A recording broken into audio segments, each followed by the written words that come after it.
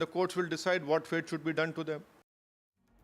With this, it's a wrap on this edition of the news, but do not go anywhere. This is our non-stop rolling coverage, and we are also building up to that all-important briefing by the MEA in the next 30 minutes here on NDTV.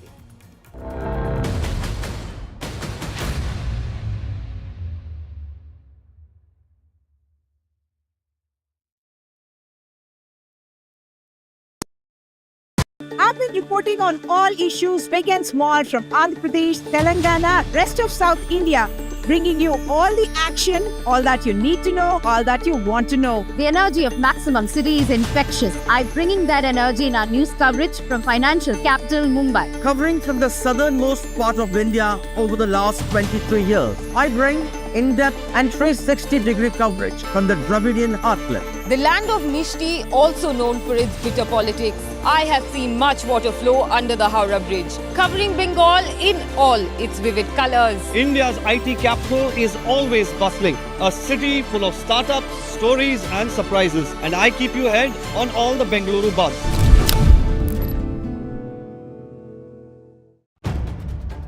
If it matters to you, if it matters to you, if it matters to you, it matters to India. It matters to India. And it matters to me. And it matters to me. India Matters with Shivaru. Only on NDTV 24/7. In today's interconnected world, India's voice is more crucial than ever. When India speaks, the world listens. At NDTV World, we are that voice, bringing you intelligent and insightful news from India and beyond. From geopolitics and diplomacy to economic shifts, migrations, tech disruptions, and the stories of our diaspora. We cover the news that shapes our global future. NDTV World, your new home for global news is here.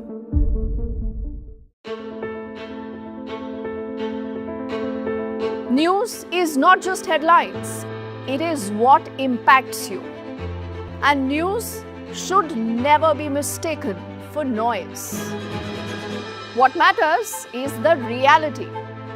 Accurate, in-depth, and with the right perspective. For over 20 years, I have been a journalist, and never has clarity mattered more than now. At Newsnight, we go beyond the surface. We dissect the details, challenge the narratives, and bring you the unparalleled clarity you deserve in a world clouded by misinformation. We are bold, we are direct. Newsnight, for the news in your interest. Only on NDTV 24/7.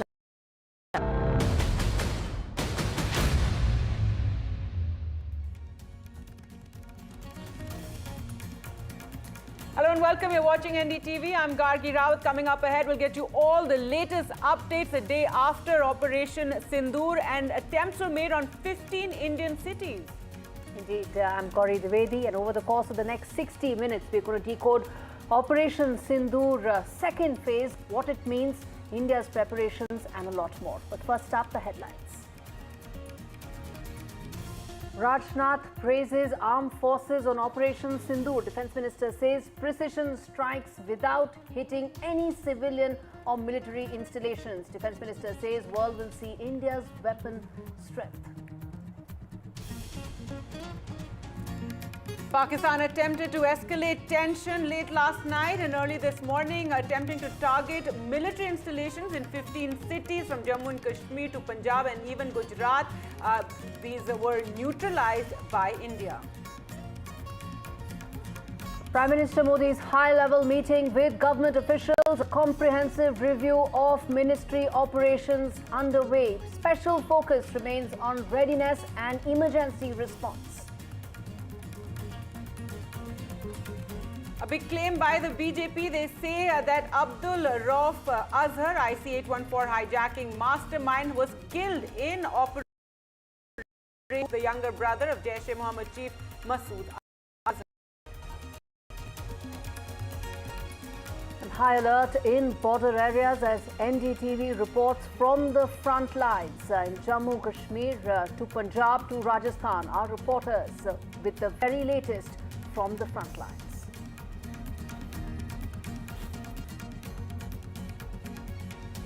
In one of the villages which has been impacted by shelling. This is the last village on the border. We're at the line of control in Salamabad. It's one of the last outposts before the line of control. I'll request my VJ to show all these pictures from ground. We are a few kilometers away from international border.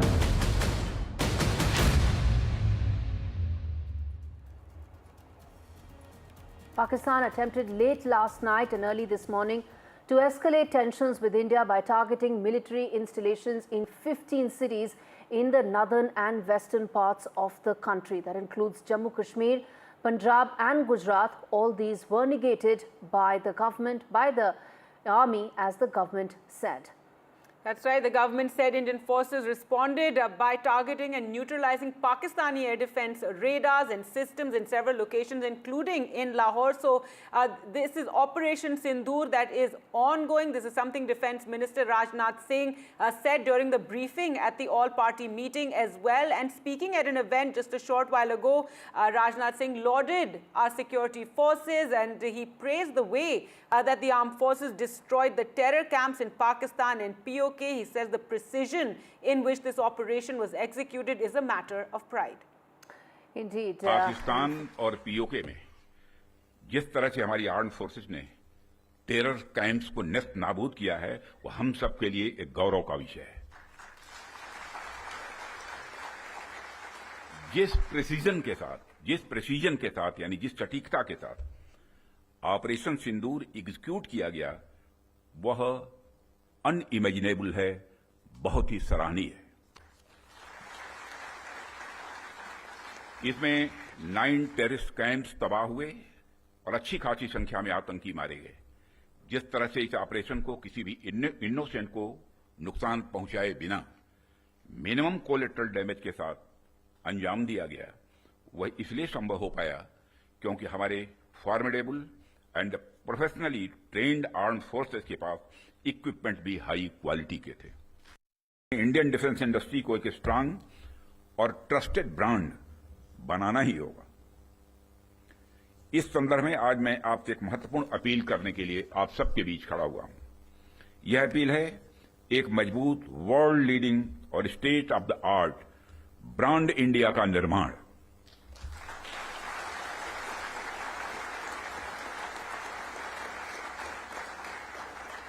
ताकि दुनिया की defence market में products को लेकर जब countries के मन में डाउट हो तो वह ब्रांड इंडिया को चूज करे. When ever in doubt go for India, यह हमारी यूएसपी होनी चाहिए. यही हमारी यूएसपी होनी चाहिए.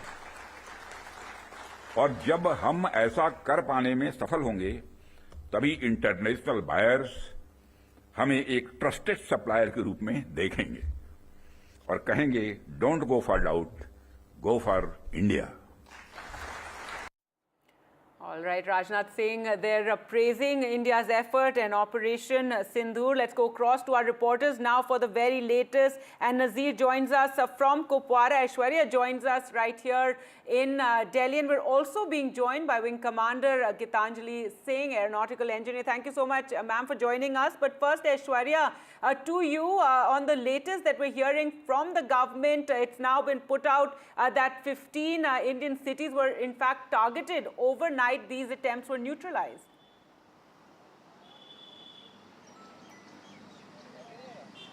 Well, that's the details of Operation Sindoor Phase 2 coming out from the government of India. It was the Pakistani side who has been indulged in the ceasefire violations, and due to that, our civilians have been massively impacted.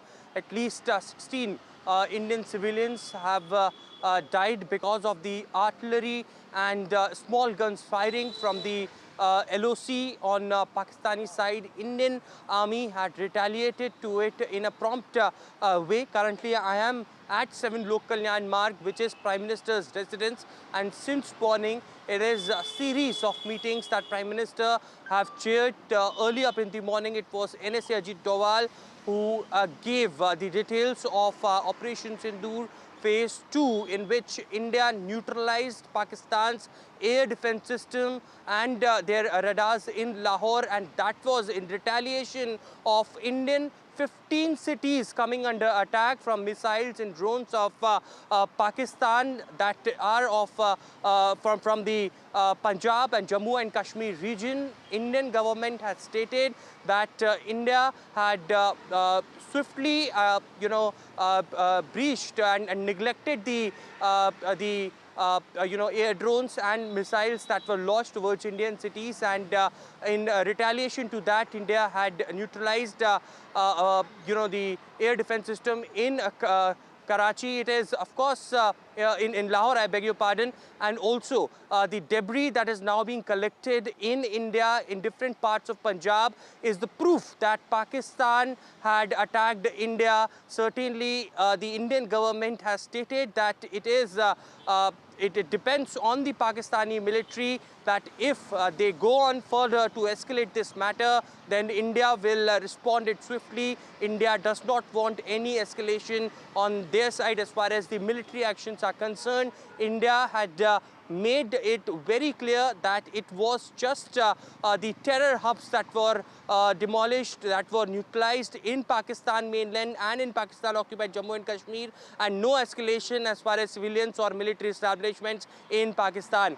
Apart from it, two quick updates. As I mentioned, it was earlier NSA Ajit Doval who briefed. Later, it was Prime Minister Narendra Modi who chaired the inter-ministerial secretariat meeting. The secretaries from different departments had arrived at 7 Lok Kalyan Marg, and a coordinated effort is the message that the Prime Minister gave to all of them in the current situation. And after that, it is of course in half an hour or so, a special briefing by the MEA, the army, is going to be conducted, and several more details can emerge, as Rajnath Singh, Defence Minister, today in the all-party meeting stated that Operation Sindoor is ongoing, it's not ended. And we're going to come to the preparation part of it in just a bit, where these important meetings that you mentioned, what is the roadmap ahead? We're going to come to that in a bit. But Nazir, to you, I want to come to the part about the air defense system at Lahore being neutralized by India, something that the Indian Defence Ministry spoke about. Explain to us, talk to us about the significance of this, the messaging here that India is trying to send, and what does it mean going forward? Well, India has made it very clear that India's action was in retaliation to Pakistan's drone and missile attacks across 15 cities in western and northern India, Gujarat, Punjab and Jammu and Kashmir. So there were multiple attacks from Pakistan on their attempt to target cities and defense establishments, which Defense Ministry has said have been successfully neutralized. So in retaliation to that, as part of Operation Sindoor, India launched massive drone attacks on Pakistan, and they have smashed this air defense system of Pakistan at Lahore. In fact, Pakistani DGP ISPR has admitted that one of the drones hit their military installation in Lahore, and he admitted also defense equipment was also damaged without mentioning it was air defense system. And he also admitted that 4 army soldiers have been injured in that attack. DG ISPR also talked about drone attacks in Karachi as well, in which he said 1 civilian has been killed and several others injured. He talked about other places. Then he said around 1 dozen drone attacks have been neutralized by Pakistan. He said the Israeli-made drones have been used by India in this what was drone swarm on Pakistan. So as we see, Operation Sindoor is going on. It was not just about the missile strikes on Pakistan and terror strikes, terror sites there, which India said was carried out with full military precision. The intended targets were hit and hit very hard. at Bahawalpur to Murdiki and Sialkot to Muzaffarabad and Kotli, both PoK and mainland Pakistan. So Pakistan had tried to hit back at India, clearly trying to widen the spectrum of hostility and confrontation. But India said, Defense Ministry in the statement clearly said that all the attempts to target our cities and the defense establishments has been neutralized, and in retaliation, India has hit at Pakistan's air defense system, and which was already breached after India carried out missile strikes at terrorist sites in Pakistan. One important thing India is making very, very calculated, which is we had a terror attack in Pahalgam. So in retaliation to that terror attack, in which 26 civilians were killed and 17 others injured, India responded with targeting terror sites in Pakistan. Jaish-e-Mohammed headquarters in Bahawalpur, Murdiki, where we know this Lashkar headquarters there, which our army and the defense ministry has been repeatedly talking about. They are also talking about Hizbul Mujahideen and other groups. Their headquarters have been, sites have been targeted. So that is one that was in retaliation to Pahalgam attack. Now there was and India made it very clear those attacks were not carried out at any defense installation of Pakistan or any civilian population. But when Pakistan tried to attack Indian cities and Indian defense establishments last night, so there was a response in equal measure. So Pakistan's air defense system was targeted, and one defense system was eliminated or neutralized in Lahore. So huge setback for the Pakistan in this round 2 of this Sindhur. So it is going on, as Defense Minister Rajnath Singh clearly said, it is going on. But we have to see the impact of this hostility or the Pakistani shelling in the borders. It is the people living near the border who have to bear the brunt of this hostility. That's right, and we're expecting, more clarity and more statements on this, isn't it, Gauri, at the MEA press briefing that's going to take place at 5:30. But Wing Commander Gitanjali is saying clearly, be under no illusions, the viewers, that, this is an ongoing operation. As we said, this is the second phase. It would sound, quite frightening perhaps, or, people would be very anxious to learn that there was this, in a sense, missile shower that came in from Pakistan yesterday. It was neutralized by us. If you could, your comments on this and this ongoing situation that we're in. Yeah, Jai Hind, everybody. And here I'll just like to say that aerospace power and the air power, it can be best exploited jointly with other components of armed forces, but independently in tandem with diplomatic efforts and other elements of comprehensive national powers, it becomes unbeatable.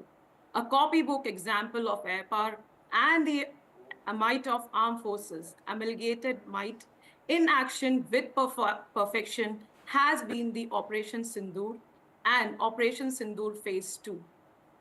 The strategic use of weaponry and modern-day warfare, along with measured decisions and responses, and India's diplomatic footprint internationally, has led us to the geostrategic scenario that is prevailing today. As you said, all the targets that we have carried out, the strikes that we carried out, as well as the responses and the retaliation that we got from the adversary last night. But in all this, what has proven is the might of the armed forces, the Indian defense system, how beautifully we have countered them and the countermeasures, and how successfully we have executed it, that none of this could touch our motherland. So this proves the might, as the defense minister today was making, just before this, there was a press conference where he was commenting that we need to make it worldwide that go for India. Anything which you need to go in defense sector or the weaponry, it should be go for India. Today we prove that whatever we have, we can implement and use it to the max potential. So that is what has been proven by this operation, as well as the phase 2. Indeed. Wing Commander Singh, then let me ask you this, that of course the distinction that how India operated, the Operation Sindoor, was about only and only targeting the terror infrastructure in a very precise, non-escalatory manner, The response that came from Pakistan was to target 15 cities and the military installations in these 15 cities, thwarted successfully by India. But help us understand the next 24 to 48 hours. What is it that we are now looking at? What is it that we should now be preparing for going ahead? As far as our stance is concerned, I guess it would be more clear in the next 15 to 20 minutes, wherein the Foreign Ministry and the press conference would take place, and our stances as well as the further actions will be explained. However, as far as the nation's stance on the whole operation is concerned, we are not here for escalations. We just wanted to target and stand against terrorism. That's the stance globally everybody has taken, and that is it, what we are here for. As far as the retaliation and further actions are concerned, of course, there would be substantial action in case we are targeted. As far as the other actions are concerned, I think that would be more clear by the press conferences. We have Aishwarya also with us, and they've been, as Aishwarya, you've been reporting a series of meetings today. The Prime Minister also chaired a meeting with top secretaries for better coordination in these times, when we're seeing these kind of missile attacks as well. And and we're waiting for that MEA briefing, Aishwarya, but also very interesting are the visits that are currently underway. A minister from Saudi Arabia who arrived here in India today, and also the visit by the Iranian minister, and these are countries that could possibly, put some pressure on Pakistan, or in a sense carry messages or mediate as well.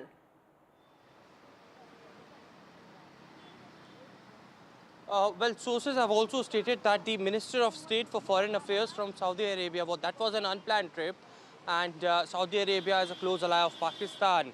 Certainly at this point in time, if the Minister of State of Foreign Affairs meets Prime Minister Narendra Modi, and the meeting lasted for almost 1 hour at 7 Lok Kalyan Marg, and if there is a straight message from India to Saudi Arabia, and if any directions are being given to reach out to Pakistan, who is indulging in the terrorism and also the terror hub spots over there, that's something that would be considered as a big diplomatic win. India, on the other side, is reaching out to several envoys, the representatives of non-permanent and permanent members of the UNSC today as well. In the morning, I saw several envoys going towards the Ministry of External Affairs, and they have been regularly briefed about the India's action against the terrorism and India's Operation Sindoor as well.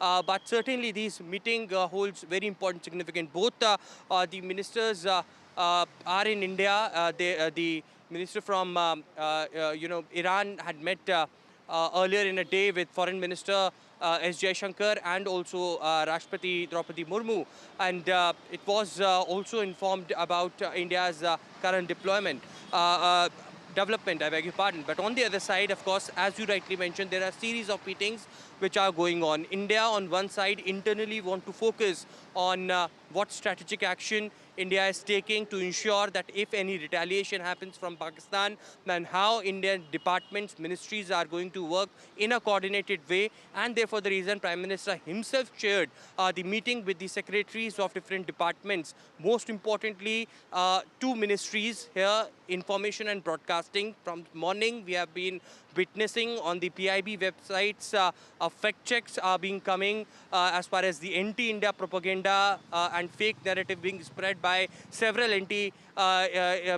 social elements, and it is, of course, yesterday Home Minister Amit Shah also gave directions to the chief ministers that their cybercrime unit should be activated in full scale, so that those being identified who are paddling this fake narrative or making such anti-India posts, then there should be an action that should be taken against them. Secretary of Information Broadcasting had been given standing instructions on that very part. On the other side, the Ministry of Power, the Power Secretary was also here in in occasions of blackouts, in the drills that were conducted. Power Ministry holds a very important role, and therefore the reason perhaps the instructions were given to the Power Secretary as well. It was earlier in a day, as I mentioned, NSA Ajit Doval also briefed Prime Minister Narendra Modi. So PM Narendra Modi constantly and very closely monitoring each and every development what is happening. And as Rajnath Singh mentioned, Operation Sindoor is ongoing. We can probably see more meetings coming up till late night as well. And of course, all focus would be on that important press conference at 5:30 p.m. Absolutely. The press conference that will start in about 10 minutes from now will provide key insights and answers, of course, and also the roadmap, both from a diplomatic point of view and, of course, from operational point of view, whatever the government is in a position to share. As Aishwarya was pointing out, Operation Sindoor is still underway. Thank you so much, Wing Commander Singh and Aishwarya, for joining us with this story. We're going to slip into a very short break. Gargi, we're going to come back with lots more news on the other side. Stay with us. Stay with us.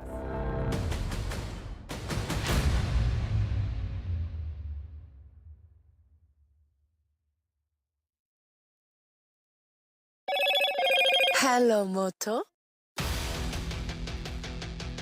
Motorola, India's leading AI smartphone brand.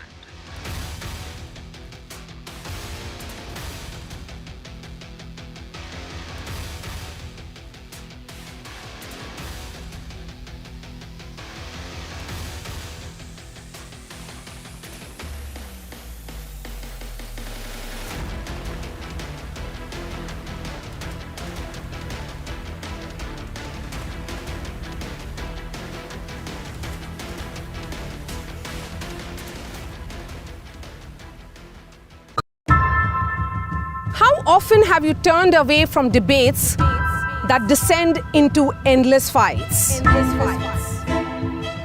We bring you a show where every question is answered, where every debate finds its resolution, where every story finds its conclusion, where opinions collide but facts prevail, where stories unfold with insights and trust. When the noise ends, the last word begins.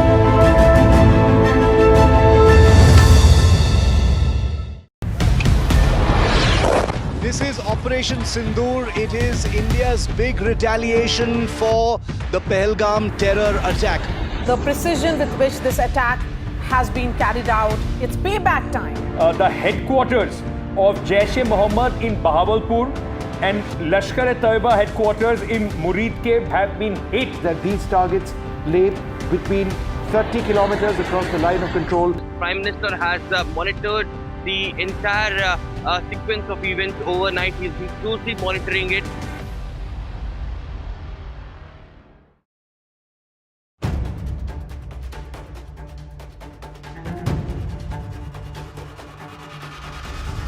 If it matters to you, if it matters to you, if it matters to you,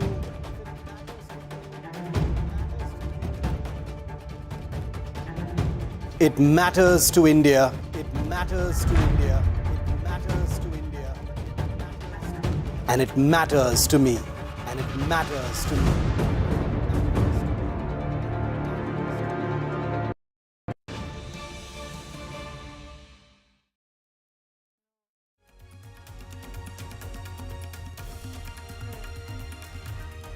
All right, welcome back. And in some breaking news now coming in, the World Bank president has met with Prime Minister Modi. Ajay Banga meets with the Prime Minister, and the key time really, isn't it, Gauri, for this meeting to take place at a time that India is trying to isolate Pakistan following, with the Operation Sindoor and following Pahalgam attack. Indeed, and I think this meeting is important on 2-3 very key parameters. One, of course, Gargi, this is happening at a time when India is also trying to ensure that Pakistan's financial helplines also get squeezed. There is an IMF bailout, which is about $1.3 billion, but there are also World Bank helplines that keep coming to Pakistan. So that conversation will also be extremely important, given the fact that there's a 360-degree effort by India to try and isolate Pakistan. Let me quickly now get in my colleague Nikunj Garg to fill us in with all the very latest and details on this very important breaking news coming in. Nikunj.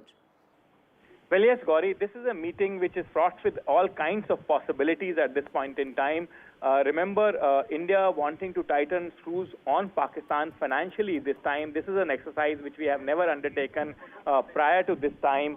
And in the past, we have briefly mentioned to multilateral organizations that Pakistan should not be given liberal loans and moved on from there. But for the first time, we have actually actively engaged with multilateral banks, multilateral organizations, particularly the financial one in nature, and told them that not only Pakistan's liberal loans should be halted, but the active loans should be disengaged. So the multilateral organizations or associations should disengage from any kind of financial loaning activity to Bangladesh is what our message has been. And this exercise, when the top executive of the most important, influential multilateral financial institution of the world meets the top executive of India, as I said, is fraught with all kinds of possibilities. Because India is certainly not going to take the kind of misadventure that Pakistan has done in Pahalgam this time in the usual stride, and therefore tightening the financial screws on Pakistan is a very important part of the overarching diplomatic offensive against Pakistan, right, the rogue state. And the issue here is also very, the most important part of this entire exercise is that more you mount financial pressures on Pakistan, the more the Pakistani elite and the establishment is likely to yield, because this is where it hurts them the most. So India clearly, as came out from the briefing yesterday, is also trying to delineate the two, the Pakistani population and the Pakistani establishment. And this isn't part of that overarching offensive of separating the Pakistani people from the Pakistani establishment. Gargi? Right. Nikunjan, also at a time when India has suspended the Indus Waters Treaty, the World Bank also was a signatory to that, in fact, brought that treaty about between India and Pakistan. So interesting that this meeting is now happening. Well, absolutely. I mean, this is all part of an exercise of engaging multilateral bodies like United Nations, like World Bank, like Asian Development Bank, like the European Union, to tighten the screws on the Pakistani establishment. Remember, Pakistan is in a very, very, very precarious financial position for a fairly long time now. And that situation has, despite the best effort put in by the Shahbaz Sharif government, who himself comes from a business family, refused to improve. They have tried very hard to improve the taxation structure of that country, which is the principal demand of all the multilateral organizations, but it hasn't actually happened. And once that is not happening quite clearly, revenues for the Pakistani state are feeble. And once your revenue ingress is feeble, then obviously you are dependent on the international loans, particularly on agencies and corporations like World Bank. And India has made its intent absolutely crystal clear this time on the World Forum that the offensive that India is going to mount against Pakistan will not limit itself only to the military and the diplomatic components of it. However, it will also have the financial and other cultural aspects of the offensive ingrained in it, and that's what the government is now trying to send out a message to the world and Pakistani establishment particularly. Remember, Prime Minister has today met Saudis, the Iranians, and now he's meeting the president of the World Bank, which is the most crucial agency with probably highest loan exposure to the Pakistani establishment and the government. Absolutely, Nikunj. Extremely important development coming in, helping India squeeze Pakistan financially as it continues some of the other parameters as well. Economic, diplomatic, political, all coming in together. On that note, Gargi. Right, time for us to slip into a very short break, but do remember in a short while from now that all-important briefing by the Ministry of External Affairs. Stay with us.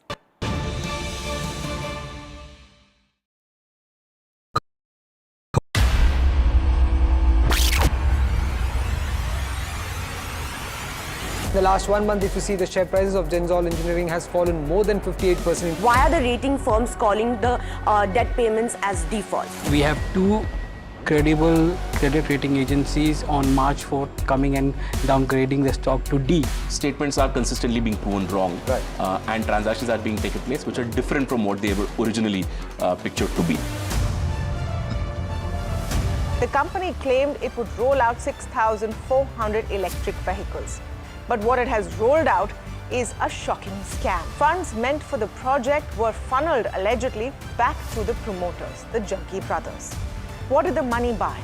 Not EVs, of course, but a lavish flat in Gurgaon's luxurious DLF Carmelias.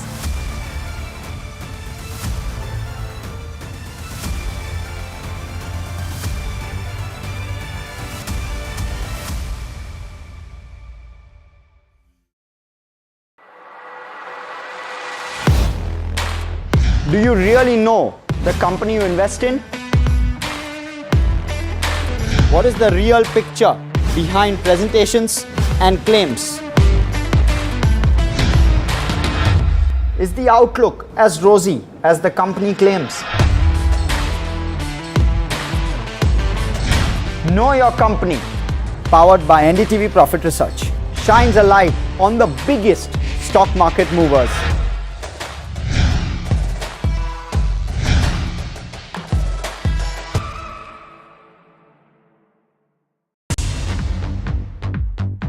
More news that matters.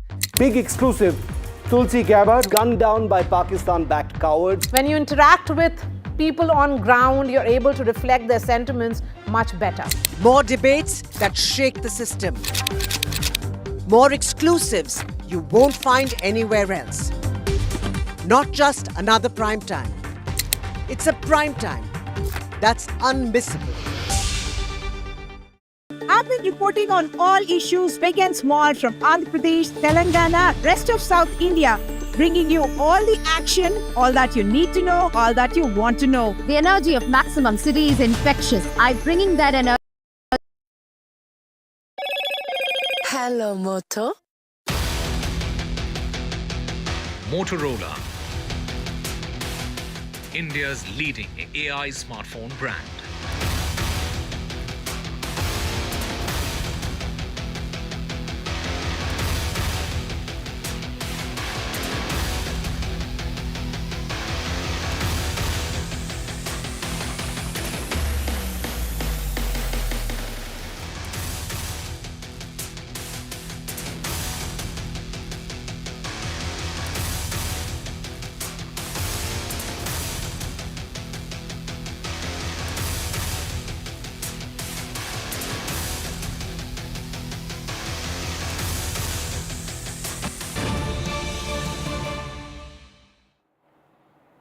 Welcome back. There's breaking news coming in regarding Justice Yashwant Verma case that Chief Justice of India has sent the 3-panel report to the Prime Minister and President, and the Chief Justice of India sends Verma's reply to the panel to Prime Minister as well as President. That's right. Well, let's go across to Nupur now for more. And Nupur, that report, which we don't know the details of yet, has been submitted, and the recommendation is to remove Justice Verma.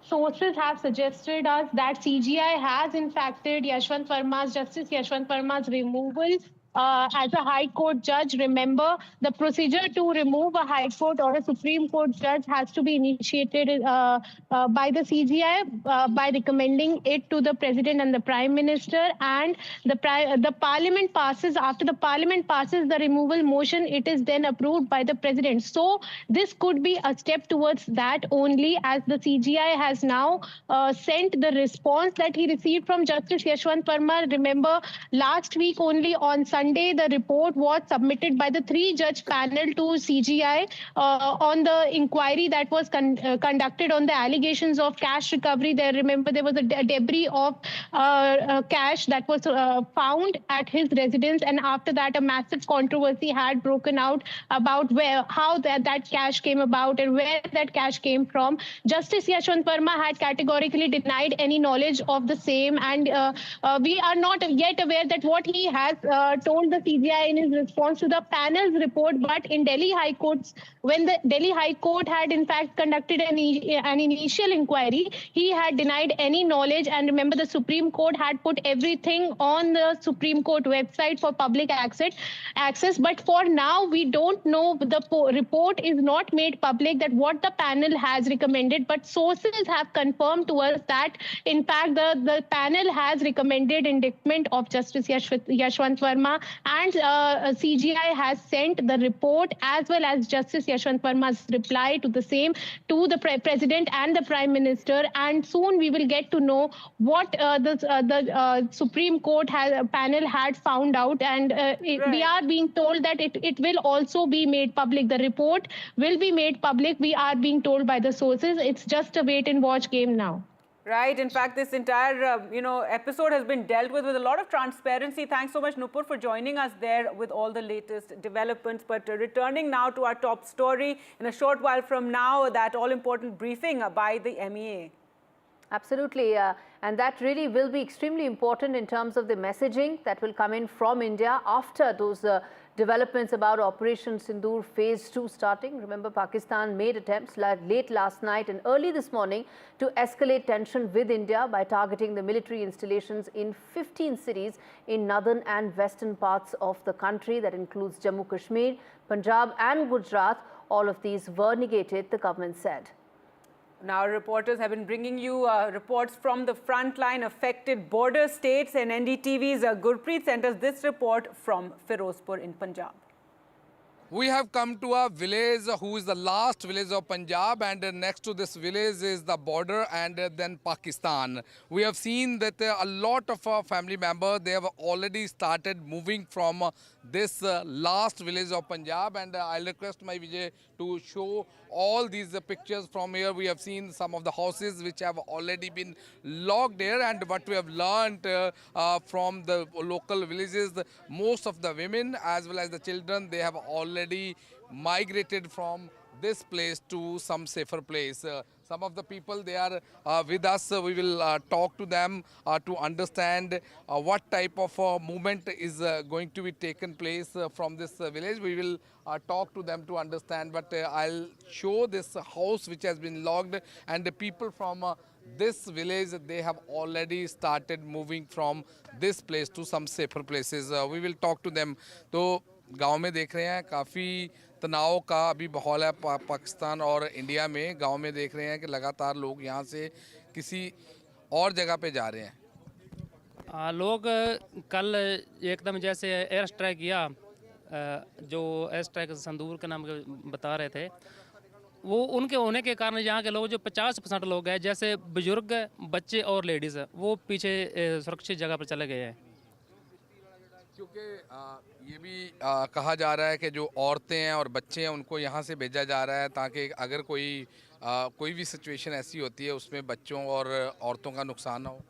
नहीं, ऐसी बात नहीं. जाने के लिए आपने देखा होगा जहाँ से आप आए, केवल एक ही रास्ता है जाने के लिए, जो इंडिया को जोड़ता है, जो इस एरिया को जोड़ता है, और कहीं वो क्या है, वही भी रास्ता बिल्कुल पाकिस्तान के साथ सटा हुआ है.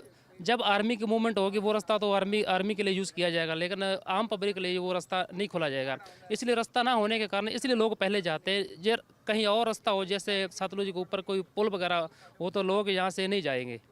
ठीक है. तो लेकिन आप लोग तो लगातार आर्मी के साथ खड़े हैं, क्योंकि लगातार यहाँ पे हम देख रहे हैं कि लोग कह रहे हैं कि अगर कोई भी सिचुएशन होती है हम अपनी फोर्सेस के साथ खड़े हैं. हमने आपको इसलिए बताया, जो लेडीज़, बच्चे और बुजुर्ग को इसीलिए पीछे भेजा गया है. जो नौजवान युवा लड़के हैं जो चलने के लिए तंदुरुस्त है, जाने के लिए, वो फौज के साथ खड़े हैं. वो फौज जो जैसे हमने बताया, गांव में कहीं ट्रैक्टर ट्रॉली भी रोके हुए, जहां BSF आर्मी की गाड़ी नहीं जा सकेगी, वो लोग खुद अपने वो BSF के साथ जाएंगे. Pakistan's heavy shelling has been continuing ever since the Pahalgam terror attack, and ever since Operation Sindoor started, it has intensified further. Shivarur's ground report from one such location highlights what has been the extent of Pakistani shelling on Indian civilians. Take a look. This might seem like the odd pothole on any road in any part of this country, especially for those of us who live in towns or cities.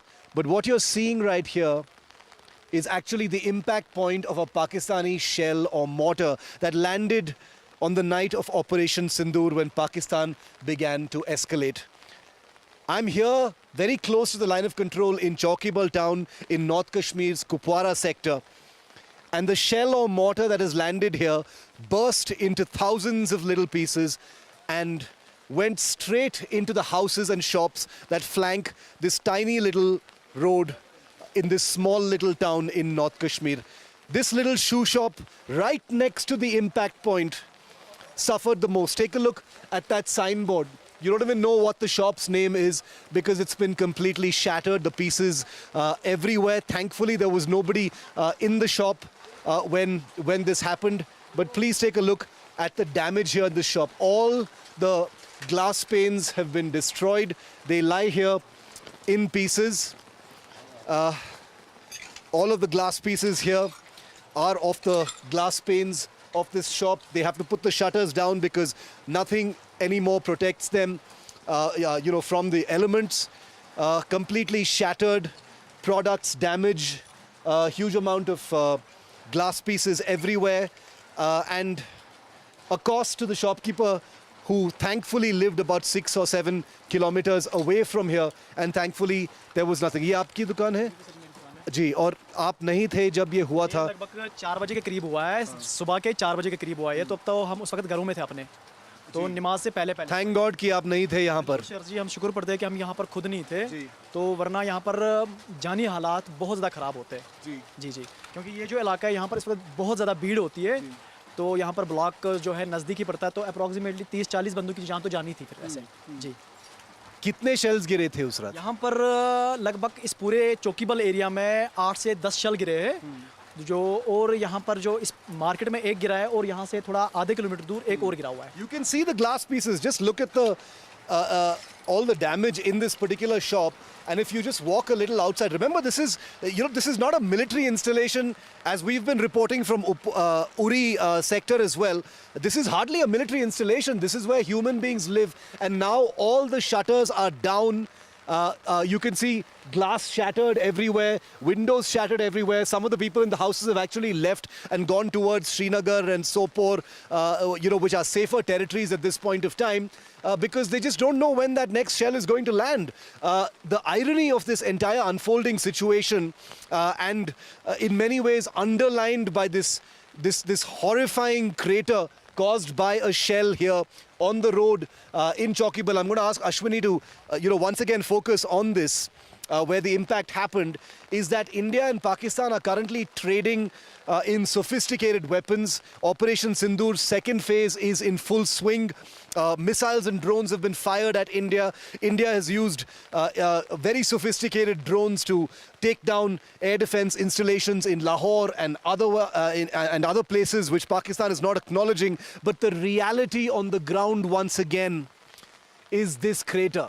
How many more craters in how many more human settlements, non-military, innocent, human, civilian settlements is Pakistan going to target, is going to be that big question. Remember, the army, the military today has acknowledged a large number of civilian deaths in different places.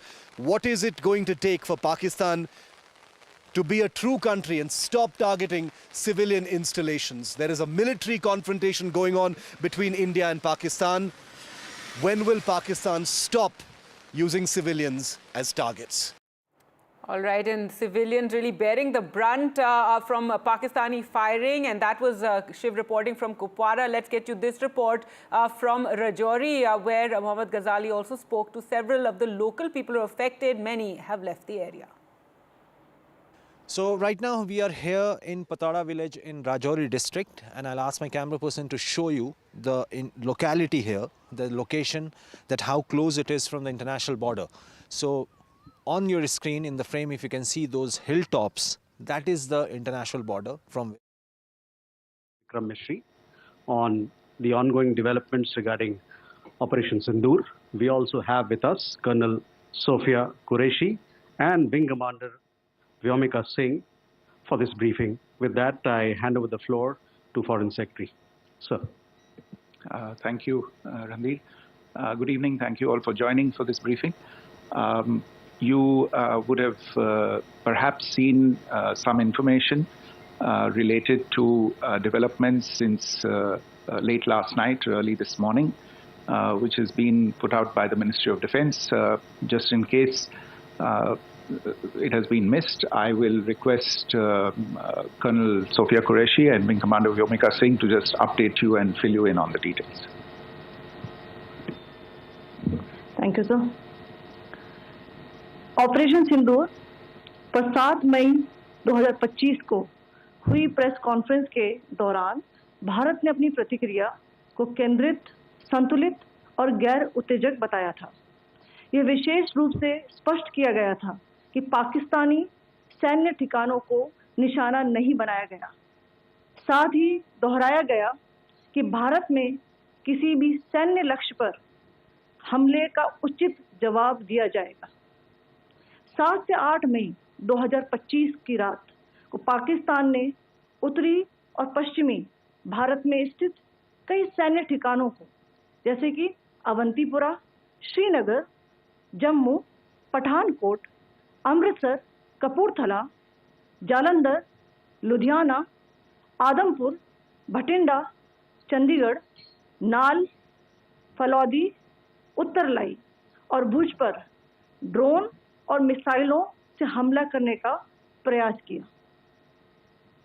इन हमलों को integrated counter UAS grid और वायु रक्षा प्रणालियों द्वारा निष्क्रिय कर दिया गया। इन हमलों का मलबा कई स्थानों से बरामद हुआ, जो कि पाकिस्तानी हमलों का प्रमाण है। On the night of 7th May 2025, Pakistan attempted to engage a number of military targets in northern and western India using drones and missiles. These places included Avantipura, Srinagar, Jammu, Pathankot, Amritsar, Kapurthala, Nal, Jalandhar, Ludhiana, Adampur, Bhatinda, Chandigarh, Falodi, Uttarlai and Bhuj. These were neutralized by the integrated counter unmanned aerial system and other air defense systems. The debris of these attacks is now being recovered from a number of locations that prove the Pakistani attacks. आज सुबह भारतीय सशस्त्र बलों ने पाकिस्तान के कई स्थानों पर वायु रक्षा रडार और प्रणालियों को निशाना बनाया। भारत की प्रतिक्रिया समान क्षेत्र में समान तीव्रता के साथ की गई। यह विश्वसनीय रूप से ज्ञात हुआ कि लाहौर में स्थित एक वायु रक्षा प्रणाली को निष्क्रिय कर दिया गया।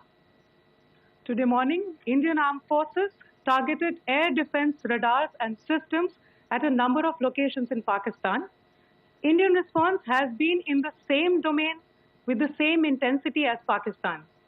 It has been reliably learned that an air defense system at Lahore has been neutralized.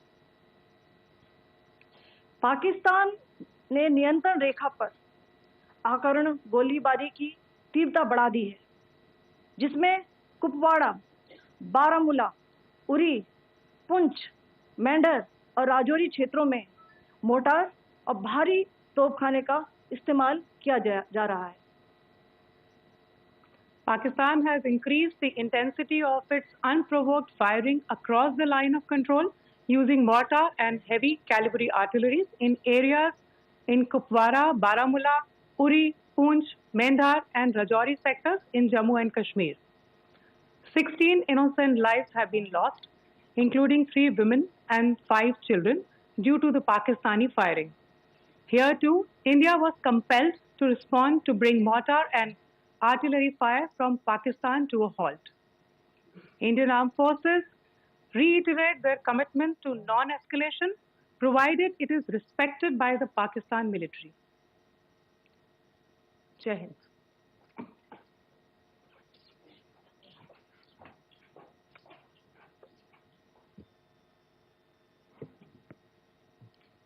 Thank you.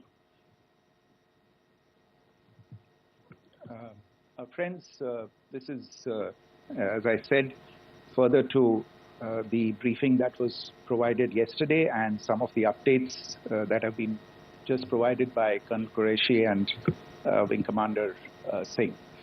I thought that we would just put some of the aspects related to the events that started on 22nd April with the barbaric terror attack in Pahalgam into further context, because there is a certain amount of commentary that has happened with regard to the events since then. And more than the commentary, there has been a lot of disinformation that has been directed at us from across the border. So a few things that I would like you to keep in mind. First of all, there is mention on all sides of escalation. I think the first point that you have to keep in mind is the attack of 22nd April in Pahalgam is the original escalation. ये जो सिलसिला है जो हम देख रहे हैं आज की घटनाओं को लेके, ये 22 अप्रैल के पहलगाम के हमले से शुरू हुआ है. एस्केलेशन वहाँ पे हुआ है और उस एस्केलेशन का जवाब भारतीय सेना ने, भारतीय फौज ने कल अपने एक्शन से दिया है. Secondly, I want to invite your attention to the involvement of the group calling itself the Resistance Front in these attacks. I pointed this out yesterday that this is a group that is a known front for the well-known Pakistan-based terrorist organization, Lashkar-e-Taiba. The group has been reported earlier. I mentioned to you about the Indian authorities providing information to the UN 1267 Sanctions Monitoring Committee. And in fact, we are going to be meeting with the team again very soon, and we will be providing an update to the information that we have provided earlier. But what is interesting, दिलचस्प बात यह है कि संयुक्त राष्ट्र की सुरक्षा समिति में जब पहलगाम के हमले को लेके एक प्रेस वक्तव्य जारी करने की बात चल रही थी, तो आप सोचिए किस देश ने टीआरएफ का, द रेजिस्टेंस फ्रंट का उसमें मेंशन किया जाना, उसको अपोज किया, पाकिस्तान ने. This was after the fact that the TRF claimed responsibility for this attack not once but twice within a few hours after the incident on the 22nd of April, and then again on the morning of 23rd April. And it is perhaps only after the full gravity of the incident was realized by its masters and handlers across the border that it was managed to back off from this claim. Obviously, that retraction doesn't convince anybody. तीसरी चीज जो मैं आपसे कहना चाह रहा था, और कर्नल कुरैशी और विंग कमांडर सिंह ने कल भी बड़े स्पष्ट शब्दों में और आज भी आपसे ये बात साझा की है. जो भारतीय रिस्पॉन्स है वो नॉन एस्केलेटरी है, प्रिसाइज है, सटीक है, मेजर्ड है और कंसिडर्ड है. Our intention has not been to escalate matters. We are only responding to the original escalation, as I said, and our response has been targeted, precise, controlled and measured.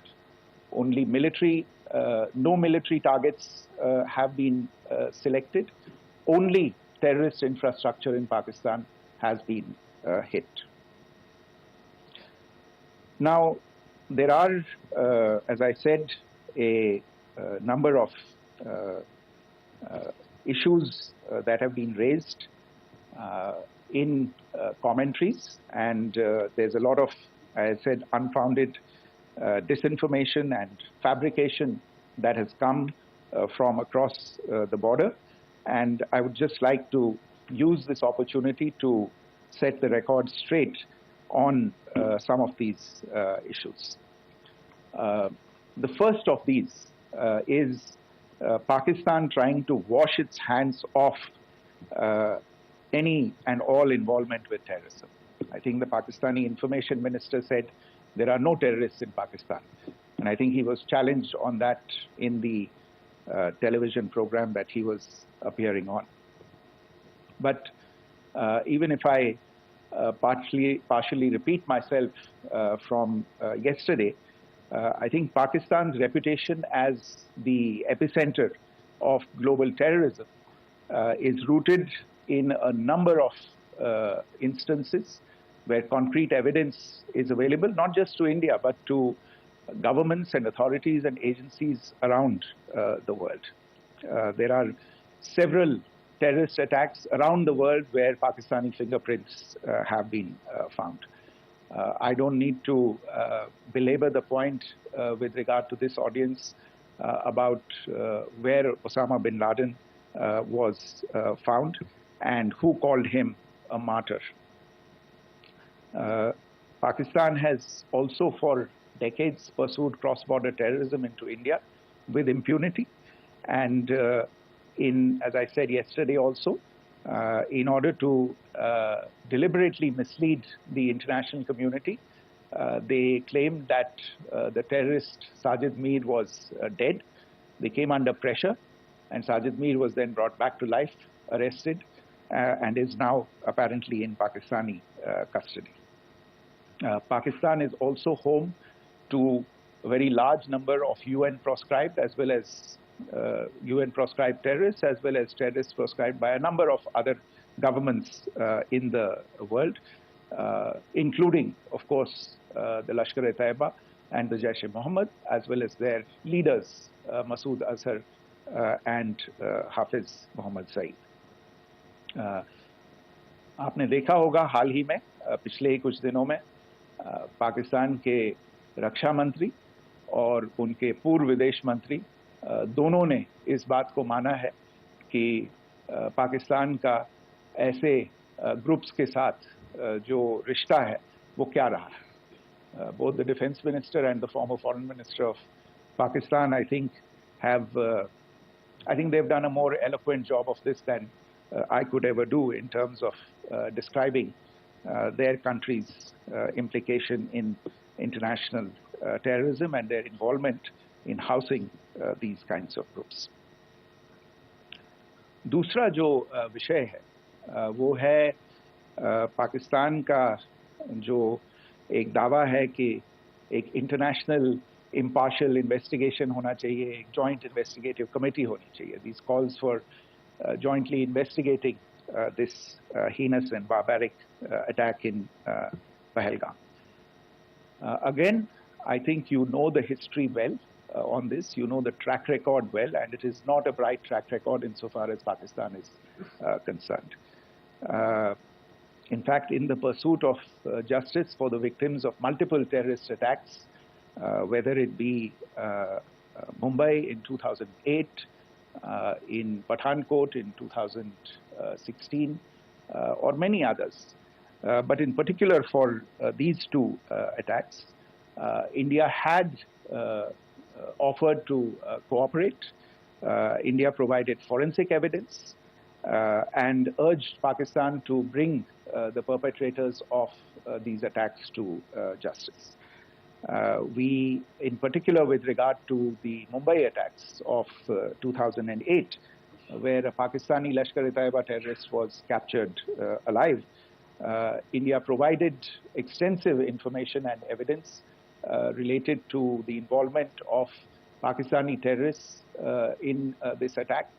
Cases were registered, but you are all aware that these cases have not progressed, despite the formation of judicial teams, etc. And Pakistan has consistently stonewalled all efforts to move the investigation along. In fact, with regard to the Pathankot attack as well, a joint investigative team was formed. We gave access, unprecedented access, I should say, to Pakistani team to the site of the attack.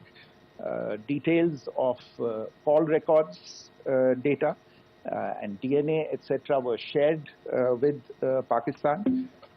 We had shared with them details related that we had been able to access to the addresses of terrorists. We presented evidence against the office bearers of Jaish-e-Mohammed who had conspired in the attack, and the handlers of the terrorists who facilitated them and guided them in. But there has been no movement on this. So in all of this, I think the experience has not been positive. It certainly doesn't give us the confidence now to take at face value Pakistani assertions of wishing to participate in a joint investigation. These are just delaying tactics. These are just stonewalling tactics. And in fact, there is reason to believe that Pakistan uses the evidence that we provide only to cover its tracks and, in fact, defend the terrorists who we are looking for and obstruct the path of investigation. A third point that I wanted to address was the claim that only civilians were killed in the strikes on the 7th of May.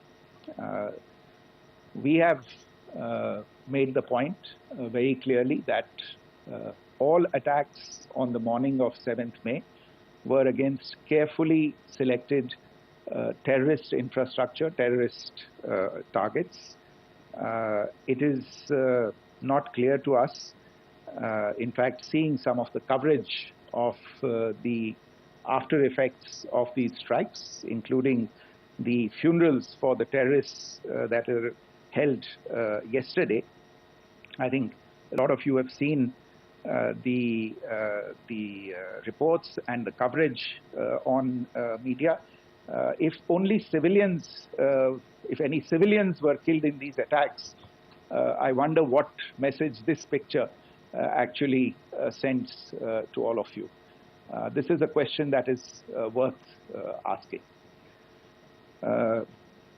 It's also odd that the funerals of civilians are carried out with the coffins being draped in Pakistani flags and state honors being accorded. As far as we are concerned, the individuals eliminated at these facilities were terrorists. Giving terrorist state funerals may be a practice in Pakistan. Doesn't seem to make much sense to us. Pakistan has also claimed that India deliberately attacked religious sites. This is completely false again. I have made it clear that the targets were terrorist infrastructure, terrorist facilities, and locations connected clearly with incidents of cross-border terrorism into India. And it is in fact Pakistan that is misusing religious sites as a cover to in fact radicalize, direct and indoctrinate and train terrorists. In fact, contrary to what Pakistan is claiming, yesterday Pakistan launched a targeted attack on the Sikh community in the state of Jammu and Kashmir, hitting Gurdwara in Poonch and the homes of Sikh community members, which came under attack. And we know that at least 3 individuals were killed in that particular attack. Pakistan is also making attempts to, in fact, just to add to this point, the retaliatory action that Pakistan has taken, in fact, is impacting civilians. I showed you the picture of the Gurdwara and the Sikh community members who were killed in this. There are other civilians also who've been killed and injured in these attacks. In fact, since yesterday morning, a total of 16 civilians have been killed and 59 others have been injured in the attacks by Pakistan. Not only this, Pakistan is also making attempts as part of its disinformation campaign to paint our action with regard to cross-border terrorism through the communal angle.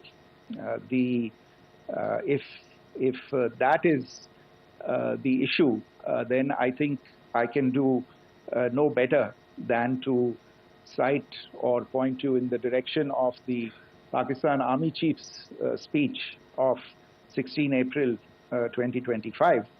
I think that is the last word in communal rhetoric. And in the Pahalgam attack itself, you are aware of the kind of religious profiling that was done there. And perhaps there is a linkage between these two events. I can only say that these nefarious designs will not be allowed to succeed in India. And it is to be noted that people from all faiths, all religions, all regions in India have unequivocally, not just in India but around the world, have condemned these attacks. The Pakistani claims of now responding to India's strikes of the 7th of May. As I said right at the outset, it is India which is responding. The original escalation was by Pakistan on the 22nd of April. We are the ones who are responding to that escalation with the action that was taken yesterday morning. And again, I would like to emphasize that the action was restrained. It was directed towards non-civilian, non-military targets and confined to terrorist camps. And again, as we have been saying since yesterday, any further action by Pakistan, some of which we are seeing today, is nothing but escalation by Pakistan now, once again, and will be responded to and is being responded to appropriately.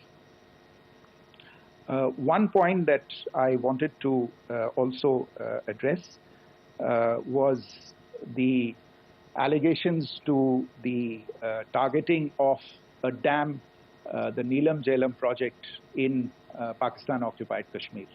I want to say that this is an absolute and complete fabrication and a blatant lie.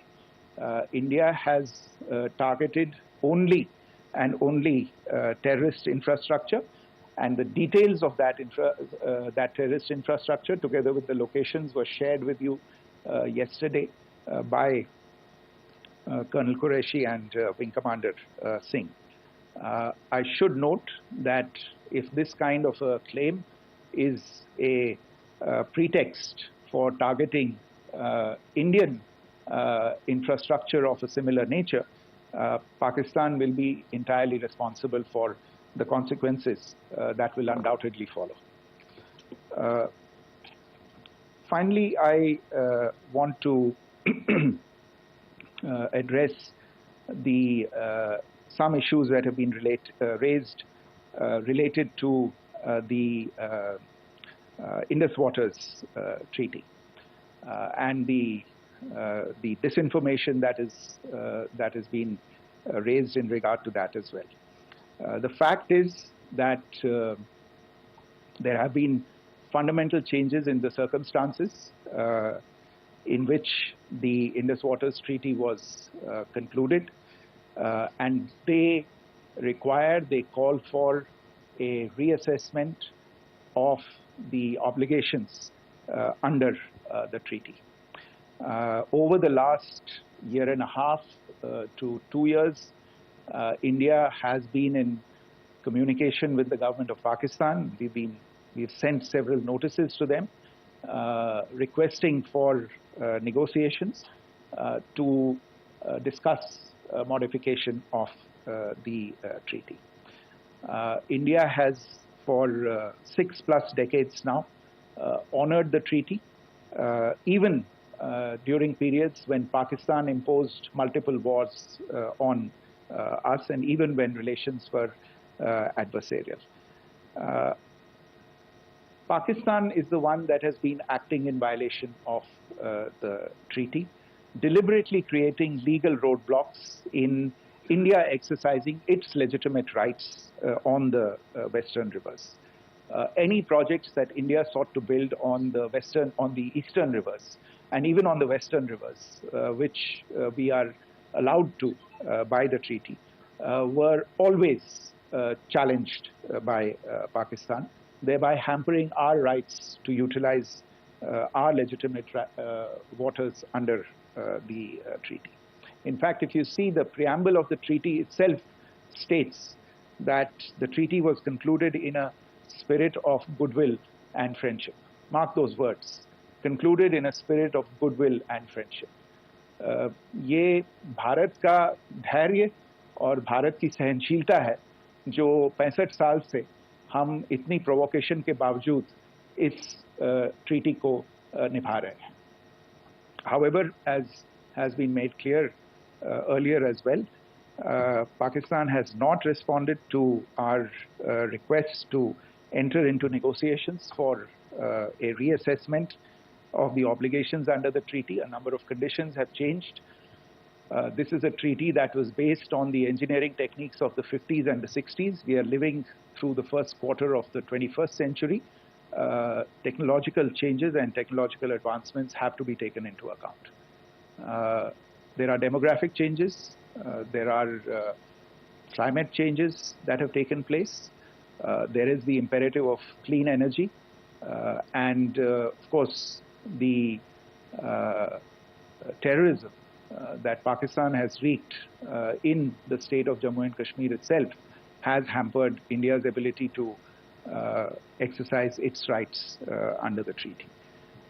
Pakistan's persistent refusal to respond to our requests to enter into government-to-government negotiations on the modification of the treaty is, in a sense, itself a violation of the treaty. And therefore, India has taken the step of putting the treaty in abeyance until Pakistan abjures irrevocably its support for cross-border terrorism. Maybe I'll stop there. I mentioned earlier yesterday as well that this is an evolving situation. I would therefore ask all of you to be considerate and restrained. It will not be possible for us or my colleagues from the armed forces to share operational details at this point in time. Beyond that, if you have any questions, may I have time for only a few, and I'll try to answer those questions. Okay, I give the floor to Rishabh.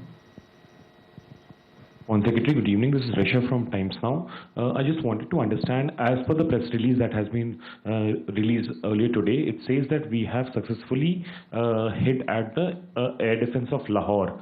Does it give our forces a better chances if in case of further escalation? And are there other air defense places as well at strategic location that were targeted? Rishabh, you are violating the first rule that I set out at the end of my remarks. The press release that has been issued by the Ministry of Defense today speaks for itself. It is related to operational matters. It's been released by the Ministry of Defense.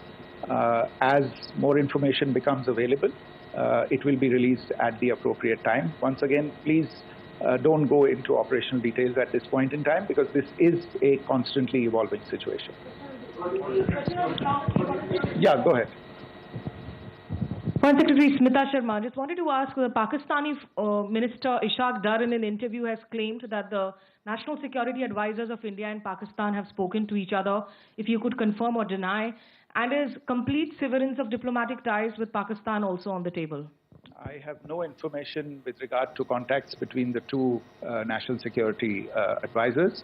Insofar as diplomatic relations are concerned, you've seen the steps that were announced in response to the following the meeting of the Cabinet Committee on Security on the 23rd of April. There are no further steps that are under consideration at this moment in time. Here, go ahead. Foreign secretary, मेरा नाम मनीष है, मैं TV9 Bharatvarsh से हूं और आपने खुद ही बताया कि कितना मिस इन्फॉर्मेशन क्रॉस बॉर्डर से आ रहा है, बल्कि ऐसा लग रहा है जैसे पाकिस्तान के प्राइम मिनिस्टर और डिफेंस मिनिस्टर तक भी प्रोपेगेंडा करने में मिस इन्फॉर्मेशन में आ गए हैं। वो कई बार तो ये तक दावा करते हैं कि हम 3 राफेल हमने गिरा दिया, इतने हमने मिग गिरा दिए, और जब उनसे पूछा जाता है तो वो कहते हैं कि सोशल मीडिया में हमने ये सब चीज़ें देखी थी। तो अगर आधिकारिक तौर पर अगर आप कुछ कह सकें इस पर, ताकि उन्हें भी समझ में आए कि इस तरह के प्रोपेगेंडा नहीं चलने वाला है। देखिए, जब सही समय होगा तो आधिकारिक तौर पे इसके बारे में सूचना दी जाएगी, लेकिन जो आपका प्रश्न है कि प्रधानमंत्री और उप प्रधानमंत्री और विदेश मंत्री, उनके रक्षा मंत्री इस तरह की बातें कर रहे हैं, तो इसमें अचरज की कोई बात नहीं है। आखिरकार ये एक देश है जिसने अपना इसका जन्म लेते ही झूठ शुरू हो गया था। 1947 में जब पाकिस्तानी फौज ने जम्मू कश्मीर पे दावा बोला, तो उन्होंने किसी ऐसे वैसे व्यक्ति से नहीं, संयुक्त राष्ट्र से झूठ बोला कि हमारा कोई लेना देना नहीं है इससे। ये लोग जो गए हैं वो तो कबायली, वो तो जब हमारी फौज वहाँ पे पहुंची और UN के लोग, संयुक्त राष्ट्र के लोग खुद वहाँ पे पहुंचे, उन्होंने देखा कि वहाँ तो पाकिस्तानी फौज घुसपैठ करके आ गई है, उसके बाद पाकिस्तान को मुंह की देखनी पड़ी और उनको मानना पड़ा कि हाँ, उनकी फौज वहाँ पे कुछ समय से पड़ी हुई है। तो ये जो यात्रा है एक तरह से 75 साल पहले शुरू हो चुकी है, तो I am not surprised that this kind of disinformation is being indulged in. Yeah. Siddhant. Sir, Siddhant from Beyond. Sir, we have seen a lot of negative comments coming from the Pakistani military of escalation. If tomorrow there is an escalation, there are strikes, we know one attempt has been thwarted, what will be the Indian response to those attempts of creating more escalation? Because it is looking like it's going towards more escalation. And my second question is, are any other world powers, essentially the P5 countries, the West Asian countries, reaching out to de-escalate the current situation? Look, on escalation, we've already made our stance clear. I mean, there are 2 basic points. First of all, it is Pakistan that escalated on the 22nd of April. We are only responding to that escalation. And then what we have said yesterday and what my colleagues have said today, that now if there is an attempt at further escalation by Pakistan, it will be responded to in an appropriate domain. And therefore, the choice is entirely that of Pakistan to make. As to your second question, I don't think I can do better than to point you in the direction of the statements that are being made from practically every chancellery in the world and the sentiment that they are carrying. That sentiment essentially, and for the major portion, is support for the government of India in the context of the condemnation of the terrorist attack in Pahalgam on the 22nd of April.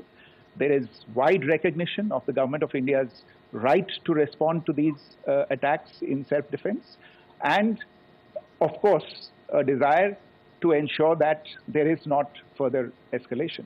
I think these statements speak for themselves. Yeah. There. Sir, this is Mausami from India Today. Now, in the all-party meeting, we have learned that the defense minister has said that, you know, in the Operation Sindoor, almost 100 terrorists were killed. Would we have any details about what is the number like, and also about if there were any big faces, masterminds, terrorist masterminds who were in fact killed? There is also a report that Masood Azhar's family's 10 members have been killed, and Rauf Azhar, who was actually the mastermind of Pulwama, he's also been badly, severely injured. I don't have information at this point in time to share with you on these issues.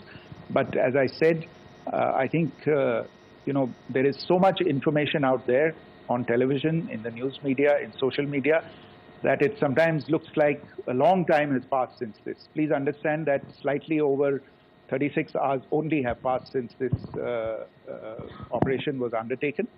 Let us have some patience. Information will come out. It will be shared in due time. Shruti. Thank you, Foreign Secretary. Shruti Ranjan from Bloomberg. Sir, could you give us any understanding whether India has moved the IMF or the World Bank to kind of, sensitize them about the the bailout that Pakistan has, and the kind of stuff that the Pakistan government is doing? Look, we have an executive director at the IMF. Tomorrow there is a meeting of the board of the IMF, and I'm sure that our executive director will put forward India's position. The decisions of the board are a different matter. The process through which they are made. But I think the case with regard to Pakistan should be self-evident to those people who generously open their pockets to bail out this country. And since you are from Bloomberg, I think you would have the data on how many IMF bailout programs have been, very good, thank you, have been sanctioned in the space of the last 3 decades. And I think you would also have an idea of how many of those programs have actually reached successful conclusion. Probably not many. So I think this is a decision that board members have to take by looking deep within themselves and looking at the facts. So we can, one last question, sir. Yeah. One last question. Foreign Secretary, I'm Siddhant from CNN News 18. I would like to know, since it's an opportunity to speak to you, I would like to know the response coming from United States since last 3 weeks. Saudi Arabia, Qatar. In fact, Prime Minister Modi spoke to Qatar before the strikes that evening. Perhaps how do you read the support coming from these countries? Perhaps traditionally they were seen on the other side. This time around, their statements are strong worded. In fact, India-Saudi joint statement also had a very strong condemnation, strong worded condemnation. United States at all levels have condemned the attack and have extended support.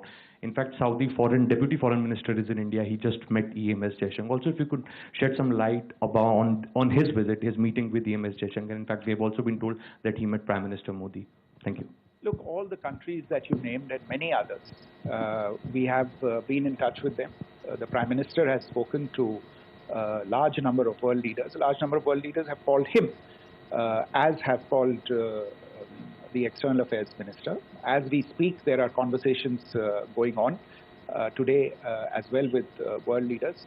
And your assessment or conclusion of the general tenor of these messages is very much on point.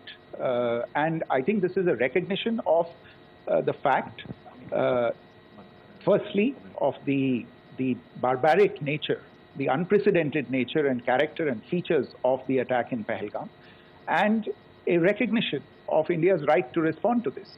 And also a recognition of the fact that in responding, we have been nothing but responsible and have done so in a restrained, in a measured, and in a non-escalatory manner.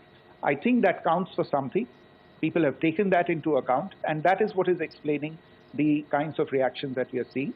And we appreciate the sentiments and the statements that have been made by the vast majority of world leaders. Yes, the Saudi Minister of State for Foreign Affairs is in Delhi. He had a meeting with the External Affairs Minister earlier today. I don't have further details at this moment, but if there are details, the ministry will share them at some point with you. Thank you. I think that's all we have time for today. We'll join you again soon. Thank you all.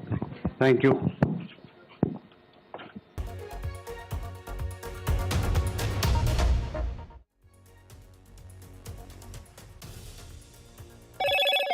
Hello, Moto.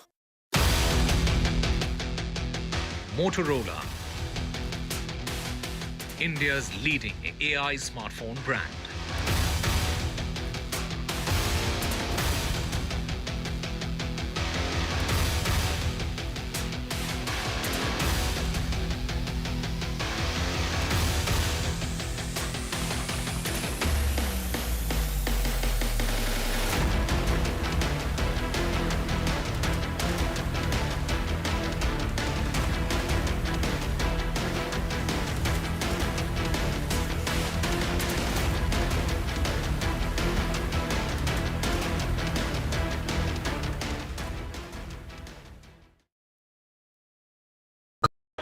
That's huge.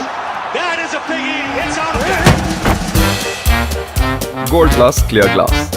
Far ho ya near, sab kuch dikhe clear.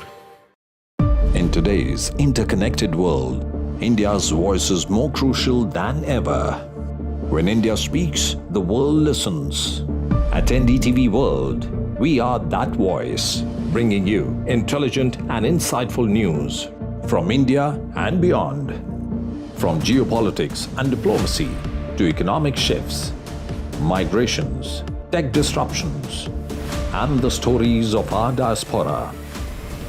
We cover the news that shapes our global future.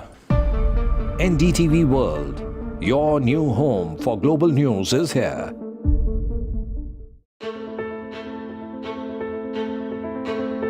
News is not just headlines, it is what impacts you. And news should never be mistaken for noise. What matters is the reality. Accurate, in-depth, and with the right perspective. For over 20 years, I have been a journalist, and never has clarity mattered more than now. At Newsnight, we go beyond the surface. We dissect the details, challenge the narratives, and bring you the unparalleled clarity you deserve in a world clouded by misinformation. We are bold, we are direct. News.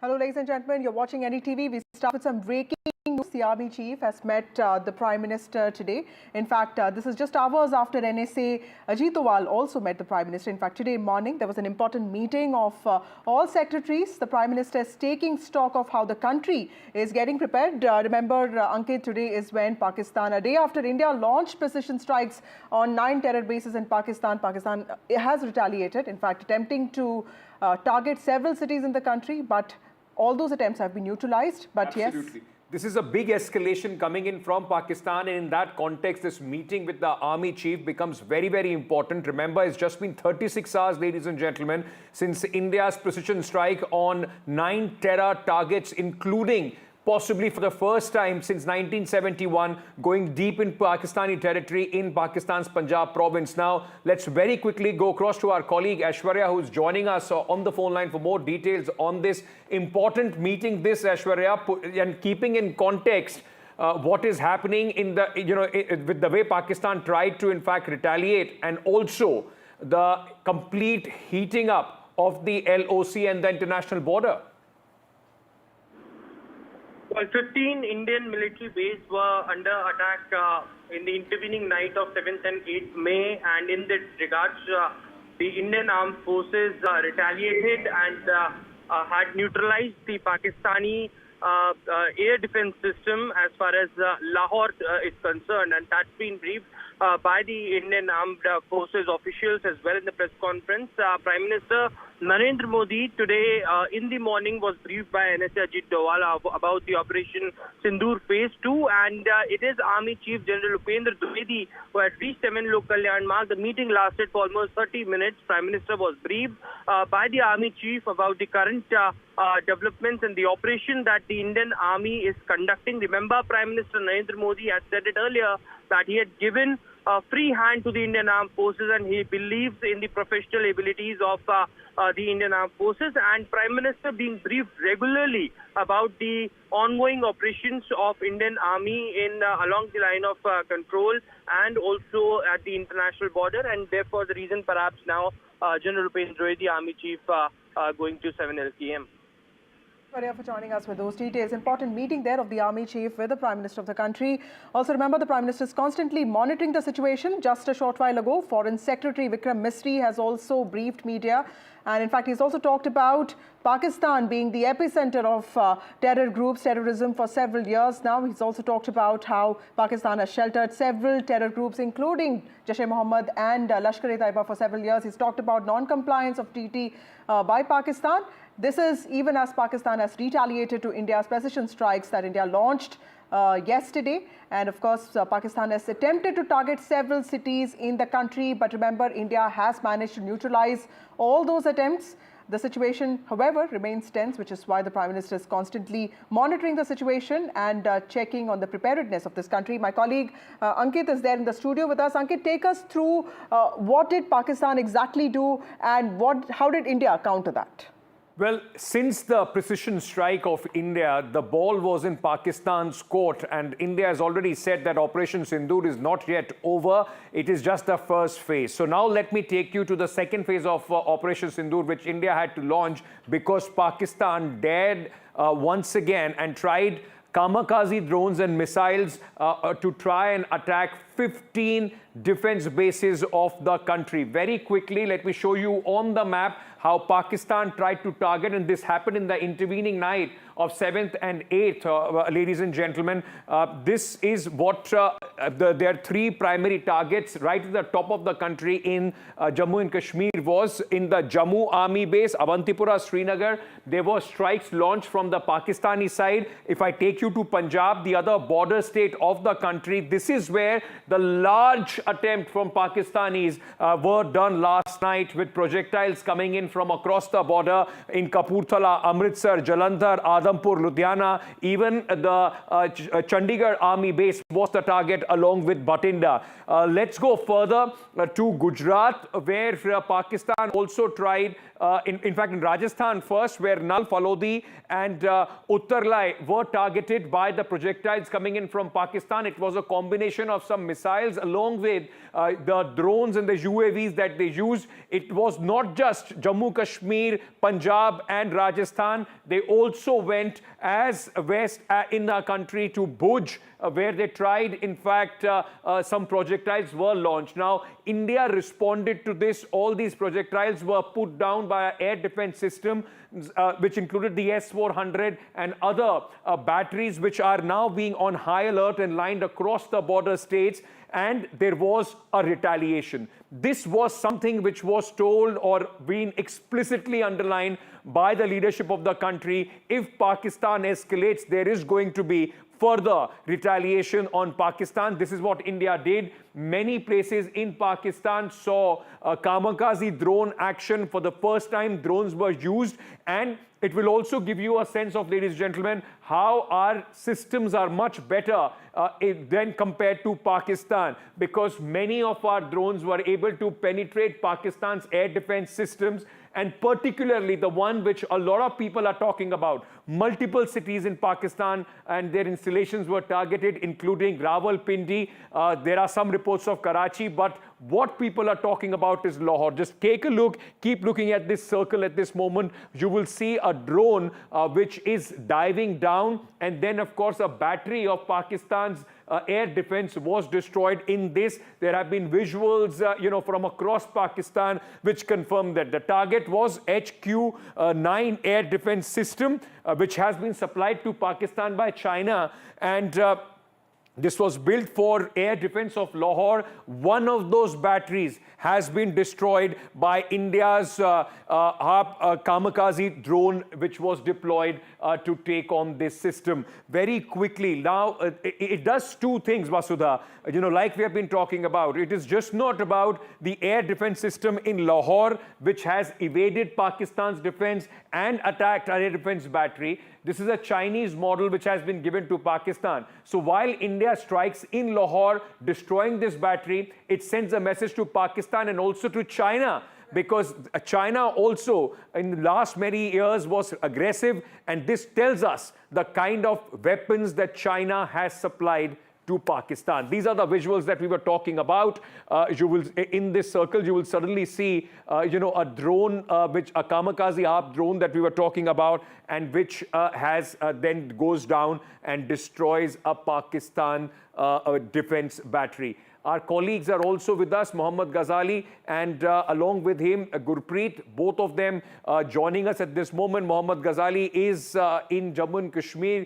Gurpreet is reporting from Punjab. Ghazali, if I may come to you, very important briefing just took place, which very clearly mentioned that Pakistan's nefarious designs were not only defeated, but India has warned Pakistan again not to escalate.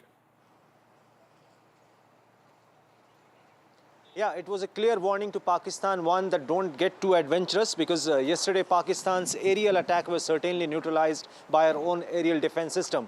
But an important point made by Vikram Misri, the Foreign Secretary, Pakistan from day one, since the Pahalgam attack, has been claiming that these terrorists are not backed by Pakistan. Pakistan didn't send them. But what is more important is that Pakistan kept asking that it wants more evidence and proof. It wants a joint investigation. At most of the international forums, Pak diplomats as well as their own foreign minister kept claiming that India hasn't shared any shred of evidence with any diplomat or either with Pakistan about the involvement of Pakistan or its terror groups. Foreign Secretary clearly said that in the past as well, Pakistan had met such demands back in the wake of 26/11 Mumbai attack, as well as after other terror attacks and in Pathankot air base attack. And on both the occasions, India had gathered enough evidence and had shared it with Pakistan, but Pakistan never took any action against the perpetrators of those attacks who are hiding in Pakistan. And that is why even this time, when Pakistan claims that it wants evidence about the Pahalgam attack, India says that it will be of no use. Rather, Pakistan uses the claim of evidence as an escape route to sort of shrug itself off of any responsibility to catch hold of those people who are responsible for the Pahalgam attack. So, and he also clearly mentioned that all these attacks which India has carried out, or the strikes inside Pakistan, has been very proportionate as far as Pakistan's response is concerned, because it was Pakistan which started this attack, this entire cycle of attack, first in Pahalgam and then the aerial attacks yesterday night. And India retaliated today by even neutralizing their air defense system in Lahore.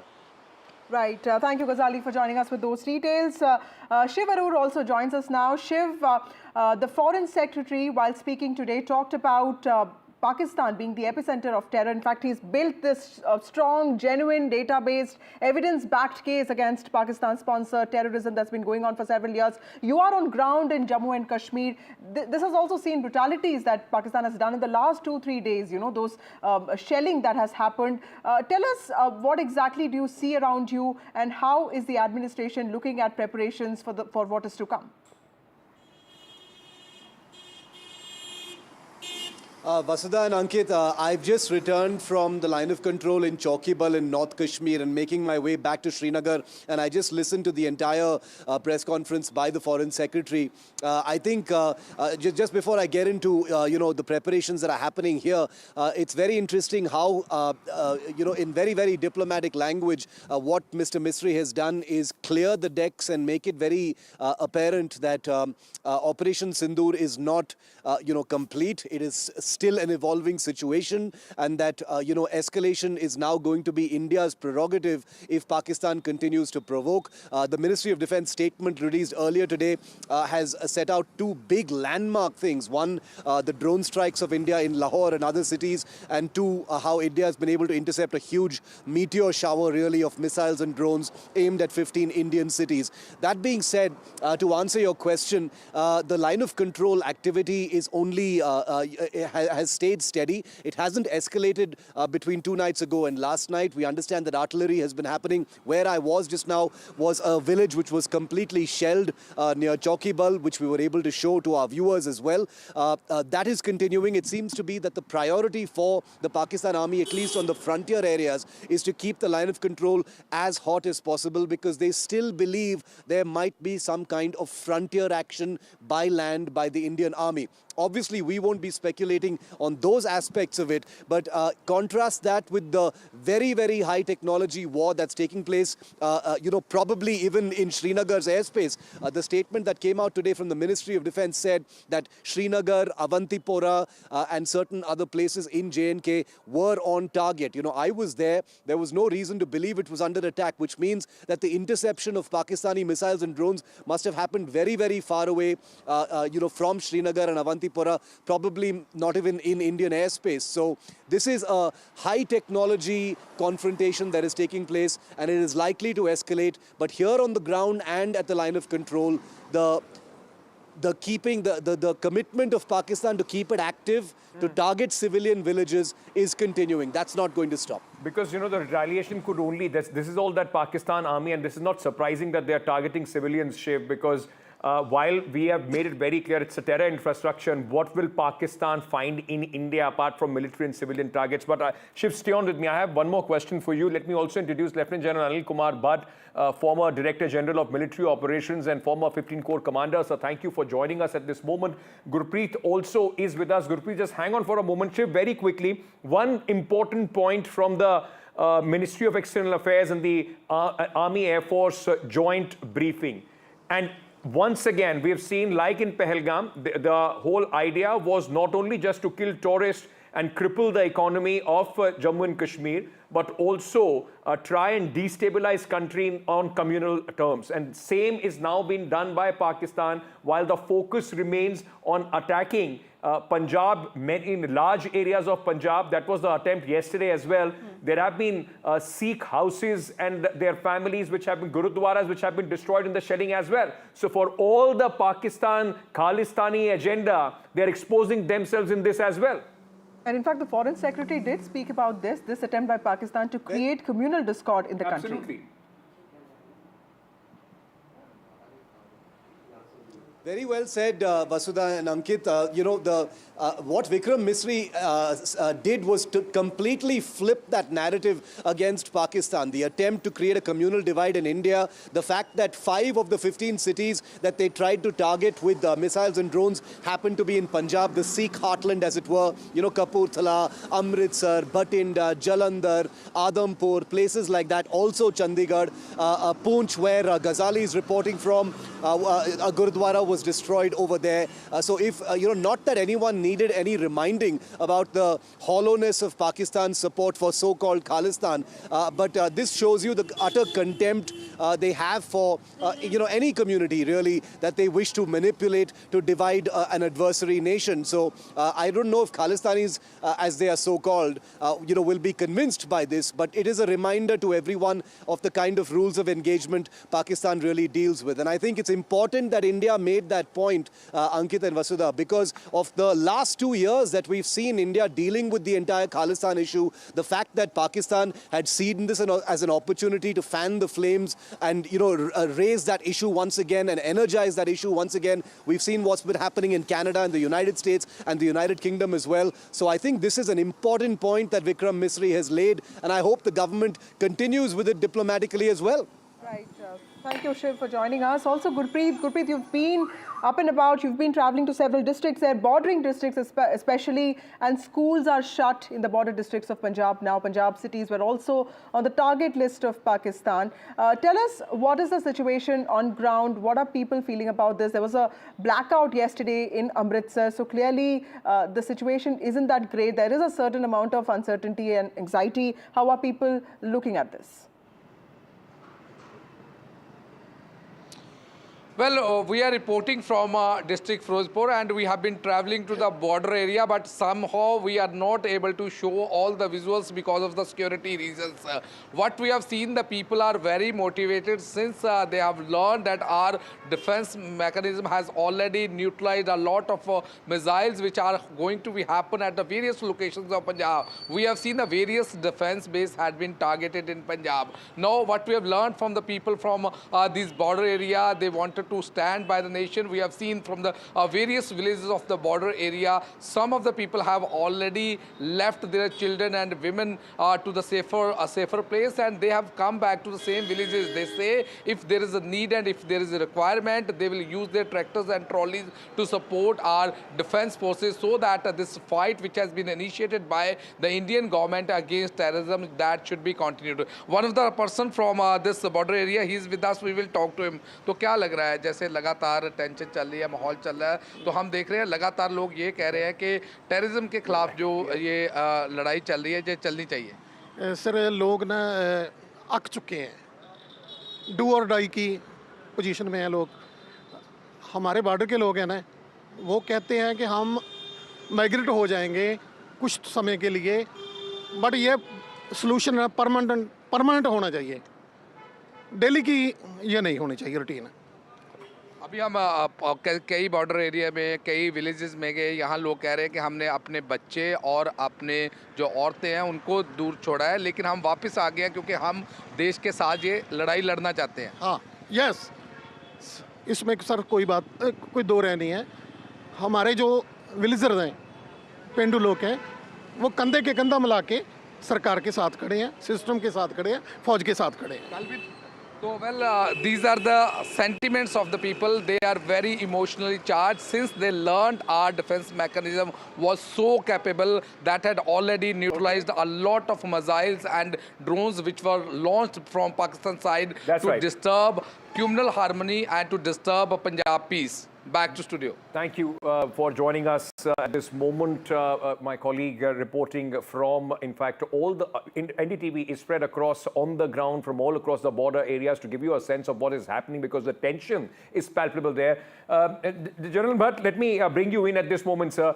We are seeing what Pakistan's retaliation has been. Of course, the LC and international border in Jammu and Kashmir were expected, but a very big thrust right now seems to be coming in as far as Punjab is concerned, sir. What do you make of that? And I also would like your appreciation on the fact that, we destroyed a Chinese air defense system in Pakistan. The message is just not for Pakistan, but for China as well, sir, on their weaponry. So, firstly, I should start with saying that the armed forces are doing an excellent job. And the professionalism and restraint with which the second response was also given is really praiseworthy. The ability for us not allowing them to, for us to have any losses in any of the 15 places is really credible. And then the response has ensured that one air defense battery at Lahore has been destroyed. Both very excellent actions by the Indian Armed Forces, and I, as an ex-army officer, am very proud of it. Today Pakistan is going up the escalatory ladder. We had a just bellum. We had a just cause to react and target those 9 terrorist camps, which we did after what they had done in Pahalgam. Pakistan, and we also indicated that this is non-escalatory. We are not targeting civilian targets or military targets. But Pakistan wants to raise the ante. And that is what they did last night by trying to attack 15 locations. Mostly it seemed airfields and other forward areas. We have responded in kind, and we will keep responding in kind till the time Pakistan doesn't start behaving. But our responses will be restrained and professional because we do give a window to Pakistan to realize what they have done is wrong. They've been punished for it. If they want more punishment, that will be delivered. Thank you, Lieutenant General Anil Kumar Bhatt, for joining us with your insights. Clearly, Ankit, Foreign Secretary today, has made it very clear that India is building the strong evidence-backed case against Pakistan. And while military options are still on, Operation Sindoor Part 2 is still on, and India has managed to neutralize these attempts by Pakistan to target several cities of the country. The diplomatic offensive is also going on, which is why it's making these attempts to ensure that Pakistan remains globally alienated. With that, it's time for a short break. More news and updates on the other side.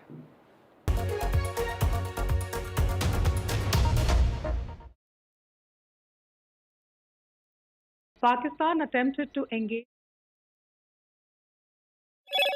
Hello, Moto. Motorola, India's leading AI smartphone brand.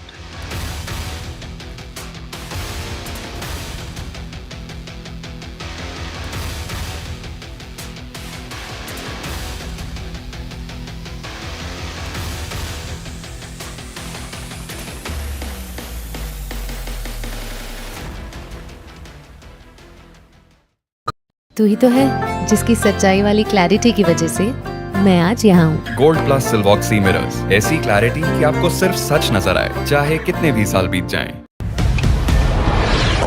This is Operation Sindoor. It is India's big retaliation for the Pahalgam terror attack. The precision with which this attack has been carried out, it's payback time. The headquarters of Jaish-e-Mohammed in Bahawalpur and Lashkar-e-Taiba headquarters in Murid Cave have been hit. That these targets lay between 30 kilometers across the line of control. Prime Minister has monitored the entire sequence of events overnight. He's been closely monitoring it.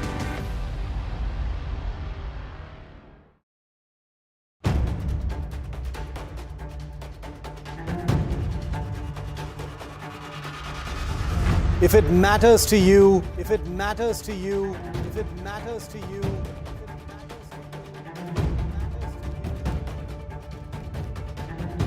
it matters to India. It matters to India. It matters to India. And it matters to me. And it matters to me.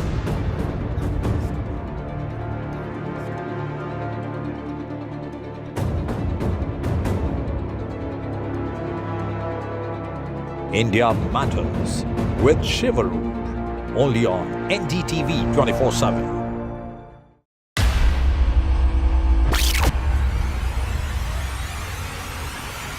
The last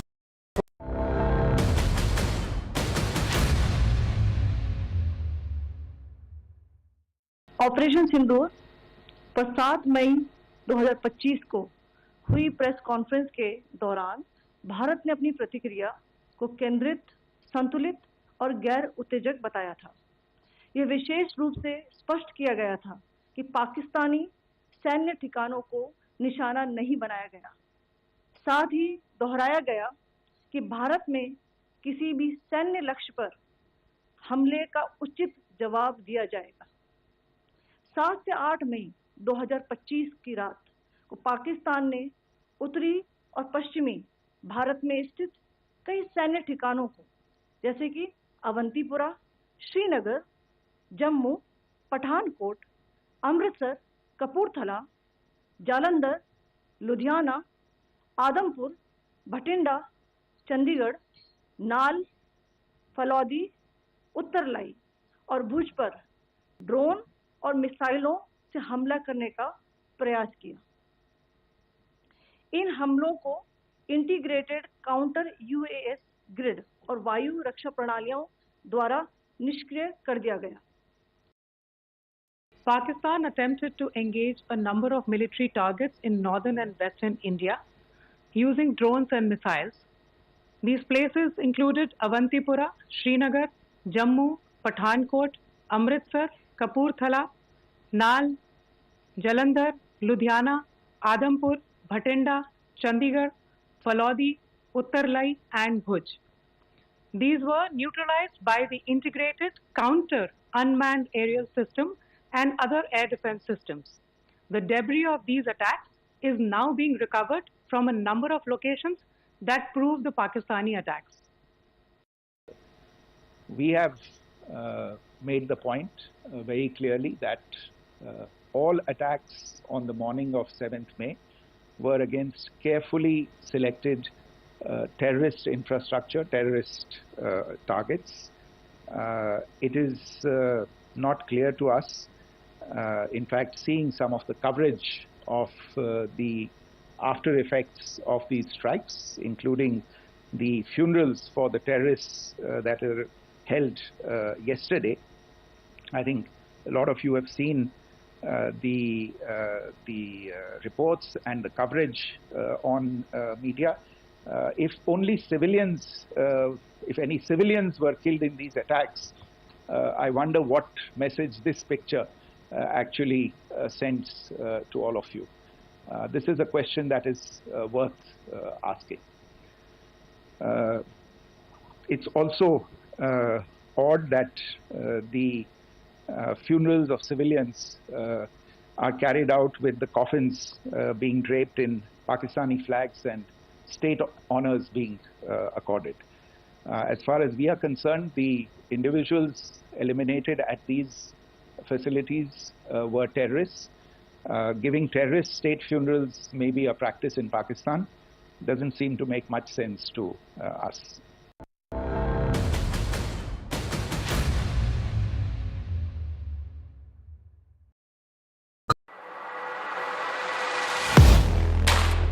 Do you really know the company you invest in?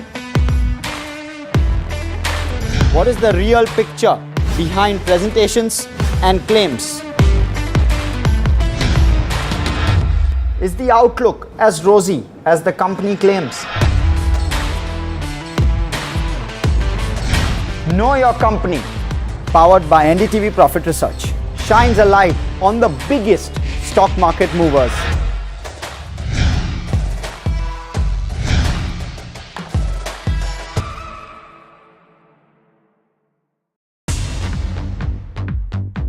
More news that matters. Big exclusive. Tulsi Gabbard gunned down by Pakistan-backed cowards. When you interact with people on ground, you're able to reflect their sentiments much better. More debates that shake the system. More exclusives you won't find anywhere else.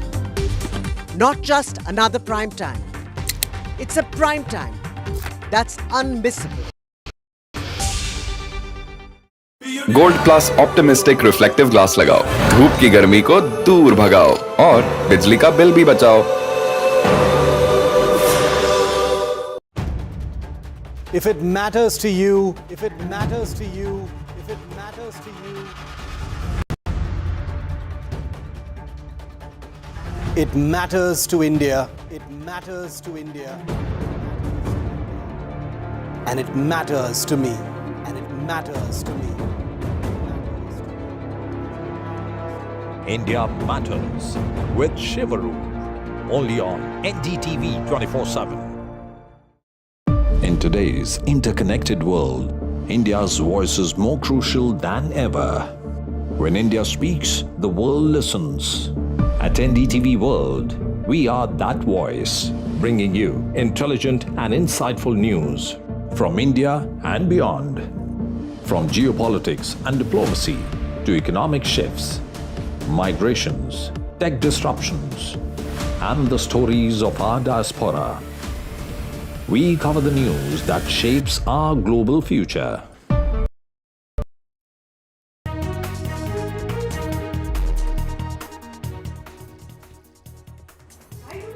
Good evening, ladies and gentlemen. You're watching NDTV a day after India carried out precision strikes on 9 terror bases in Pakistan. Pakistan has retaliated now, hitting out at several cities. But these attempts of Pakistan have been neutralized by Indian armed forces. We'll get you all those details and more. But first up, the headlines. Operation Sindoor press briefing. India calls out Pakistan. Pakistan objected to TRF mention at United Nations state funeral for terrorists in Pakistan. Pakistan attempted to escalate tension late last night and early this morning by targeting military installations in at least 15 cities of India, including in Jammu and Kashmir, Punjab and Gujarat. Indian armed forces have responded by targeting and neutralizing Pakistani air defense radars and systems in several locations, including Lahore in Pakistan.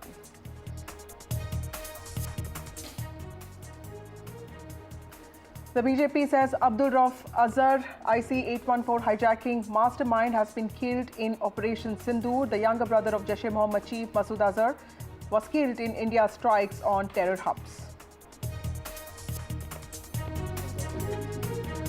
World Bank President meets Prime Minister Modi. First meet in the midst of Indus Waters Treaty suspension. Loans to Pakistan likely to be discussed.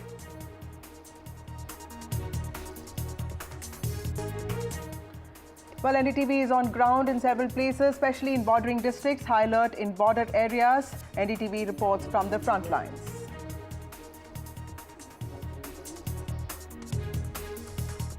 In the aftermath of Pahalgam terror attack, government has banned Pakistani content on OTT platforms now.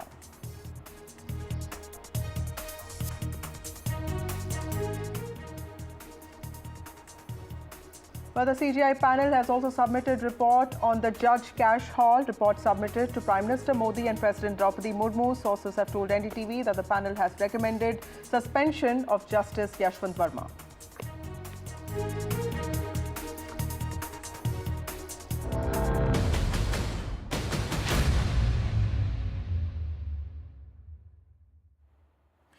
Hello everyone, this is news at 7 p.m. and I'm Maria Shakil. Today, India reiterated that it's Pakistan that is the aggressor and we are the victims of planned terror attacks emanating from the launch pads inside Pakistan.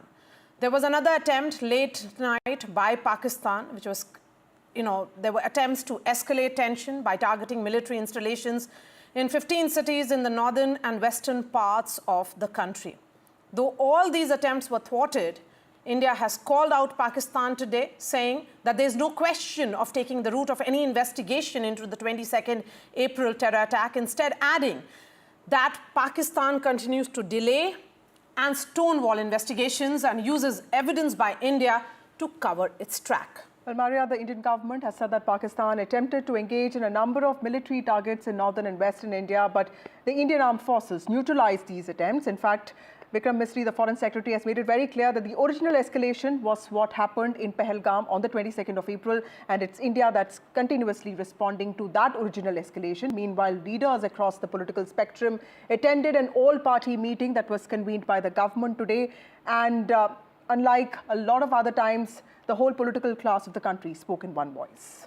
That's right. That picture that came out from the all-party meeting certainly sending a message that India stands united in these tough times. And what stood out again was that press conference and the imagery that came out from that press conference, with Foreign Secretary being flanked by two women officers, Sophia Qureshi, Colonel Sophia Qureshi, and Wing Commander Vyomika.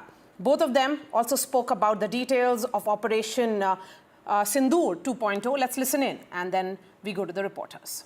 Operation Sindoor पर 7 मई 2025 को हुई press conference के दौरान भारत ने अपनी प्रतिक्रिया को केंद्रित, संतुलित और गैर उत्तेजक बताया था। यह विशेष रूप से स्पष्ट किया गया था कि पाकिस्तानी सैन्य ठिकानों को निशाना नहीं बनाया गया। साथ ही दोहराया गया कि भारत में किसी भी सैन्य लक्ष्य पर हमले का उचित जवाब दिया जाएगा।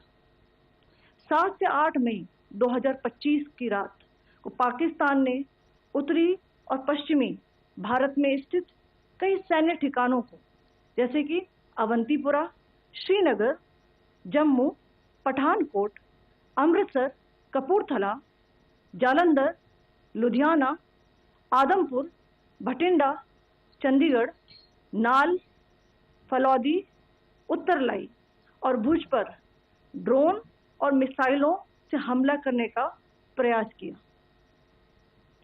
इन हमलों को इंटीग्रेटेड काउंटर यूएएस ग्रिड और वायु रक्षा प्रणालियों द्वारा निष्क्रिय कर दिया गया। Pakistan attempted to engage a number of military targets in northern and western India using drones and missiles. These places included Avantipura, Srinagar, Jammu, Pathankot, Amritsar, Kapurthala, Nal, Jalandhar, Ludhiana, Adampur, Bhatinda, Chandigarh, Falodi, Uttarlai and Bhuj. These were neutralized by the integrated counter unmanned aerial system and other air defense systems. The debris of these attacks is now being recovered from a number of locations that prove the Pakistani attacks. We have made the point very clearly that all attacks on the morning of 7th May were against carefully selected terrorist infrastructure, terrorist targets. It is not clear to us, in fact, seeing some of the coverage of the after effects of these strikes, including the funerals for the terrorists that are held yesterday. I think a lot of you have seen the reports and the coverage on media. If only civilians, if any civilians were killed in these attacks, I wonder what message this picture actually sends to all of you. This is a question that is worth asking. It's also odd that the funerals of civilians are carried out with the coffins being draped in Pakistani flags and state honors being accorded. As far as we are concerned, the individuals eliminated at these facilities were terrorists. Giving terrorist state funerals may be a practice in Pakistan. Doesn't seem to make much sense to us. The Foreign Secretary there, Vikram Misri, talking about Pakistan being the epicenter of terrorism for several years now. But there's also a national solidarity rally that's happening in Hyderabad in Telangana. Chief Minister Revanth Reddy, also a Congress leader, in fact, is leading this rally that opposes terrorism, shows solidarity with the armed forces. Those visuals that you can see there with the tricolour flying high. And of course, those people, those several high-ranking officials from armed forces, retired ones. My colleague Uma Sudhi joins us with more details on this. Uma, Operation Sindoor is so much about the states of this country, and this time it's also in some ways important that states remain united, and there is a sentiment of solidarity that's been pouring from several states. Tell us what is happening in Telangana, Hyderabad, because something like this happened just a week ago. We saw what Revanth Reddy and Mr. Owaisi did. So this has become in some ways a ritual for Revanth Reddy to show his patriotism and of course solidarity with the armed forces. Absolutely. Revanth Reddy is leading the solidarity rally from the front, and along with them, he has ensured that it is not the political leaders of the Congress that are visible, but along with him are the retired officers of the Defence Forces, the Army, Navy, the Chief Secretary, Mr. Ramakrishna Rao, the DGP, the top police officers, the municipal corporation officers, to show that every department is in fact with the government, with the union government, and with the Defence Forces, because this solidarity rally is something that they are organizing against terrorism at a time when the country has been threatened by terror from across the border. Revanth Reddy's solidarity rally is an attempt to show that the country stands together. We don't have any political differences at this time, and we are not arguing on any point at all at this point in time. We only stand together as a united nation, and the strength of every state in the country, the youngest state in the country, also adding to the force that the union is exerting and the actions that it is going to take. The Chief Minister declaring that we are with the centre in every possible way, and that's the reason why we have these civil defence mock drills that happened, and subsequently this kind of a rally that started from the very picturesque Secretariat location, and now we have come to the place which is called as Necklace Road, and there is in fact the Indira Gandhi statue that is to the other side, and you will have the Ambedkar statue right behind that. Nagraj will be able to show you the Ambedkar statue which is on Necklace Road. So that is the kind of a show of solidarity that they want to show. Three reasons why they want to do this. One, Telangana itself is saying that we are prepared for any kind of an exigency, and we stand with the centre on every point. Of course, there are many defence establishments here. What is also called the Integrated Command and Control Centre, very one of the probably the most sophisticated police headquarters here. All that has got extra security, and you also have the consulates and the foreign officers, all of them, and also visitors from outside the country, all of them actually being given extra security and extra surveillance at all critical installations. You would recall that Hyderabad also has the DRDO, the National Fuel Complex, and all of that is coming under extra surveillance to ensure that nothing at all goes wrong. And now, right now, is a time of silence. Everyone holding the tricolour. We saw the Chief Minister himself holding the tricolour and making that march. Now is a period of silence when all of them are in fact paying homage to the victims of terror, and now to say that it is our turn to stand together and say that we will not win.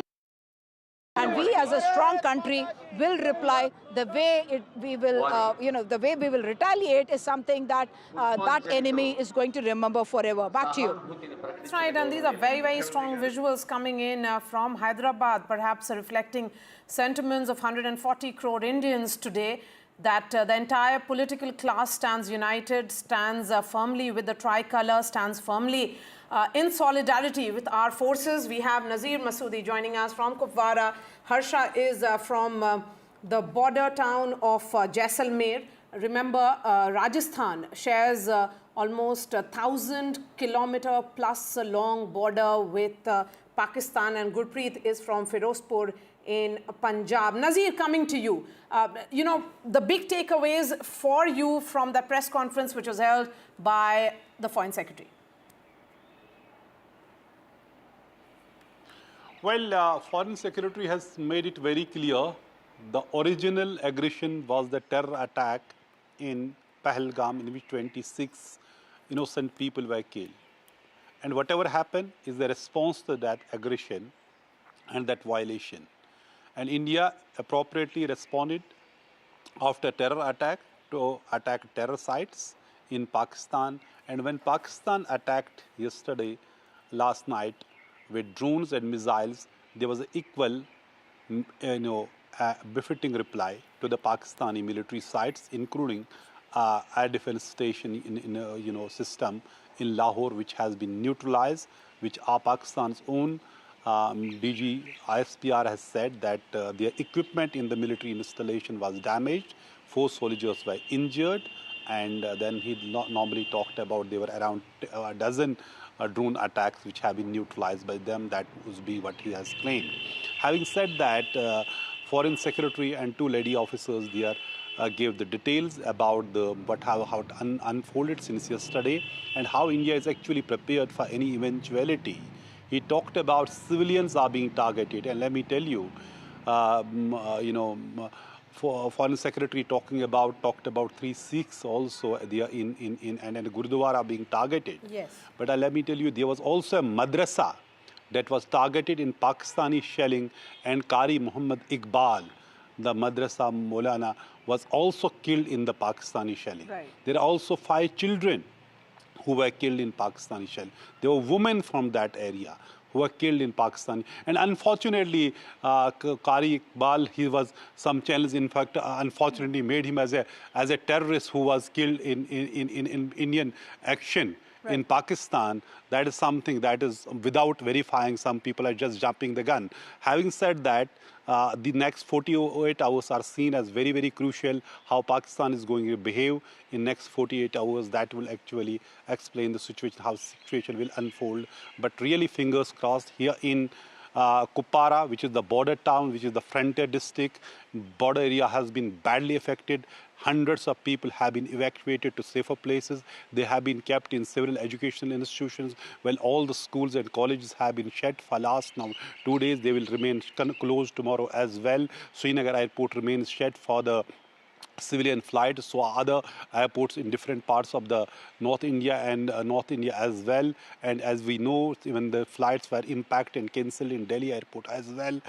Chief Minister Umar Abdullah also today held emergency meetings with the district deputy commissioners to ensure that the relief reaches to the people and people are evacuated to safety. That remains the biggest priority as uncertainty and looms large along the border areas, as Pakistan on the second night resorted to artillery shelling, which has been responded to by India, by the army. They're one of the worst border districts affected by Pakistan's arbitrary shelling. And of course, that's also a place where I think the Foreign Secretary did talk about Pakistan hitting out, targeting Gurudwaras, and also suggesting that there is an attempt to create communal discord in the country. Nazir, will come back to you. Harsha, you know, one of the most defining images of the country's preparedness for a time like this for me was, the Sonar Killa or the Golden Fort of Jaisalmer going completely dark, because that was, we've all used to seeing this extremely, popular tourist spot in its glory with full lights. But yesterday, when I saw that, it is a defining image for the time to come. Tell us, how are people in Rajasthan reacting to the fact that several military bases, Air Force bases of the state were also on the target list of Pakistan? Of course, fortunately, all of them have been neutralized by Indian Armed Forces, but clearly this would mean something. Well, yes, there is a sense of tension and uncertainty definitely in Rajasthan also, because like you said, 3 bases in Rajasthan were attacked. Rajasthan has the longest border with Pakistan, over 1,000 kilometers. In fact, the IG of Jaisalmer range, Jodhpur range, is touring all the villages, and I caught up with him a little while back here in this village, which is about 40 kilometers from the border. Interestingly, this village actually witnessed the war in '71, and I met a lot of older people who said they were aged 8, 10, 12 years old when the war happened. And they remember that, there was a lot of shelling. They also remember that a lot of shells fell here and a lot of them did not explode. And then the army came in and, neutralized them. So those were the memories they were sharing with me. They were also told that each village was given a gun in the 71 war so they could, patrol at night. But now, of course, things have changed on the ground. And like you said, it's lights out from midnight to 4 a.m. and that's going to continue in these border areas. Also, the IG told me that they're severely restricting the movement of people. So you're not allowed to go into the border. Outsiders are not allowed to, in fact, even go beyond a certain point, which is 30 to 40 kilometers away from the border. Also, they're not allowing, this is a pastoral economy. You have a lot of shepherds who roam around with their goats and sheep. They have been told not to at all go towards the fencing because sometimes they do go through the sand dunes grazing their animals. They've been asked to stay away and, go more inwards. So these are the kind of precautions that are being taken. Also, the IG said on record that the number of calls from Pakistan have definitely increased. So there's a number of, telephonic activity that is happening. They're guiding people how they should respond, not to give away necessary information, not to, if they see anyone photographing any kind of equipment or military installation or photographing any kind of movement, they're supposed to report it immediately. Because remember, it's also the response of people on the ground, which leads to this alertness. So we've seen that the police, the machinery, the administration is doing their best to make people aware and alert so that the response is quick and effective. And it was a long night last night, and perhaps all these border districts and the officials are preparing for another long night tonight as well as the sun goes down. And I can see the sunset behind you, Harsha. You were speaking about the IG. You spoke to IG Jaisalmer. Let's listen in to the preparations that are being put in place, the civil defense systems which have been now on high alert. Given the sensitive situation and the border areas, IG Vikas Kumar is touring villages and personally going and, of course, bolstering everyone's confidence. But there are certain developments that have happened, Mr. Vikas Kumar, recently. And we've been told that there were attempts at Nal, Falodi and Uttarlai. So are you going to be visiting those areas? Yes, tonight I will be going to the Falodi Air Base area. I had a talk with the commander over there. There is nothing which can be said to be dangerous. I mean, this is all technical. If there were some attempts, it were technical attempts. Nothing on ground to be afraid of. As per information, we are safe. Our bases are safe. Nothing is which is a concern. But yes, situation is tense but under control, and we are in control. Sir, you are actually the Inspector General of the entire range, and the entire range actually encompasses a very large part of the western border. So you're going to villages. What is the situation here? What is our standby measures? How alert are we? And what are the special security arrangements that are in place? For example, leaves being removed, or you're telling people, not to listen to WhatsApp or report any suspicious movement. See, Jodhpur range has got a border with Pakistan of almost 700 kilometers. I have covered almost the entire area. Today I'll be finishing the entire area. I've gone to almost 20 to 25 villages, interacted with villagers and briefed them about what to do, what not to do. Basically there are three things. One is security, how to secure yourself, how to secure the vital installations, and in case there is some emergency, how to react to that. That is the one thing about security. The second thing is how to cooperate. When armed forces are moving, police is moving, some information is sought. So how to cooperate, how to facilitate those things to our armed forces. That is being briefed to the villagers. And third is to honor the way they are standing with us, their confidence level, the kind of courage that they are showing. I do not think that any power on this earth can think of eyeing this area. Well, Gurpreet, you're in Ferozpur in Punjab, also a border district. Tell us what kind of security arrangements are in place. Is there, any limitations on the kind of movements that people are able to do? And also tell us, how is the administration looking at this? Because Punjab too was on the list of the targets by Pakistan. And of course, yesterday we did see that blackout in Amritsar. So clearly there are preparations that are happening. But what is the assessment of readiness of the state? Well, we have seen multiple decisions had been taken in the various border areas of Punjab. We have seen these blackout rehearsals are being carried out at various locations. Not only in Amritsar, we have seen in Ferozpur also that was carried out from 9 to 9:30 p.m. last night. At the same time, we have seen the mock drills are being conducted. If we can talk about the restrictions at the border, we have seen the beating retreat ceremony, which was earlier happening at Hossainiwala border.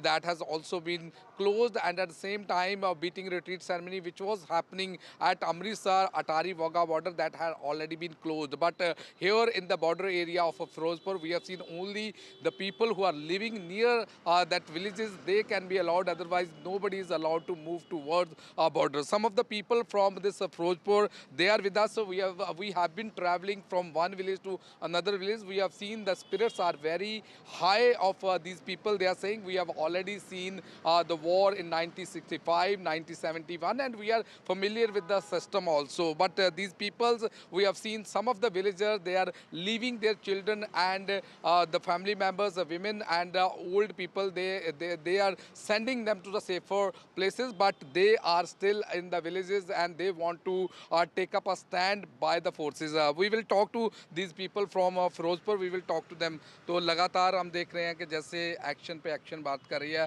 Terrorism के against action किया जा रहा है, लेकिन कल हमने देखा कि जो पाकिस्तान की तरफ से मिसाइल और ड्रोन की जो हमारी तरफ लॉन्च किए गए, हमारा जो डिफेंस सिस्टम था उन्होंने उनको न्यूट्रलाइज कर दिया, लेकिन कैसे देख रहे हैं?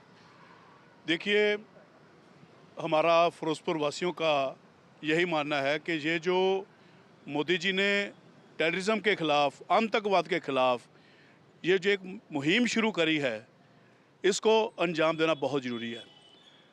क्योंकि जिस तरीके से पहलगाम के अंदर धर्म के आधार के ऊपर हमारे जो वहाँ पे पर्यटक गए थे, सैलानी गए थे, उनको जिस तरीके से मारा गया, पूरी दुनिया के अंदर एक ऐसी स्थिति थी जैसे शर्मशार होने वाली बात थी कि हमारे पास टूरिस्ट कैसे आएगा, लोग देश के जो बाहर रहते हैं वो कैसे विश्वास करेंगे, और वो भी खासकर धर्म पूछकर।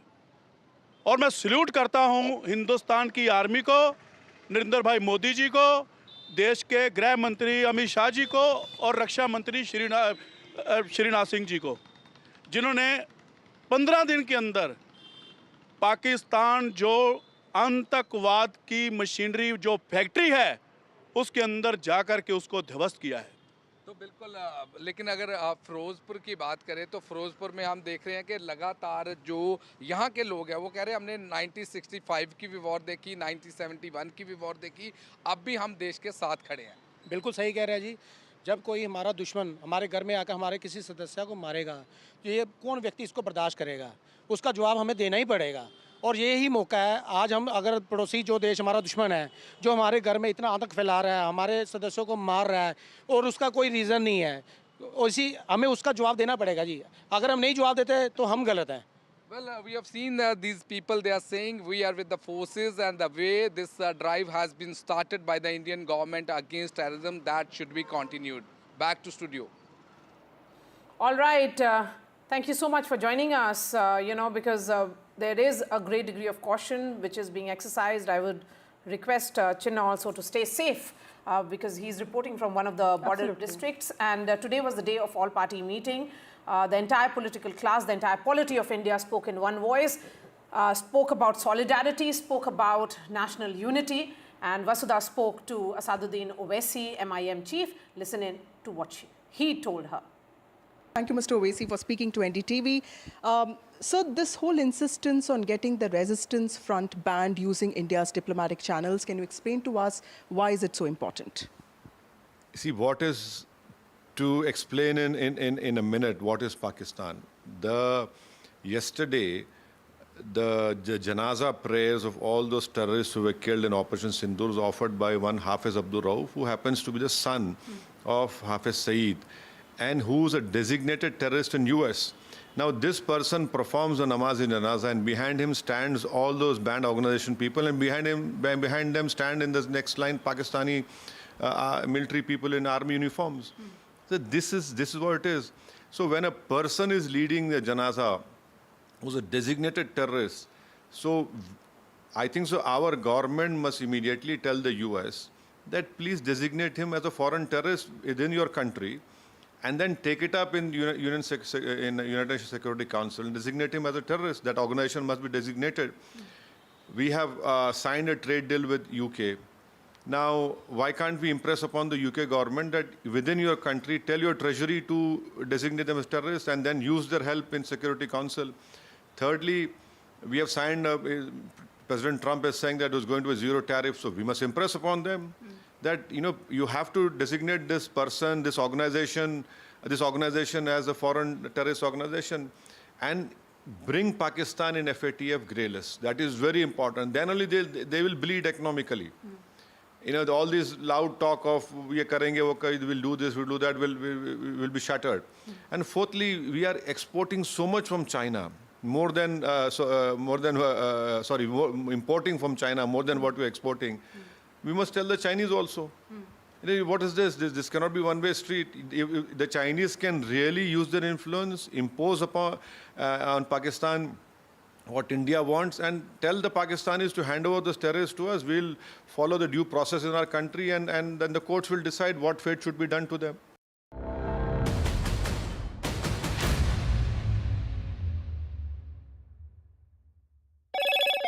Hello, Moto.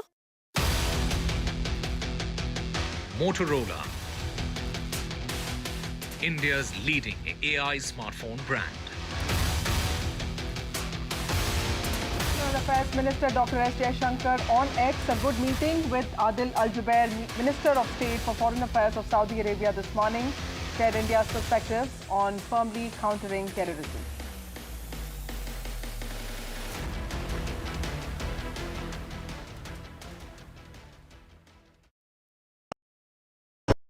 That's huge.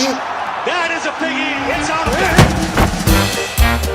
there. Gold Plus Clear Glass. Par ho ya near, sab kuch dikhe clear.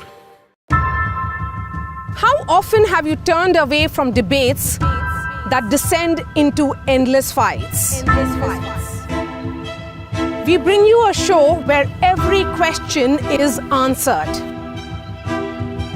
where every debate finds its resolution, where every story finds its conclusion, where opinions collide but facts prevail, where stories unfold with insights and trust. When the noise ends, the last word begins.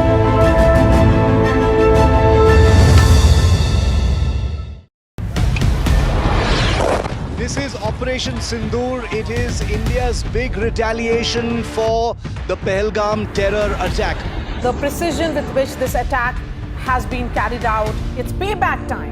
The headquarters of Jaish-e-Mohammed in Bahawalpur and Lashkar-e-Taiba headquarters in Muridke have been hit. That these targets lay between 30 kilometers across the line of control. Prime Minister has monitored the entire sequence of events overnight. He's been closely monitoring it.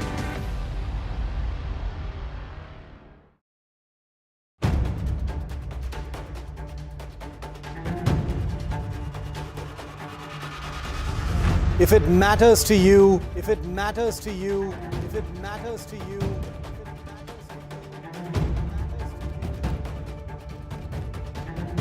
it matters to India. It matters to India. It matters to India. And it matters to me. And it matters to me.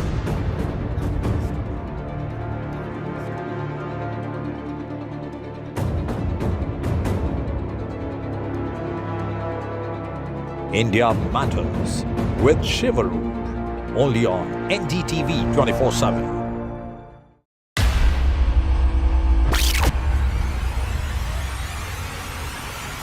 The last 1 month, if you see, the share prices of Genzol Engineering has fallen more than 58%. Why are the rating firms calling the debt payments as default? We have two credible credit rating agencies on March 4th coming and downgrading the stock to D. Statements are consistently being proven wrong, and transactions are being taken place which are different from what they were originally pictured to be. The company claimed it would roll out 6,400 electric vehicles. But what it has rolled out is a shocking scam. Funds meant for the project were funneled allegedly back to the promoters, the Jaggi brothers. What did the money buy? Not EVs, of course, but a lavish flat in Gurgaon's luxurious DLF Carmelias.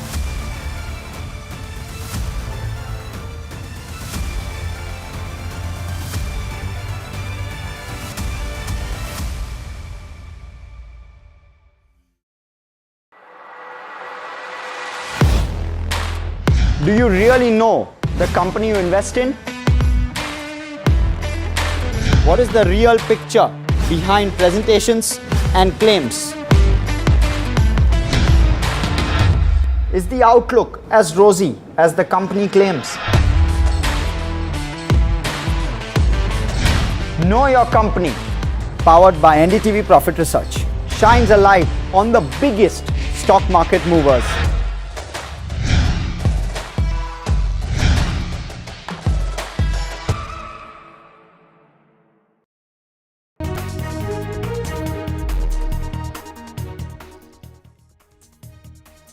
Welcome back. A day after India carried out precision strikes on 9 terror bases in Pakistan, Pakistan has retaliated, but its attempts targeting several cities in India have been neutralized by the Indian Armed Forces. The choice of de-escalation is with Pakistan as it escalated the situation with the Pahalgam terror attack, and India is only responding through Operation Sindoor. That's what the Foreign Secretary of India, Vikram Misri, said today in a special briefing. He has also said that India's approach is not to escalate the situation and that India is only responding to April 22nd Pahalgam terror attack. He's also talked about Pakistan being the epicenter for terrorism for several years now. In fact, Maria, I do think that India is building a very strong, genuine, data-backed, evidence-backed case against Pakistan to alienate this country as a sponsor of terrorism for several years. That's right. And this dossier, as Vikram Misri said, it has shared such dossiers in the past. It did so after 26/11 as well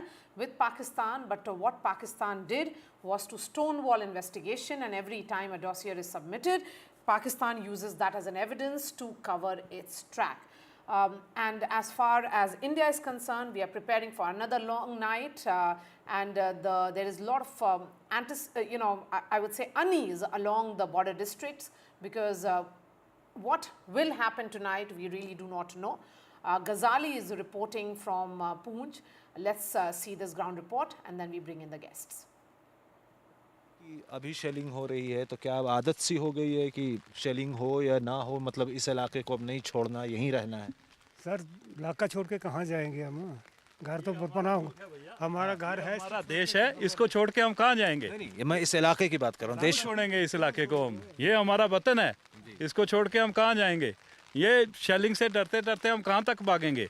ये हमारा देश है, हमें अपने सैनिकों पे, अपने भारतवर्ष पे, हमारी सरकार पे हमें पूरा विश्वास है। ऐसा कुछ नहीं होने वाला। पाकिस्तान एक कायर मुल्क है, वो निहत्थे नागरिकों पर हमले करता है। ये जो किया पाकिस्तान ने हमारी सेना पे हमला करने की उसकी ताकत नहीं है। जो ये किया है, ये हमारे निहत्थे नागरिकों पर हमला किया उसने। जो अभी पहलगाम में हुआ वो भी हमारे निहत्थे नागरिकों पर उसने हमला किया, और ये जो किया है ये भी निहत्थे नागरिकों पर। हमारी सेना से वो डायरेक्ट कभी नहीं लड़ सकता। हमारा देश एक पावरफुल देश है, इसके आगे पाकिस्तान का कुछ भी नहीं चल सकता। और ये ऐसे हरकतें करके हम लोगों को डराना और हमारे दिलों में भय पैदा करना चाहता है कि ये लोग यहाँ से भागें। ये जो पुंछ में किया है ये भी निहत्थे नागरिकों पर उसने किया है। उसके पास इतनी ताकत नहीं है कि हमारी आर्मी से सीधा जंग करे वो। तो ऐसी हरकतें करके हम लोगों को डरा के कि ये लोग यहाँ से भाग जाएंगे। देखो भैया, हम 47 में POK से छोड़ के आए हैं। हम वो लोग हैं जो हमारे बाप दादों ने गोलियां खाई हैं और हमारे परिवार के परिवार उस समय भी विनाश हुए हैं। तो आज हम भागने वाले नहीं हैं। ये पाकिस्तान अपने दिमाग से निकाल दे कि हम यहाँ से भागेंगे। हम यहाँ डटे हुए हैं और अपने देश की सेना के साथ भी खड़े हैं। हम जो भी होगा, हम कहीं भागने वाले नहीं हैं भैया यहाँ से। तो प्रशासन ने कहा है यहाँ से जाने के लिए आप लोगों को? हाँ, प्रशासन ने हमें कहा है कि आप कहीं सेफ जगह पे अपने बच्चों को अपने सेफ जगह पे चले जाओ। तो वो हम प्रशासन के साथ हैं, ऐसी कोई दिक्कत नहीं है। मगर हम अपने घर हम छोड़ कर जाएं। गेहूँ कटाई का भी सीज़न है? हाँ, गेहूँ कटाई का सीज़न है भैया। गेहूँ देखो आपके सामने ये पड़ी हुई है, इधर हमारी काट के रखी हुई है हमने। तो क्या करेंगे अब? ऐसी कोई डरने वाली बात नहीं है। हम अपना देश, अपना घर कभी छोड़ के भागने वाले नहीं हैं। हम अपनी सेना के साथ खड़े हैं भैया। So this is the underlying sentiment here, that they are not going to leave this area no matter how heavy the shelling happens here, and they are blaming Pakistan for deliberately targeting the civilian areas, the residences here, thinking that perhaps these people will leave this area and leave this entire region and move to safer locations, though they have moved their family members to other areas, to other designated safe locations suggested by the district administration in Rajouri. But the male members of the families are back to this location. They are still sort of staying here to guard their fields, and they say that they stand with the army, with the forces and the district administration.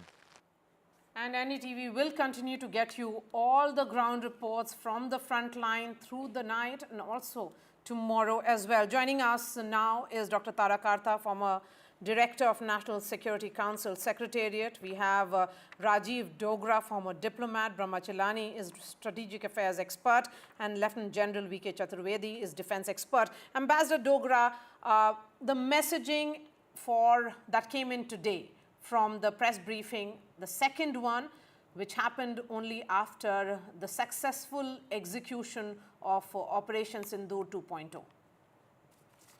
Well, I would like to take you back to your show in the morning when I was talking about the need for reaching out to the world.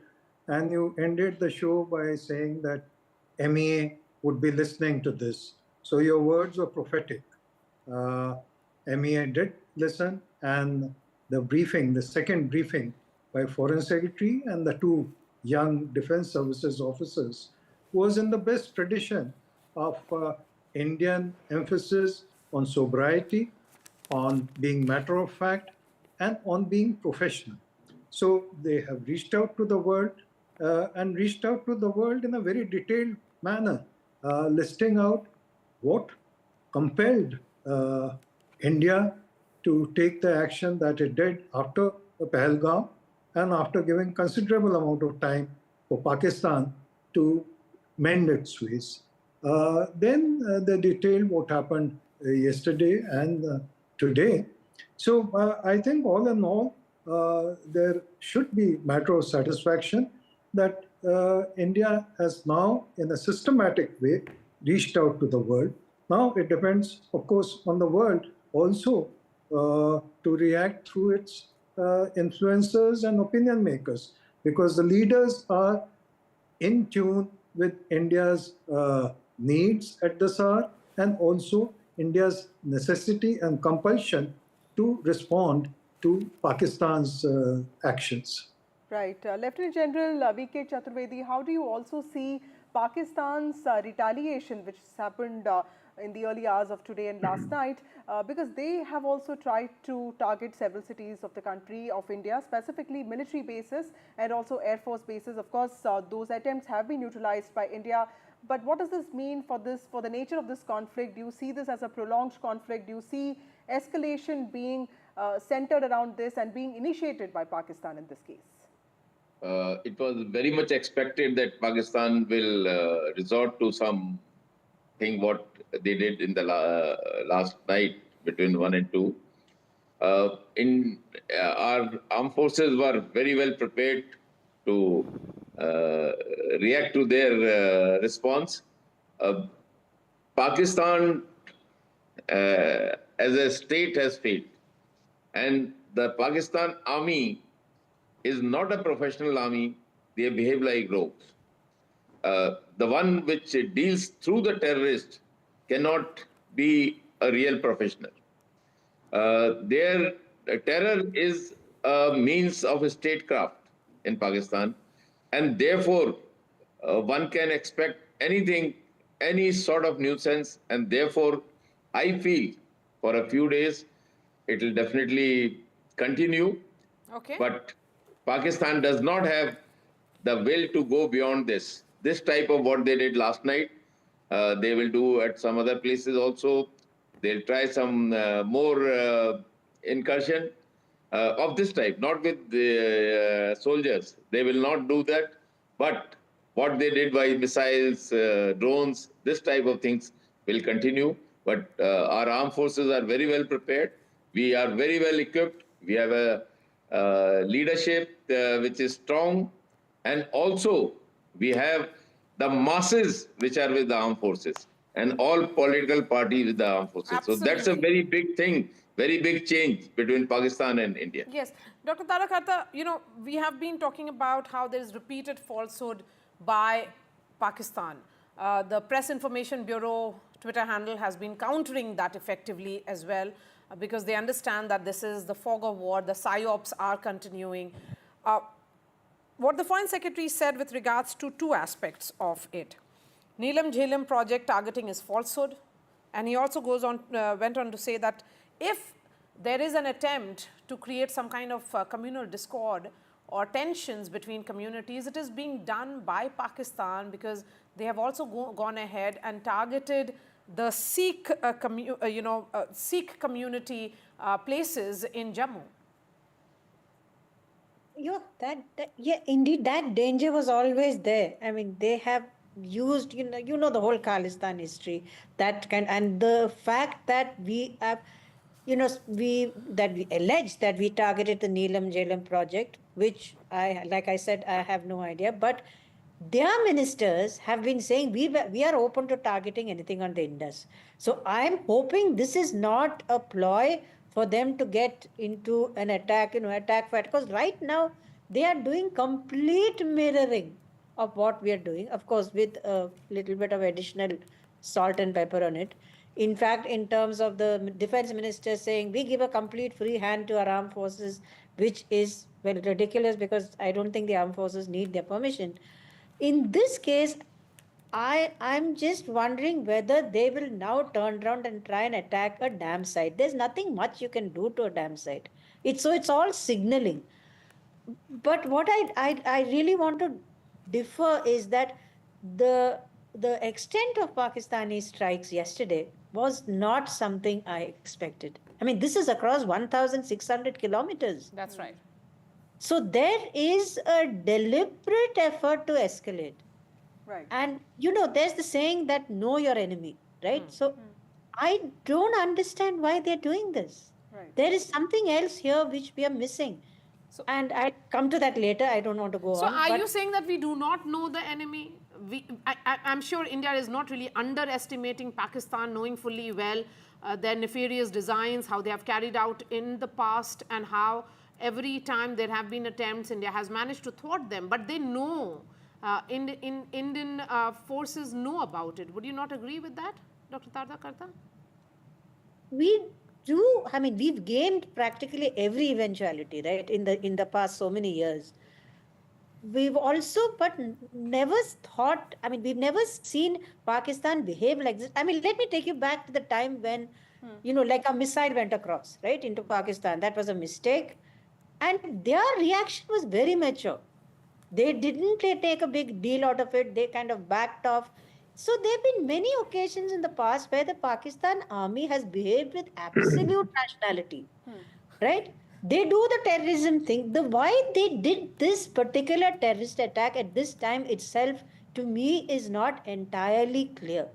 Okay. I don't like going into a war where I am not clear what exactly is going on. This escalation is unusual. That's all I'm saying. Mr. Shilani, every time we would read about India and Pakistan, there was this one phrase that a lot of other countries would use, and that was non-state actors. That always would seem like they would try giving alibi to Pakistan. But given that we've had a lot of diplomatic solidarity and support pouring in for India, how do you see diplomatic pressure building on Pakistan this time? Is it going to be different? Is it going to be difficult for Pakistan to get away with something like this?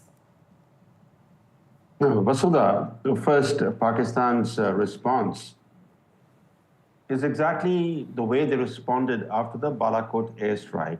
Remember, it's right after the Balakot airstrike, which was a single strike on a single terror camp. They sent a wave of warplanes into India's J&K. They bombed an Indian military base. They tried to be very dramatic in their response. And the similar way, last night, they tried to outdo India's initial phase of Operation Sindoor. But to answer your question, the only important country to criticize India's Operation Sindhur is Pakistan's close ally, China, which condemned the Indian strikes as regrettable. No other power in the world has criticized India for conducting strikes in Pakistan. The reason is India is not the only country facing Pakistani terrorism. Pakistan's other neighbors, Iran, Afghanistan, including Afghanistan under the Taliban rule, they complain that Pakistan is sponsoring cross-border terrorism against them. And over the years, as is well known, the footprints of many terror attacks in the West have been traced to Pakistan. The US found Osama bin Laden living where? Living in Pakistan next to the Pakistan Military Academy. Other terrorist leaders captured since 9/11, like Khalid Sheikh Mohammed, Al-Qaeda's third in command, and Abu Zubaydah, Al-Qaeda's operation chief. Where were they found? They were found living in Pakistan's heartland. This prompted a number of US officials, including Hillary Clinton, famously in 2011, she warned Pakistan that you can't keep snakes in your backyard and expect them to bite only your neighbors. Yet, Islamabad has continued to keep these snakes in its backyard and to offer us snake catching expertise when these snakes escape, right? Today, for example, Pakistan we all know is an arsonist, but look at the Pakistani reaction, the government reaction. They're claiming they are the fire brigade, not the arsonist, the fire brigade, even though they have been, setting fires in South Asia for decades. So that's the Pakistani state. And as we don't have to, it's not just that we know the Pakistani state well.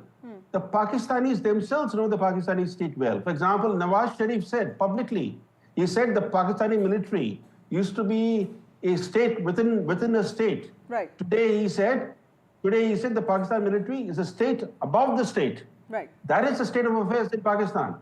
Right. Okay, so if we were to say, Ambassador Dogra, that do we really know our enemy? Because I think that is very, very critical here. It's a rogue state, a state which is not really functioning like a state. We do not know who to engage with there. Its army is being driven by terror outfits. You have a case in which, when the family members of Masood Azhar lost their lives in the terror strike, there was presence of Pakistani military in that, namaz-e-janaza that happened. So if that is the linkages that we are looking at, who do you speak to? Well, firstly, to answer your question, do we really know Pakistan? I won't call it enemy because Pakistani people are not our enemies. Absolutely. Pakistani establishment is our enemy. Now, we do not know Pakistan, though we were of the same stock, but 70 plus years of separation have brought in a lot of gulf because we are not familiar with what ticks in Pakistan. Indians are not easily allowed access, let's say in Karachi or Rawalpindi and so on, except in a very measured manner, even for our diplomats.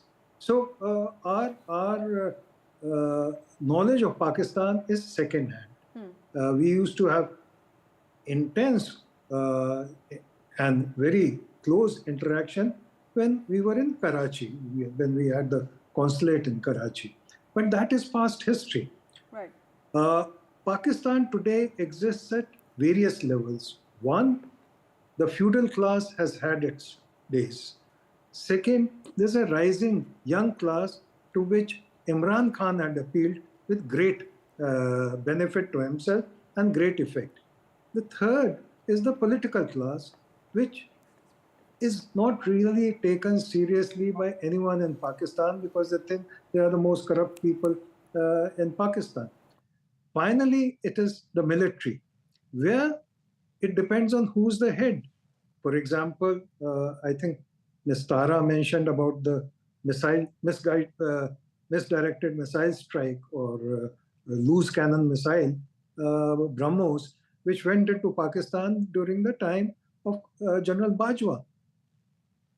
He took things responsibly and did not allow any escalation to happen.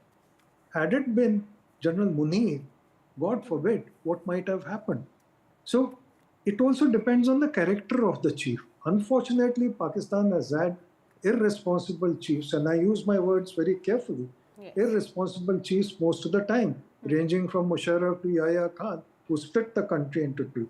And Munir falls in the same pattern. So that is why I'm afraid that I will not be able to say that we know Pakistan, because Munir is an unknown quantity, and his actions ever since he made that speech of Hindu, Hindu, Hindu have been very, very hostile, calculatedly hostile. So one does not know which direction he will take tonight, tomorrow night, and thereafter. Absolutely. Renewed hostilities have surfaced again, and it's a very valid point that Ambassador Dogra is making, that we need to know our enemy. And conventional deterrence is something that all experts have been talking about. To hit out at the enemy properly in a sustainable fashion, it's also important to know what the enemy is capable of, isn't it? Absolutely. Thinking about what the enemy is thinking and planning accordingly. Thank you so much for joining us, Rajiv Dogra, Lieutenant General Chaturvedi, Brahmachalani, and Dr. Tara Kartha. That's all from us on the special broadcast. We'll continue to track the story, all aspects of it very, very closely. Coming up shortly on NDTV will be a special ground report with Shivarur, who continues to travel deep inside the frontline districts and various border districts along the line of control.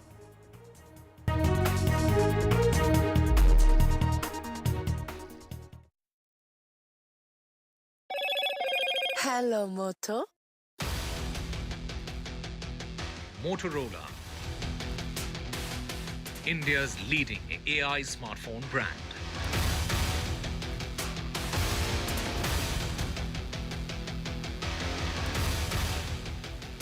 Operation Sindoor press briefing. India calls out Pakistan. Pakistan objected to TRF mention at United Nations. Pakistan attempted to escalate tensions late night and early this morning by targeting military installations in 15 cities of India, including in Jammu Kashmir, Punjab and Gujarat. World Bank President meets Prime Minister Modi, first meet in the midst of suspension of Indus Waters Treaty. Pahalgam attack aftermath, government has banned Pakistani content on OTT platforms now.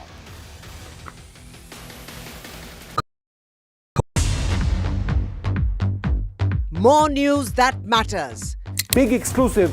Tulsi Gabbard gunned down by Pakistan-backed cowards. When you interact with people on ground, you're able to reflect their sentiments much better.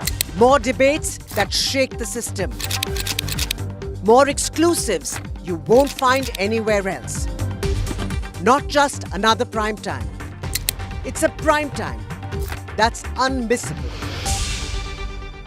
I've been reporting on all issues, big and small, from Andhra Pradesh, Telangana, rest of South India, bringing you all the action, all that you need to know, all that you want to know. The energy of Maximum City is infectious. I'm bringing that energy in our news coverage from financial capital Mumbai. Covering from the southernmost part of India over the last 23 years, I bring in-depth and 360-degree coverage from the Dravidian heartland. The land of Mishti, also known for its bitter politics. I have seen much water flow under the Howrah Bridge, covering Bengal in all its vivid colors. India's IT capital is always bustling, a city full of startups, stories and surprises. And I keep you ahead on all the Bengaluru buzz.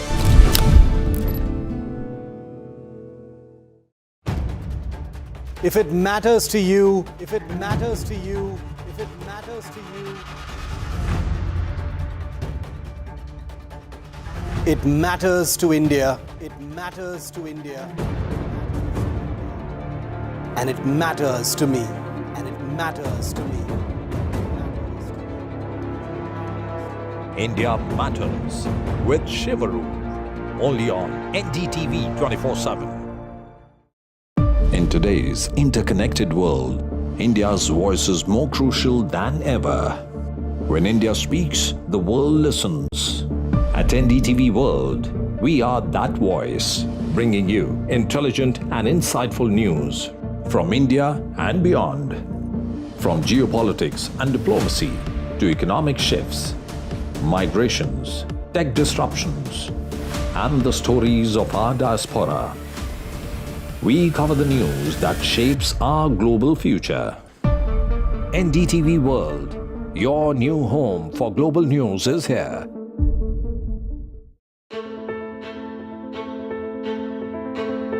News is not just headlines, it is what impacts you. And news should never be mistaken for noise. What matters is the reality. Accurate, in-depth, and with the right perspective. For over 20 years, I have been a journalist, and never has clarity mattered more than now. At Newsnight, we go beyond the surface.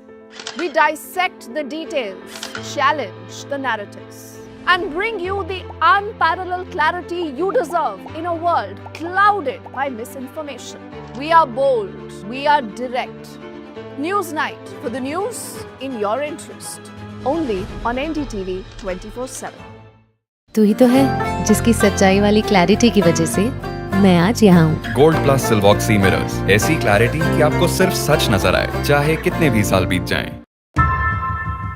How often have you turned away from debates that descend into endless fights? We bring you a show where every question is answered, where every debate finds its resolution, where every story finds its conclusion, where opinions collide but facts prevail, where stories unfold with insights and trust. When the noise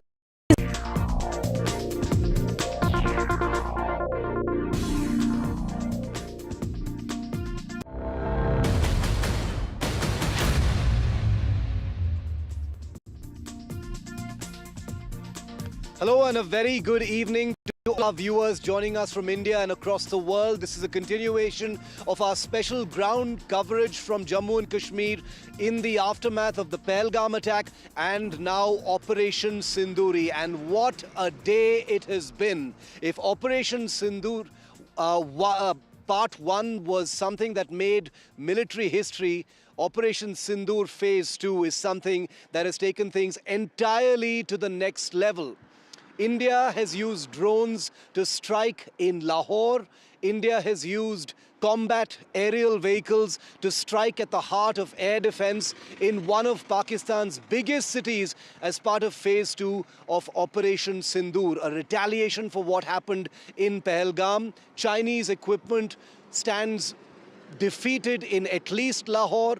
There are still many claims and counterclaims. Here on NDTV, of course, we will give you only the facts as a continuing fog of war, especially from Pakistan, continues to darken. The other big story that we've been tracking, of course, is Pakistan's big retaliation that we now know consisted of many missiles and drones targeting at least 15 Indian cities has failed completely. 100% failure of Pakistan's missiles and drones being reported by the Indian government thanks to India's integrated air defense system.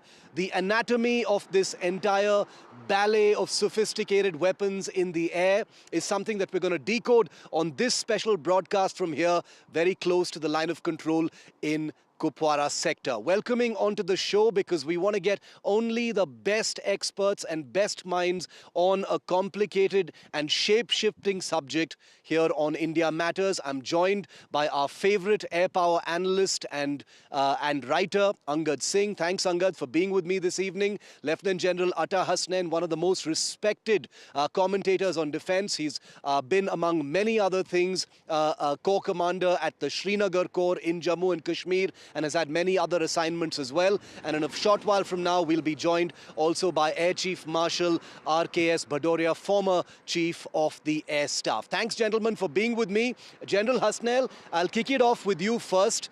Operation Sindoor 2.0 has basically consisted of Indian drone strikes on cities in Pakistan never mind what the Pakistanis are admitting or not admitting, the Indian government has said Indian drones struck in Lahore and have destroyed systems there. Your first reaction, sir? Well, Shiv, first of all, Operation Sindoor 2.0 is a escalation which Pakistan has initiated on the night of the 7th and 8th of May. Its escalation completely failed, although I am somehow convinced that Pakistan was attempting to sort of try a low-key kind of an escalation and perhaps did not go whole hog. But anyway, our AD systems were completely effective. The integrated AD system ensured that all the missiles and drones which were launched at the 23 cities and airfields were all neutralized effectively. Having said that, the next cycle, perhaps Pakistan was expecting that this would be taken as the end of the escalation, but India has decided to respond, and I think very effectively and correctly, because the kind of response which came from Pakistan was not really expected. It was expected that Pakistan would probably tone down its overall response in the manner in which it happened after Balakot, but a very kind of a dynamic response came against 23 cities, which could not be taken lightly. And the government of India has very correctly decided to respond to that again. Now, of course, the most important aspect is the Chinese radars, which make up the air defense systems of the important cities of Rawalpindi and Lahore, have both been taken out. And I'm sure Angad will comment on that more in greater detail. But that itself has punched a hole into the air defense system of these two very important areas in Pakistan, leaving them free and vulnerable to the employment of Indian drones or missiles against them. We have demonstrated the fact that we are not targeting any civilian areas at all. Unlike Pakistan's targeting of the line of control, where across in our areas, they are only targeting our civilian areas, 20 casualties in our villages. There is something which is absolutely heinous, as much as what happened in Pahalgam. India continues to maintain and ensure its human rights stance is absolutely correct. In fact, General Hasnain, at the end of our show today, I'll be playing out my ground report from here at the line of control in Kupwara, where I visited one such village which has similarly been shelled. But coming to you, Angad, with the usual, acknowledgement that we are in a fog of war situation, the Indian government statement today on a drone strike in Lahore, disabling an air defense system there, of Chinese origin. What is your take on that? Can you analyze that and tell us what you think of how it happened? This is something the Indian military and the Indian Air Force in particular has trained for and is equipped for a long time now, Shiv. We've seen demonstrations of this periodically in the desert at the Vayu Shakti exercise. So we've seen effectively this concept in action of anti-radiation drones taking out air defense sites and air defense radars. I think this reaction was inevitable given that Pakistan escalated yesterday. I think the initial Indian strikes were warranted, and the Indian statement and the choice of targets were designed to give Pakistan an off-ramp from further confrontation. And I think like in 2019, I think Pakistan has overplayed their hand by reacting in this way to what any normal country would accept as a justified strike on a non-state, non-military, non-civilian target, on a absolutely black and white, explicitly terror target. For a country to react this way at this scale, it kind of, perhaps inadvertently, but it certainly shows them for what they are, which is to say an avowed and open supporter of terror. Angad, before I go back to General Hasnain, I wanted to ask you, your view on the things being said about what this drone strike in Lahore says about the Chinese-supplied air defense system. I think it's called the HQ-9, if I'm not mistaken. Is there, does this pronounce something about that system, or is it too early to say? I think it is too early to say, Shiv. Generally, long-range air defense systems like the HQ-9 will have radars that are optimized for those ranges and those sorts of engagements against enemy high-value targets, against enemy fighters and so on. And so they need layered air defenses to support the actual main radar and missile sites against things like drones and short-range munitions. And either these sites were not equipped with those layered defenses, or these drones were able to penetrate those short-range defenses and carry out their mission of suppressing the air defense sites. General Hasnain, the other, the part two of what the Indian government statement today was, was about Pakistan's use of missile drones to try and hit military establishments in a whole range of Indian cities, from Srinagar, Avantipura, Jalandhar, Chandigarh, Adhampur, Amritsar, Uttar Lai, and so many others. And not a single one of them apparently hit. The Indian government has said India's integrated air defense, intercepted every one of them, which is, an incredible feat. What did you think about that? We've seen pictures of some of those intercepted pieces of incoming projectile in places like Amritsar and elsewhere. This was pretty big, wasn't it? Shiv, I'm particularly impressed by the fact that our integrated air defense system has proved to be that efficient. The air defense component of the Indian Armed Forces hasn't really been activated for a fairly long time. In fact, almost since 1971, if you look at it. And in this particular case, it has demonstrated its efficiency to a very great extent. I'm not sure how serious was Pakistan's intent, but obviously when you're firing at 23 cities or airfields and a slew of missiles and drones are being used, obviously there is a serious intent, I take it. Now, I think the S-400 Triumph, on which we have spent how much? 39,000 crores, what I remember, for 5 regiments. I'm not even certain if all 5 regiments are there. I think 3 regiments or 4 regiments had finally come in. So that is it's a great investment, I would say. It's absolutely an investment which is paying itself back in a single night. If the integrated AD system could take down all these missiles and drones, then obviously it has delivered completely, I would say. The next thing that I would warn about, either this escalation comes to an end here, this evening, or tonight is the night of waiting.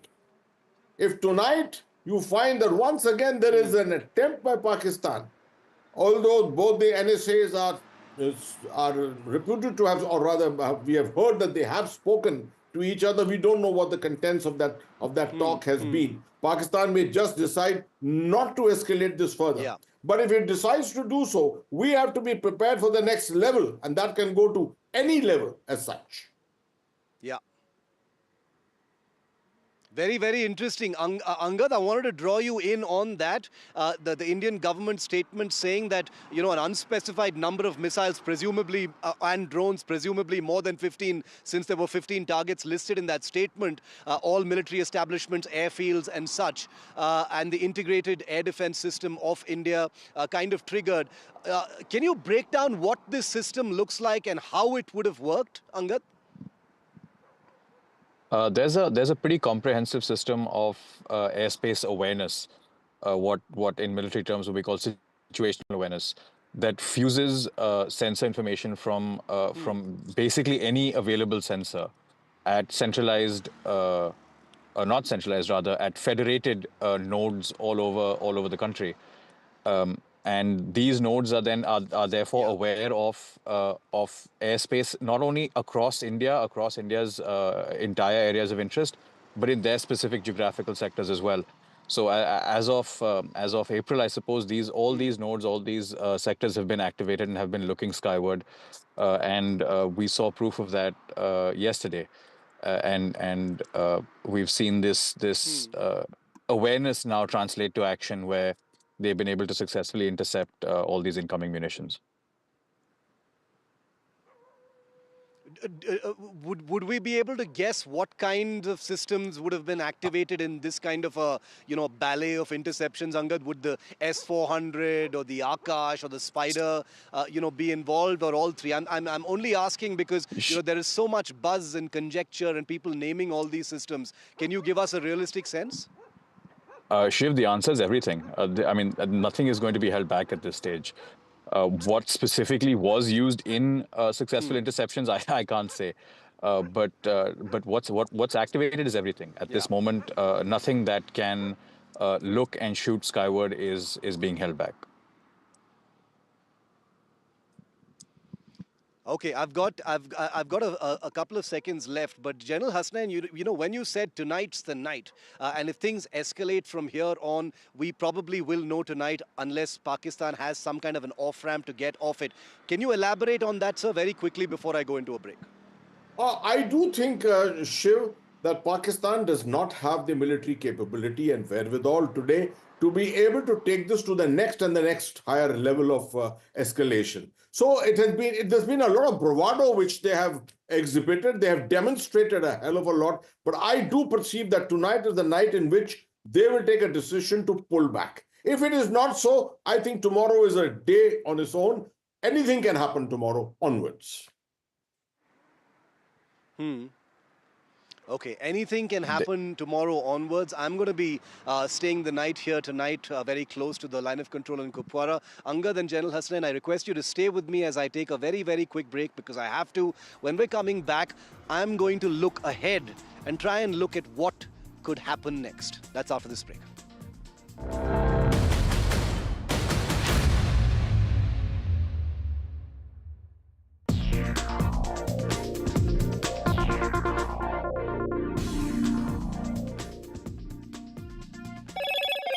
Hello, Moto. Motorola,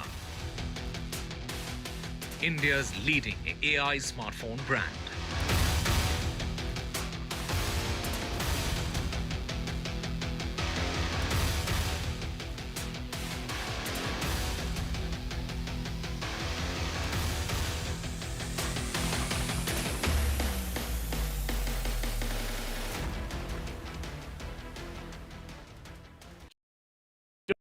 gold plus optimistic reflective glass लगाओ, धूप की गर्मी को दूर भगाओ और बिजली का बिल भी बचाओ।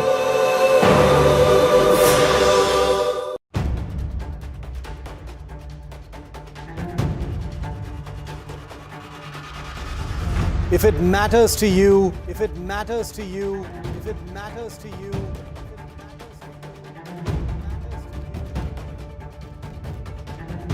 it matters to India. It matters to India. It matters to India. And it matters to me. And it matters to me.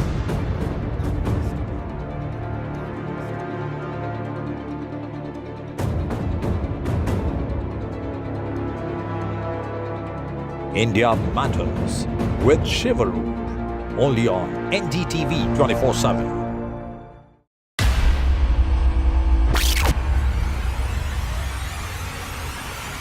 The last 1 month, if you see, the share prices of Genzol Engineering has fallen more than 58%. Why are the rating firms calling the debt payments as default? We have two credible credit rating agencies on March 4th coming and downgrading the stock to D. Statements are consistently being proven wrong, and transactions are being taken place which are different from what they were originally pictured to be. The company claimed it would roll out 6,400 electric vehicles. But what it has rolled out is a shocking scam. Funds meant for the project were funneled allegedly back to the promoters, the Jaggi brothers. What did the money buy? Not EVs, of course, but a lavish flat in Gurgaon's luxurious DLF Carmelias.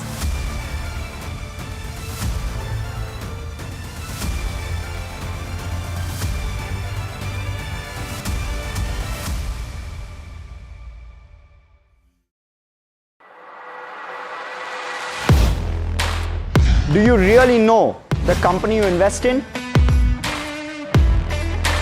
What is the real picture behind presentations and claims?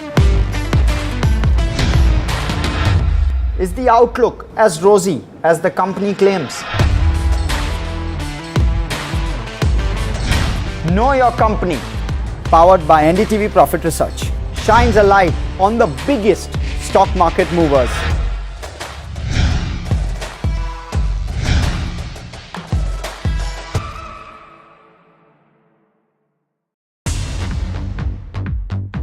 More news that matters. Big exclusive. Tulsi Gabbard gunned down by Pakistan-backed cowards. When you interact with people on ground, you're able to reflect their sentiments much better. More debates that shake the system. More exclusives you won't find anywhere else. Not just another prime time. It's a prime time that's unmissable. I've been reporting on all issues, big and small, from Andhra Pradesh, Telangana, rest of South India, bringing you all the action, all that you need to know, all that you want to know. The energy of maximum city is infectious. I'm bringing that energy in our news coverage from financial capital Mumbai. Covering from the southernmost part of India over the last 23 years, I bring in-depth and 360-degree coverage from the Dravidian heartland. The land of Mishti, also known for its bitter politics. I have seen much water flow under the Howrah Bridge, covering Bengal in all its vivid colors. India's IT capital is always bustling, a city full of startups, stories and surprises. And I keep you ahead on all the Bengaluru buzz.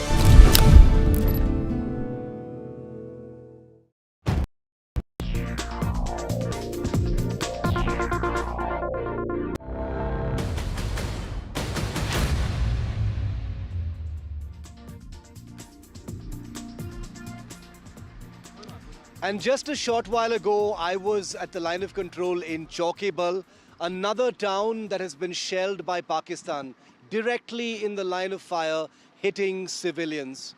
This is what I found over there, reporting from the exact place where a shell impacted, right in the middle of civilians.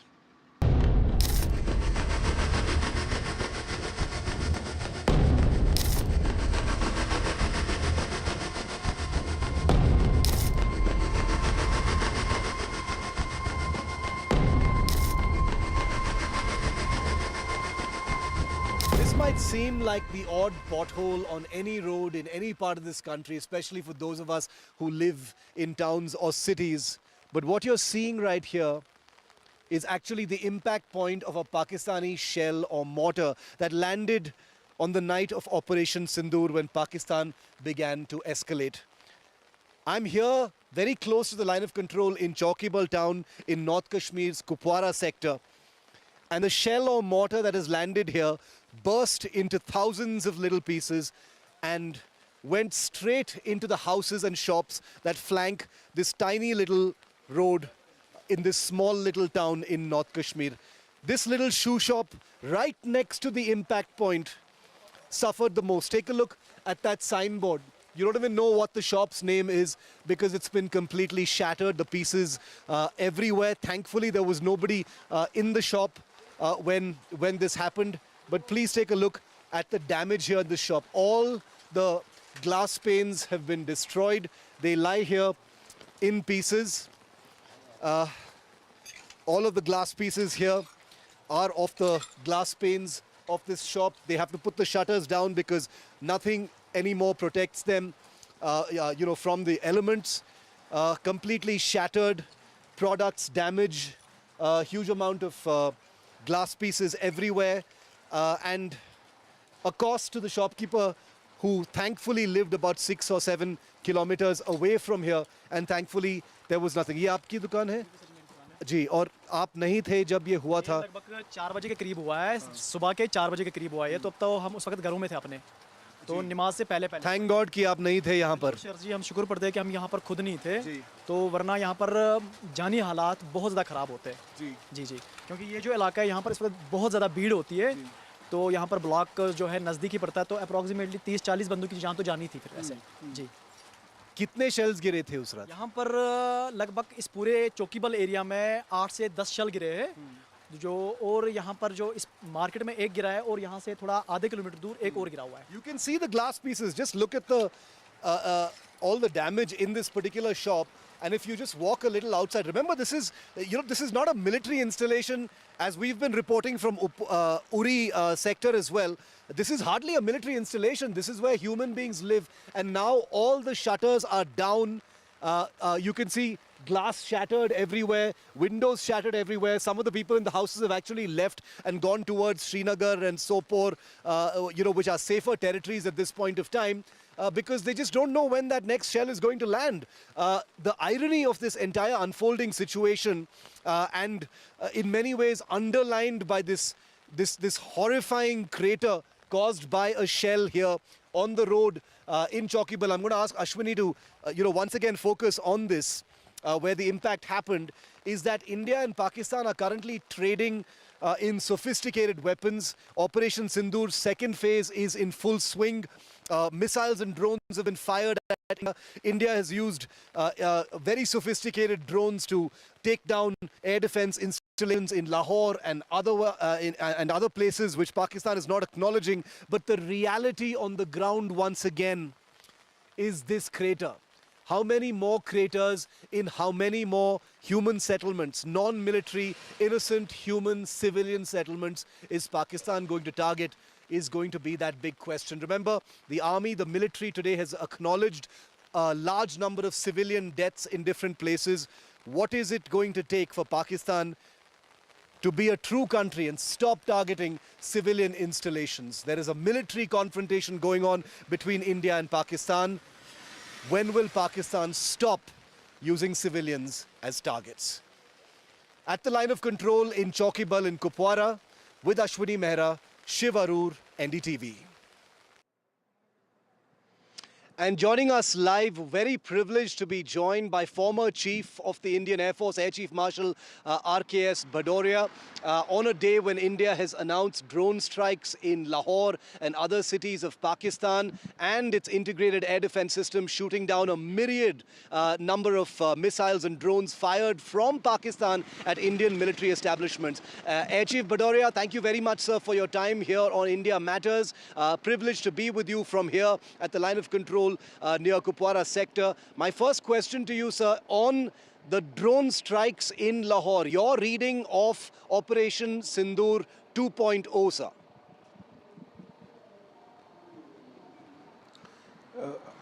I think Pakistan has made a big mistake by initiating action against military targets. What they've done in terms of sending drones and missile attacks on 15 bases.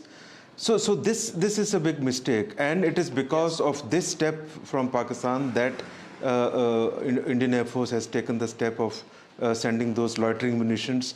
Those are armed drones, and some of the targets which videos and photographs are available and displayed. Lahore's target is fully destroyed, and I'm sure there are one or two more such targets which are being reported from Pakistani side as much, which have already also been disabled. It's a big step. Modern weapons have been used, not only loitering munition, but on some targets, S-400. Some of the information has come out. Some information will probably come out later. As you are aware, our defense services, some of the information in terms of targets achieved, they would do their damage assessment and only then release. So this is an escalatory step, but of Pakistan's doing. Our response has been firm, a very, very clear response, yet restrained.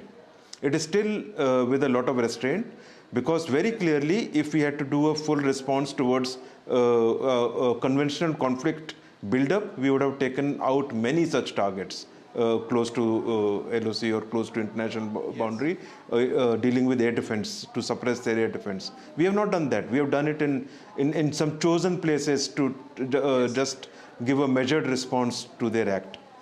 To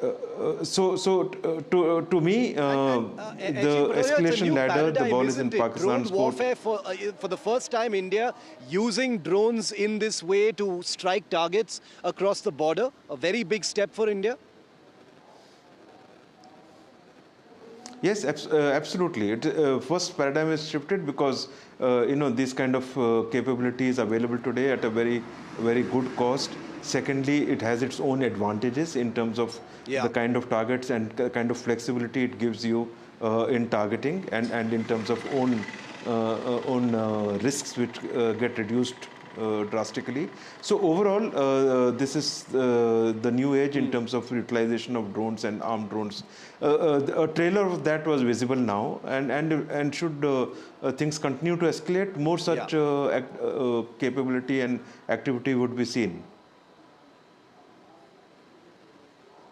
Talk to us, Air Chief, about the, what you mentioned in the beginning about the integrated air defense system in India. Usually we hear about gaps and things like that. But from what the Indian government has announced today, it seems like India's air defense shield has worked immaculately. Apparently, a large number of those missiles and drones targeting Indian military establishments in 15 different cities, were all intercepted, sir. How did that work? Amazing. Yeah. So we have a very capable integrated air defense system, very capable, and I think most of the people know, but I would just like to remind that this entire system is indigenous. So we took some time building, but we have built it, and it is pan-India. Our entire area of operations currently that is in focus is fully covered. And you saw the result. Whatever their incursions were, everything was known, everything was tackled in time. And not only that, the initial information and some of the information based on which we would utilize S-400 initiates from here. S-400 itself is a very capable system. So when you have integrated defense system, and systems like S-400, below the S-400 we have MR SAMs, and then we have shorter range SAMs, we have Akash systems. Overall, we have a complete array of weapons towards air defense. And you saw the result. This is just a trailer, I say again. Should it continue to escalate, you will see the real capability. I'm so... No, I hope it is a trailer, but I also hope it is not a trailer, because we don't want any further escalations, and we have sent out a very clear message to Pakistan that if there is another escalation, of course, these trailers show that India is more than ready and India's personnel are more than ready. Air Chief Bhadoria, always a pleasure to get your wisdom on this complex subject. Thank you very much for being with me, even though briefly here on India Matters. It's a wrap on today's show, but we're going to be staking it out here near the line of control in Kupwara sector. And I'm handing you over now to Maria, my friend and colleague. Maria, good to see that after a couple of days of politics, it looks like it's nation above politics finally as far as national security is concerned. Absolutely, Shiv. It's a display of national unity. But congratulations for all the ground reports that you're bringing for our viewers. Very powerful voices that you have managed over the last 2 weeks. Hello, viewers. I'm Maria Shakil. This is The Last Word. 24 hours after the success of Operation Sindoor, Pakistan attempted to retaliate, targeting 15 military targets in India to no avail. Our ever-alert forces not only foiled Pakistan's devious plans, but gave it back in equal measures. Today, also saw External Affairs Minister sit face-to-face with Foreign Minister of Iran, a good friend of Pakistan. India once again called out Pakistan for state-sponsored cross-border terrorism. Compelled us to respond on 7th May by striking at cross-border terrorist infrastructure. Our response was targeted and measured. It is not our intention to escalate the situation. However, if there are military attacks on us, there should be no doubt that it will be met with a very firm response. Pakistan और PoK में जिस तरह से हमारी armed forces ने terror camps को नेस्त नाबूद किया है, वो हम सब के लिए एक गौरव का विषय है. Pakistan attempted to engage a number of military targets in northern and western India using drones and missiles. These were neutralized by the integrated counter unmanned aerial system and other air defense systems. The debris of these attacks is now being recovered from a number of locations that prove the Pakistani attacks. Bharat की प्रतिक्रिया समान क्षेत्र में समान तीव्रता के साथ की गई. यह विश्वसनीय रूप से ज्ञात हुआ कि लाहौर में स्थित एक वायु रक्षा प्रणाली को निष्क्रिय कर दिया गया। We have made the point very clearly that all attacks on the morning of 7th May were against carefully selected terrorist infrastructure, terrorist targets. It's also odd that the funerals of civilians are carried out with the coffins being draped in Pakistani flags and state honors being accorded. As far as we are concerned, the individuals eliminated at these facilities were terrorists. On another front, Defence Minister Rajnath Singh briefed the all-party leaders about Operation Sindoor. All the parties stood behind the government, speaking in one voice. Before I bring in the guests, let's listen in to the reactions that came in after the all-party meeting.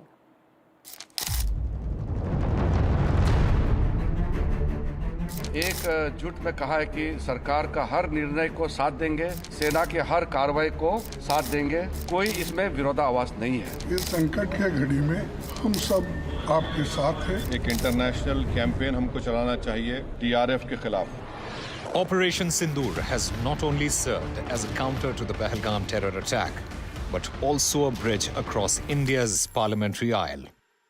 In the wake of the high-stakes retaliatory mission, politics witnessed something unexpected: consensus. Leaders from the Treasury benches and the opposition walked into the all-party meeting with political differences intact, but with a shared sense of urgency and responsibility. सारे political leaders ने maturity दिखाया है। Inquiries कुछ informations मांगे हैं। रक्षा मंत्री ने कहा है कि ये ऑनगोइंग ऑपरेशन है, इसलिए पूरे एक घटना को अलग से ब्रीफिंग या अलग से उसको प्रेजेंटेशन करना सही नहीं है। पूरा सपोर्ट दिया हमने। जो खारगे जी ने कहा वो सही है कि ऐसी चीजें हैं जो डिस्कस नहीं करनी है। So all the leaders of the party, political parties of India have participated in this meeting and expressed their voice as one. Even AIMIM's Asaduddin Owaisi, a frequent critic of the government, commended the Centre for Operation Sindoor. He went further, urging India to pressure the US and the UK to proscribe Lashkar proxy TRF, and called on China to act against cross-border terror networks. Bring Pakistan in FATF grey list. That is very important. Then only they will bleed economically. This cannot be one-way street. If the Chinese can really use their influence, impose upon on Pakistan what India wants, and tell the Pakistanis to hand over those terrorists to us. In a bid to take the opposition into confidence, Defence Minister Rajnath Singh shared a crucial detail behind closed doors, telling leaders that over 100 terrorists had been neutralized as part of the operation. They mentioned roughly, it has come in the media also, no? Roughly close to 100 people have, terrorists especially, they have passed away in the attacks. Operation Sindoor served as a stark reminder that unity in moments of national crisis is not just expected, it is essential. As the nation watches, such political harmony shows that democracy's true strength lies not in division, but in standing together. Malavika Murli's report for NDTV.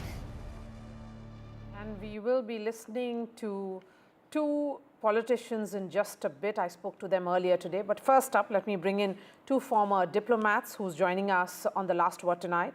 Ambassador Rakesh Sood is with us. We also have Ambassador Vivek Karju. Ambassador Karju, coming to you first. The message that came in today from the Foreign Secretary's briefing was that there is no question whatsoever for giving in to what Pakistan's demand has been for an international probe, an impartial probe into the incident of 22nd. India believes that Pakistan has always indulged in delaying tactics and stonewalling investigations. We have given dossiers in the past, but after 26/11, for example, and Pakistan has used that evidence to cover up its track.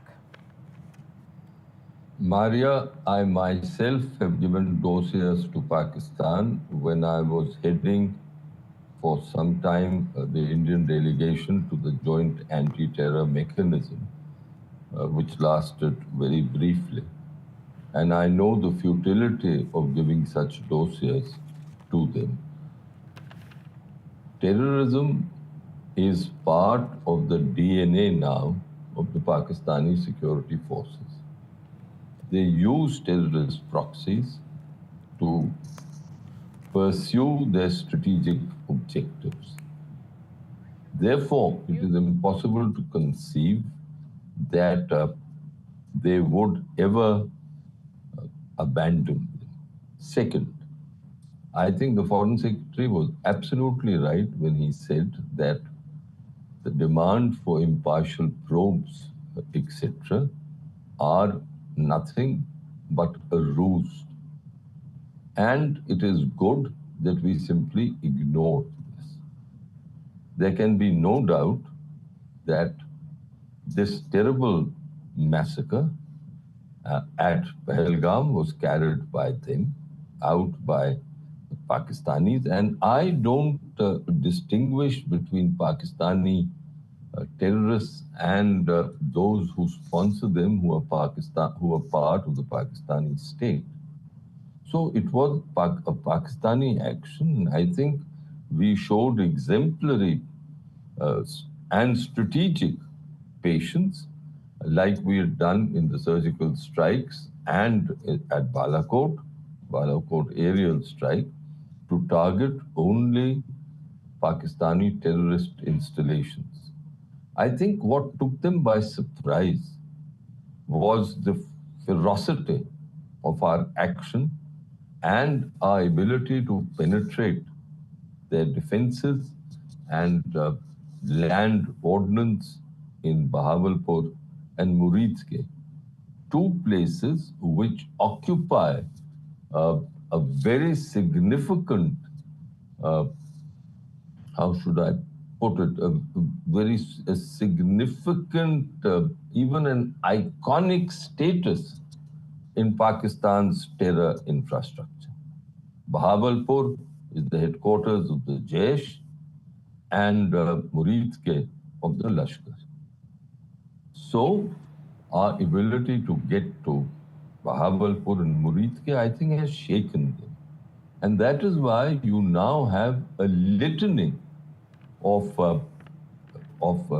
lies and falsehoods being perpetuated and spoken by the Pakistanis. My last point. Yes, sir. I think we have what I now call by now a Modi Doctrine. It began with the surgical strikes in 2016. It continued in 2019, and now it is sort of solidified with Operation Sindoor. And that doctrine is this, that if Pakistan undertakes an unacceptable terrorist attack in India, India will respond through kinetic action. Yes. Earlier on, and Rakesh will correct me, he's an expert on these issues, earlier on the Pakistanis used to threaten us with escalation. Yes, and this is the model. And my last point, just one more word. Sure, sir. I think the Foreign Secretary did extremely well to articulate, which some of us were saying for many years, that escalation begins with a terrorist attack. And it was very good that Vikram Misri said it loud and clear. Absolutely. That escalation began with what happened in Pahalgam. Absolutely, sir. That is my question to Ambassador Sood.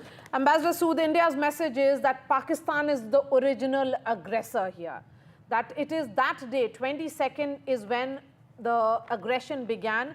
India has only responded 2 days ago. And then again, another round of aggression came in from Pakistan when they tried to target 15 of our cities, military installations in 15 cities, which were again thwarted by Indian armed forces.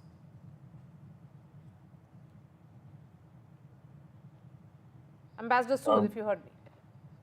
Yes, I did. I agree with everything that you've said and what Ambassador Kartu said.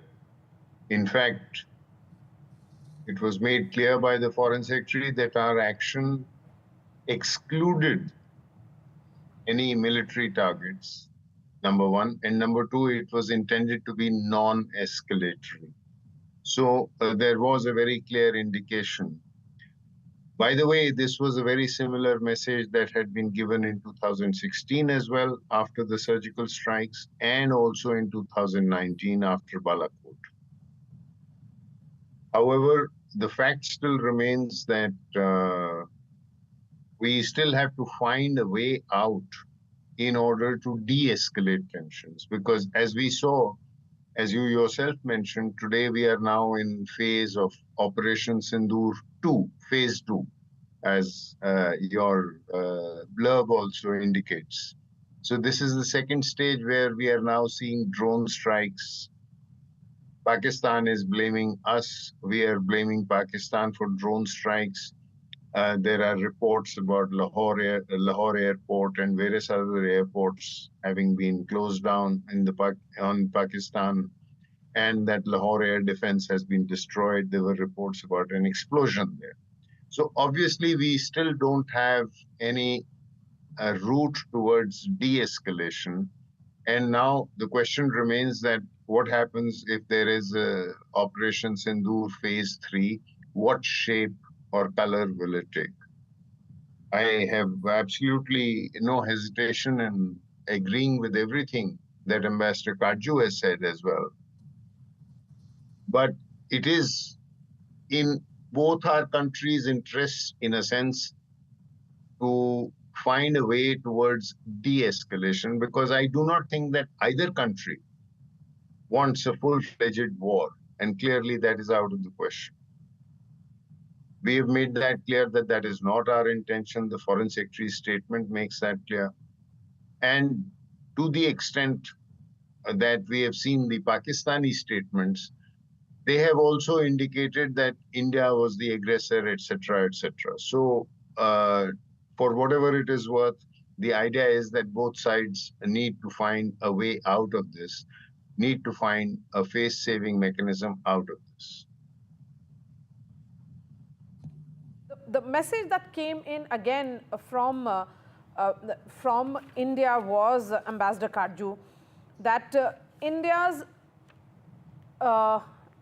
retaliation was non-escalatory, very focused and very targeted, with immense precision on known terror camps rather than civilian installations or military installations, as is being done by Pakistan or attempts being made by Pakistan.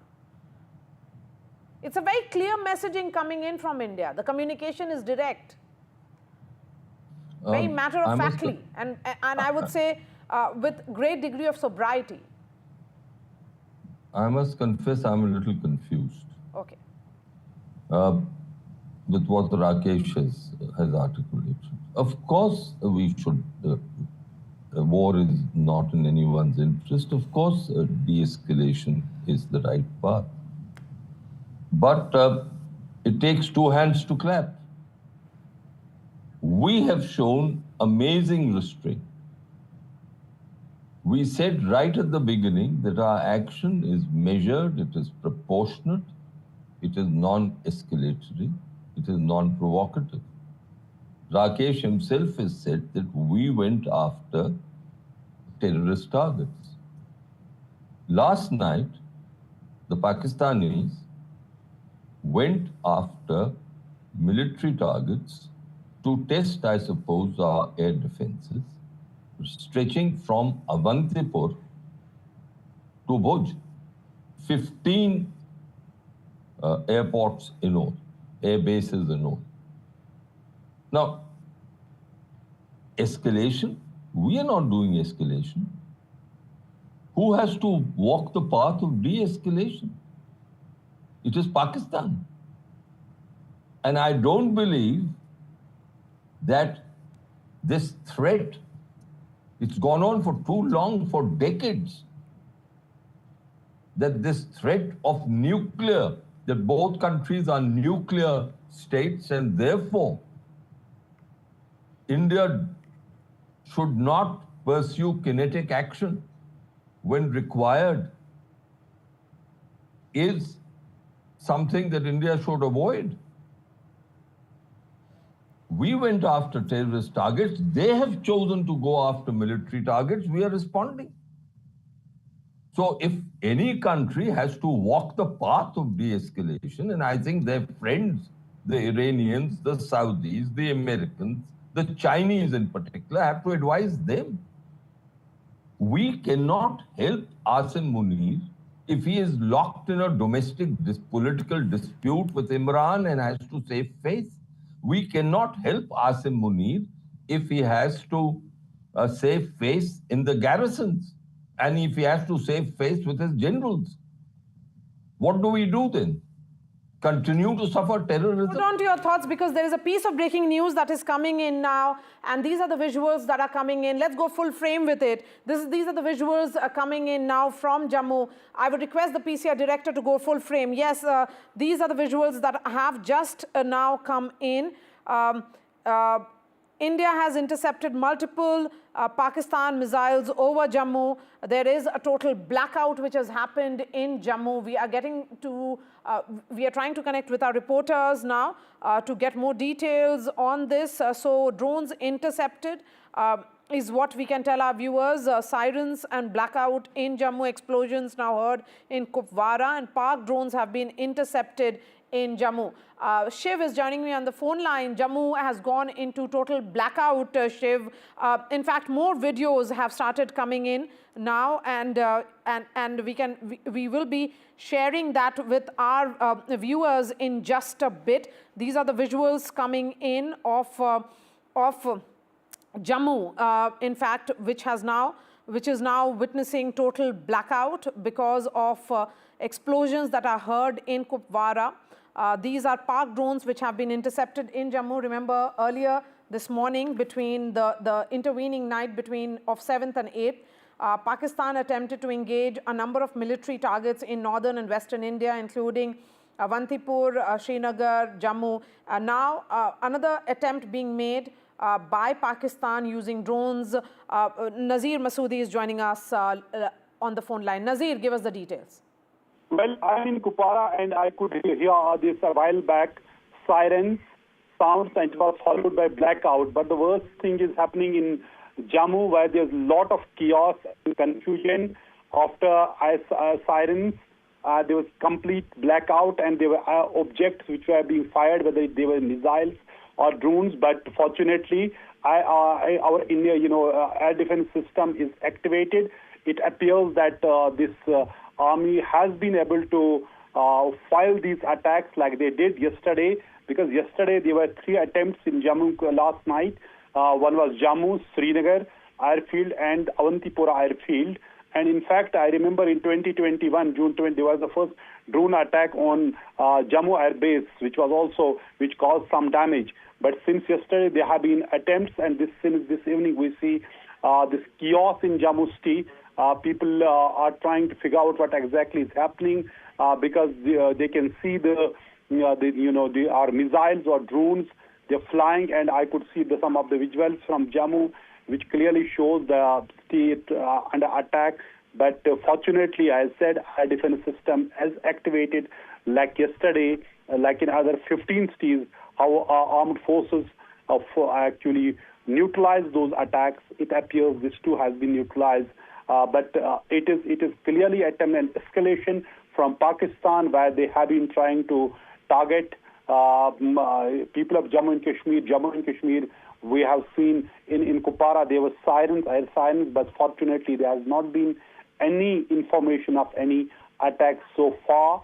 And as the air defense system is completely activated, the way it has been foiled before, it appears it would be foiled again.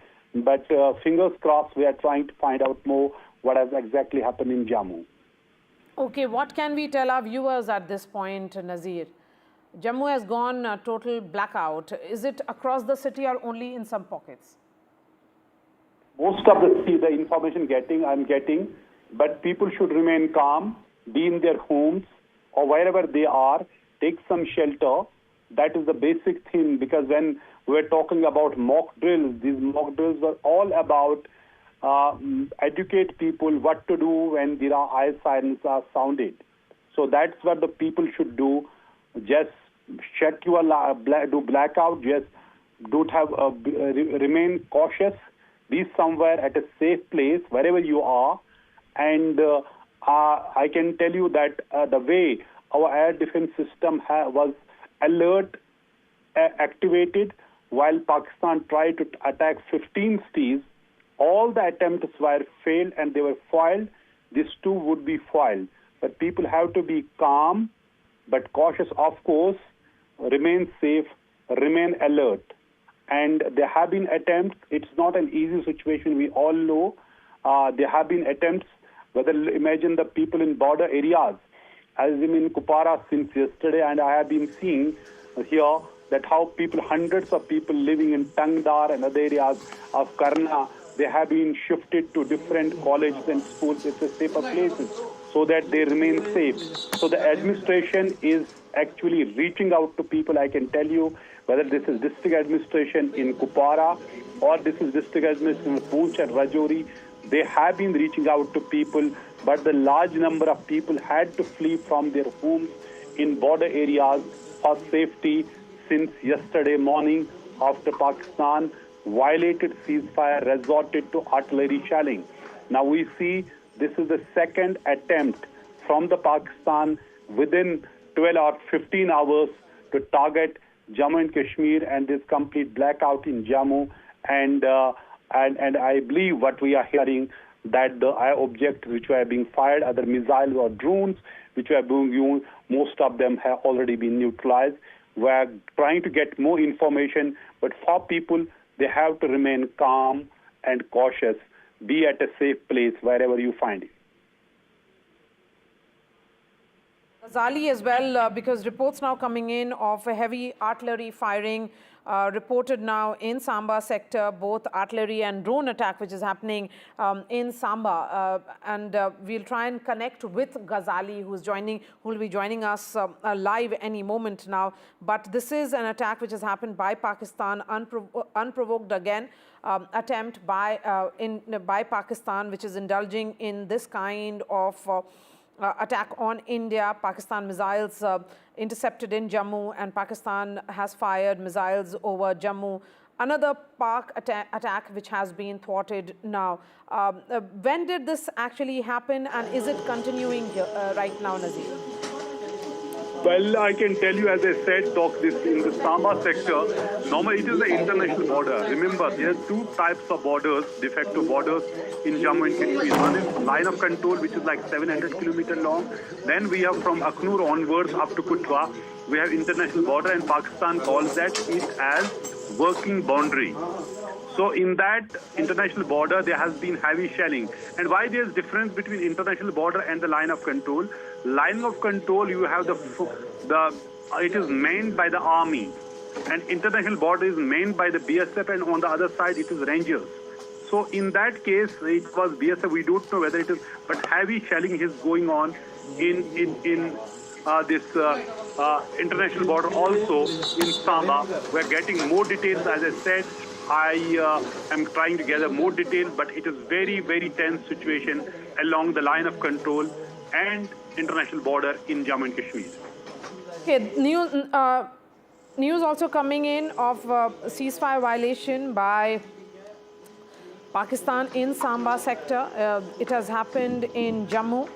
So artillery firing reported in fact, missile intercepted in Jammu, what we can tell our viewers. Drones and missiles, heavy artillery also being reported now. Shivarur is also joining us. Reports coming in of an incident which has happened also in Pathankot now. For all the viewers, the sense is that the civilians must stay indoors. That is the announcement which is coming in. There is a need for complete calm at this moment. That is what is needed at this juncture. So viewers, stay, Pakistan is continuing to engage a number of military targets in northern and western India, including Avantipura, Srinagar, Jammu, Pathankot, Amritsar, Kapurthala. We have Shivarur joining us on the phone line. Shiv, give us the details. What are we looking at?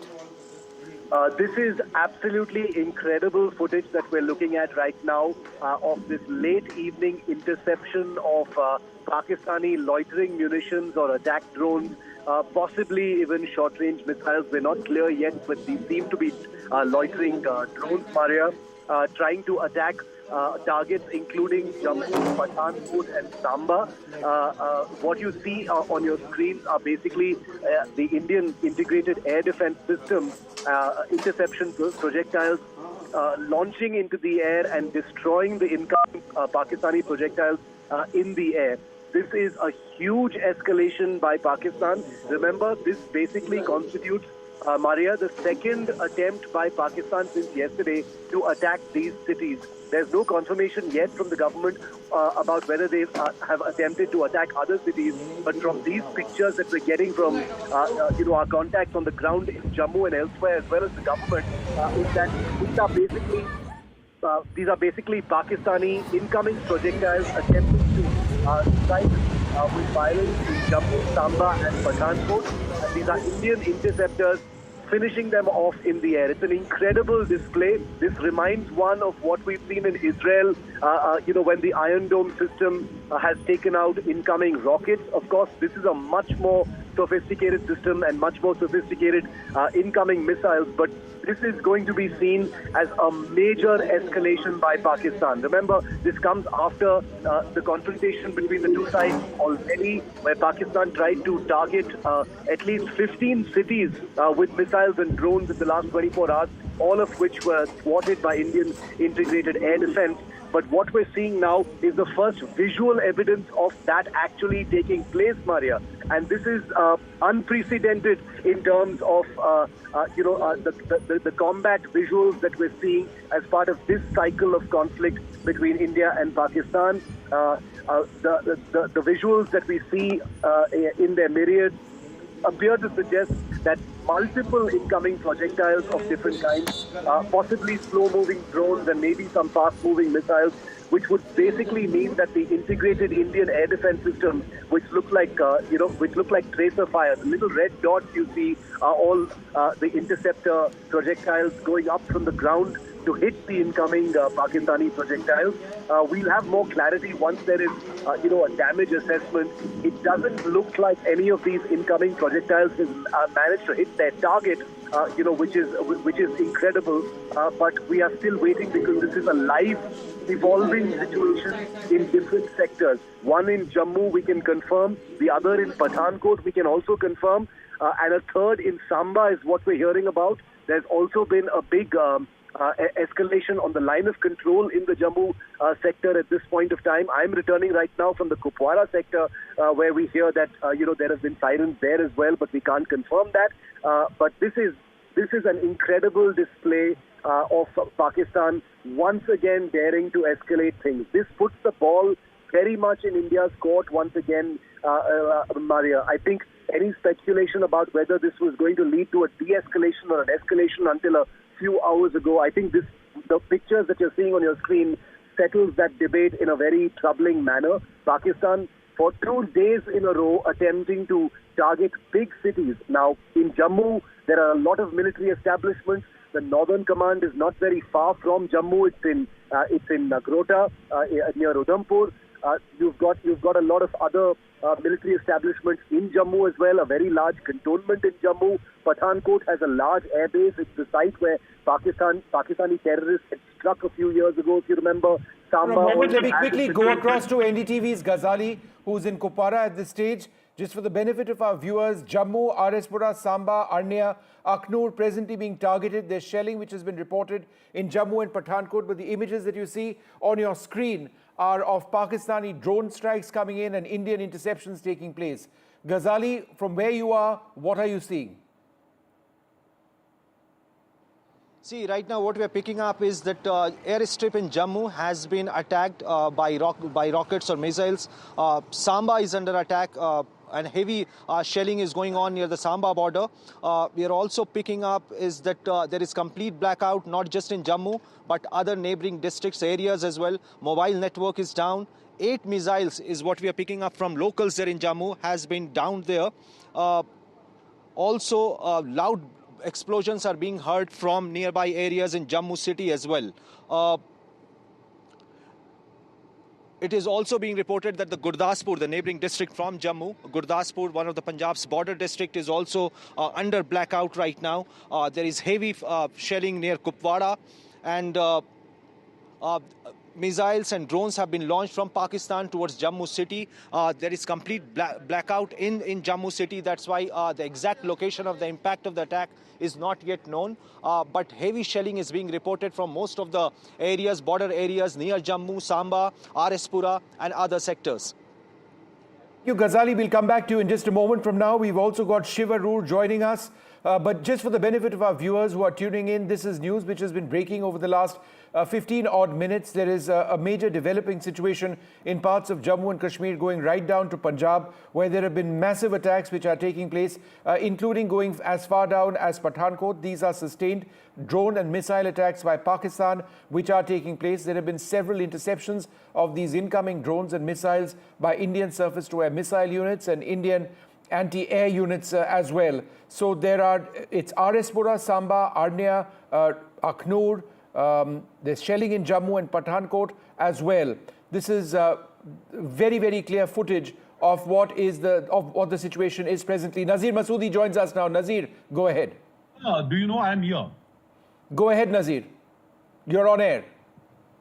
Yeah, Vishnu, I'm in Kupwara, and since last 2 days we have seen there was heavy shelling in the border, and army has appropriately responded. But this evening there was siren, and it was followed by blackout in the town. But the worst news is coming from Jammu. There's complete shutdown, and it appears that many missiles and the drones have been intercepted by our air defense system. And it was as there were sirens, people rushed for safety, and there's really chaotic situation. And as there's heavy shelling going on across line of control and international border. And if we talk about international border in Samba, Samba, there has been heavy shelling. Since yesterday, I have seen so many people who actually fleeing from their homes from Arespura, fearing that there would be, they were fearing such, escalation as Pakistan tried to, target airbase in Jammu. That was last night also, Srinagar also, and Avantipura also. All of them were foiled or neutralized by air defense system of armed forces. In fact, I remember in June 2021, Pakistan had made attempt that time through militants. There was a drone attack on airbase, Jammu airbase, just Air Force base, and that caused some substantial damage. But this time, since the air defense system is completely activated, like the attacks that were made on an attempt to target 15 cities, as the defense ministry said, all those attempts were foiled and neutralized. It appears most of these things, attempts were foiled this evening. But fingers crossed, because this is night time and not much information is coming. All right, Nazir, hold on for 1 second. I've got some verified accounts coming in from people in Pathankot who say at this stage that 15 kilometers away from where this friend of mine has an orchard, there is the Mamoon cantonment of the Indian Army. In that broad area, there are fireballs in the sky and non-stop explosions which can be heard at this stage. We're trying to source footage as well. So these have actually stretched a far way. There are, there would be dozens of drones in the air, possibly missiles as well. There's also heavy shelling which is taking place. India's air defense system has been entirely activated. That same air defense system had soaked up hundreds possibly of Pakistani drones throughout the day, when at least 15 targets stretching all the way from Jammu and Kashmir down to even parts of Gujarat the Pakistanis were attempting to hit them. There are surface-to-air missiles which were used to carry out interceptions. There was anti-aircraft gunfire which was used as well. Let me go back to Shiv Arur, who's also with us. Shiv, this footage is Very, very clear, very, very vivid. We've got our reporters fanned out across the area, and it appears to be a saturation attack, once again targeting several areas. What are you hearing? Vishnu, I'm hearing that you're right. This is looks like some kind of a saturation attack where Pakistan has used slow-moving, loitering munitions or attack drones of some kind, to try and overwhelm Indian air defenses. They've tried to recalibrate perhaps and use more projectiles than they tried yesterday because, as the Indian government had announced today, all of those projectiles had been successfully intercepted with not a single one of them hitting their intended target. This time maybe they tried, a fresh strategy and used more projectiles to try and overwhelm or saturate Indian air defenses. At least from the pictures that you and I are looking at, Vishnu, it doesn't look like they've been successful for the second time either. It looks like every one of those munitions coming in from Pakistan has been intercepted in the air. We don't have eyes just yet on a similar series of interceptions over Pathankot, Samba, Riasi and other places. But as you well know, Vishnu, all of these places do have significant military establishments. They have airfields as well. And this constitutes an enormous escalation by Pakistan because this is basically the second time that country is attempting to hit both Jammu and Pathankot and probably some of the other places in the northwest. That information is still coming in because it's an evolving situation. But for now, first images, probably milestone images. I've never seen anything of this kind before. We're probably used to seeing this kind of thing in Israel, Vishnu, but for the first time, a visual representation really of what the Indian integrated air defense system looks like when it's intercepting incoming enemy projectiles. I'm looking at that myself. Our colleague Nazir Masoodi has just sent in some new footage which we're going to have up on our screens within moments, and that appears to show either incoming drones and what appears to be surface-to-air missiles being fired. This would be in the larger Jammu area.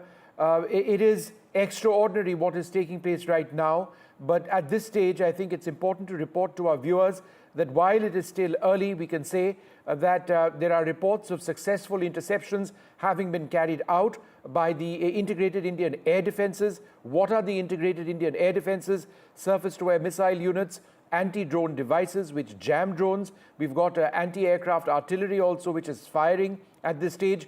You can certainly bet that the Indian Air Force is fully deployed and operational across the international border, on our side of the international border, covering the international border and the line of control. We have seen fierce air duels over the last couple of days as well, so that's something that we need to keep our minds on. But Pakistan reacting late tonight after incredibly successful Indian missile and drone attacks. We've got that fresh footage I was talking about on the left-hand side of your screen.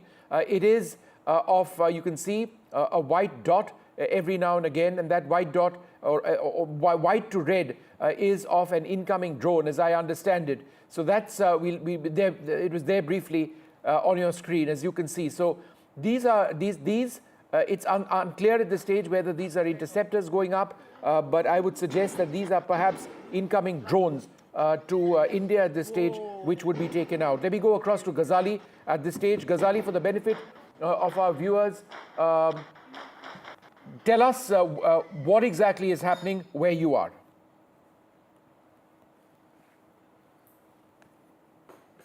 All right, we don't have Ghazali at this moment. Nazir, go ahead, tell us, what is it that you have with us? Well, as I said, it is blackout in most parts of Jammu and Kashmir, particularly border areas of Jammu and Kashmir. Jammu appears to be under attack. Jammu, the airfield has been, they have tried to target it, but air defense system is completely activated. Many of the, attempts and attack objects have been foiled, whether these are missiles or drones. And it is, as I said earlier, it is a chaotic situation in Jammu and also along the line of control and international border. It appears Pakistan is trying to, what their Prime Minister Shehbaz Sharif had said, that they will avenge the attacks. They are trying to do that and targeting Jammu and Kashmir once again. We have seen because of their massive artillery shelling. Large number of people lost their homes and were displaced because of the shelling, and they have been kept in different centers by the administration. But right now in Jammu city, all again, it is complete blackout. As you can see, these objects flying, it appears to be they are either these missiles or drones which Pakistan is firing towards this, but air defense system is effectively neutralizing most of the attacks. We would know it would take a while because there has not been any information from the authorities so far, because suddenly there were sirens sounded, followed by blackout, and then these attacks started, and there's heavy shelling. When I say heavy artillery shelling going on in Samba sector and also in Poonch and other areas of line of control. There were sirens in Kupwara town as well, but fortunately there has not been any report of any attack so far, at least to my information so far, and the officials have not given any information or confirmation except what we heard here, sirens and people rushing back to their homes and wherever they are, shopkeepers shutting their shops. Yesterday it was at Kupwara town was ghost town. Almost all the shops were closed, but during the night there was relative calm and people tried to start their All right, hold on for a second. We've got Ghazali with us as well. Ghazali, what are you hearing? What are you being told? I'm being told what we are picking up is that attacks have happened near Pathankot Air Base as well. It's near Rajouri as well, Samba, Rajouri, Riasi.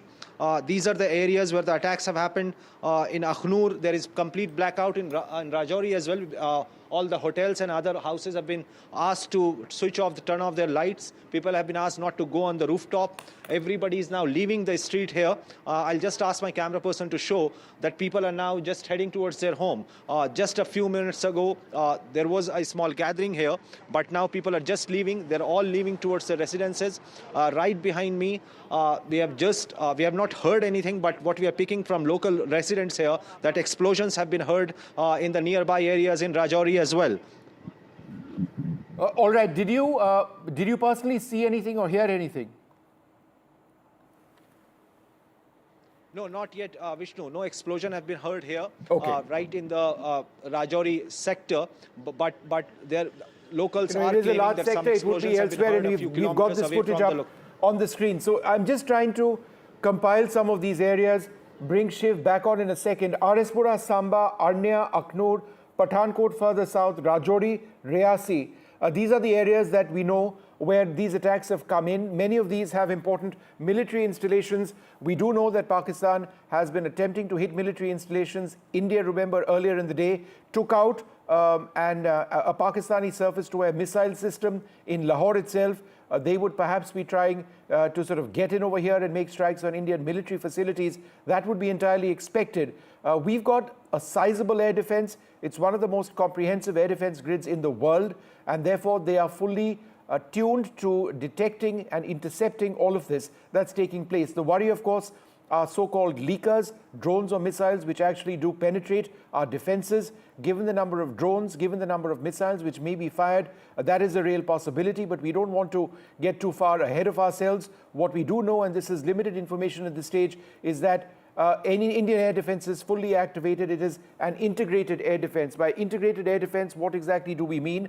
We've got various assets, including ground-based radars, air-based radars. We've got radars with the army as well. It is an internet. It is an interconnected digital network, also using satellite assets and other assets, airborne early warning aircraft, to actually detect incoming threats. If they're fighter aircraft in the air as well, they can use their own radars to detect incoming threats. These threats would then be prioritized, and they would be digitally assigned to different surface-to-air missile units or different assets which can actually target them. We don't necessarily have to intercept these using surface-to-air missiles. These can also be jammed. There is a system of denying drones access. That is something which has also been integrated to a large extent, as I understand it. So all of these assets will be used. And it's not just missiles and jamming which is used to take down drones. It's also anti-aircraft fire. These are often radar-guided as well to ensure that there is, it is accurate. Let me just go back to Shiv for a moment. All right, we don't have Shiv just yet. Let me go across to India's former Army Chief, General VP Malik. General Malik, your thoughts on what's happening right now across the frontier. Arispura, Samba, Arnia, Aknoor, Pathankot, Rajouri, Reasi is what we've listed so far. General Malik. Yeah, firstly, this is a sure shot escalation of the deliberate escalation which is taking place from Pakistan's side. And I don't know how long will they be able to carry this out. And I'm sure that they would also expect that we will, like we did last night, we will respond once again. But these small drones or missiles, I don't know how much damage can they cause. Fortunately, as you have said, so far no damage has been noticed, but it can definitely be harassing.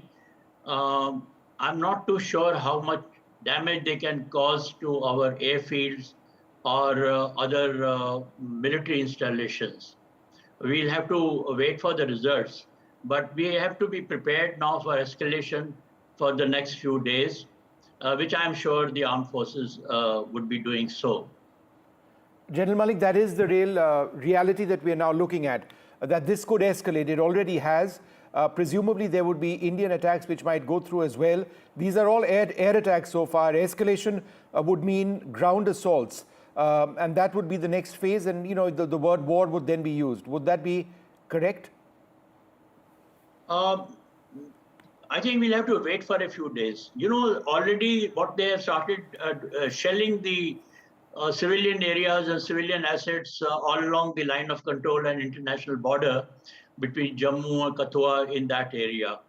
And they have already caused a number of civil casualties on our side, in Poonch particularly. So as it is, something on the ground has already taken place.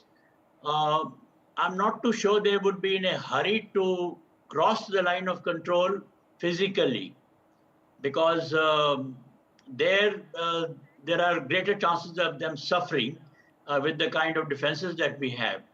But of course, we have to be prepared, and we have also to retaliate the shelling that is coming from that side. I'm sure that again is going on. So as I said, that we have to be prepared to protect our civilian population and civilian assets all along the line of control and this international border, and also be prepared for retaliatory responses. Okay. Let me quickly go across to Air Chief Marshal Falihomi Major, our former Air Chief. Thanks very much, sir, for being with us. The integrated Indian air defense system is catered to detecting incoming threats. How does it work, sir? Good evening, Vishnu.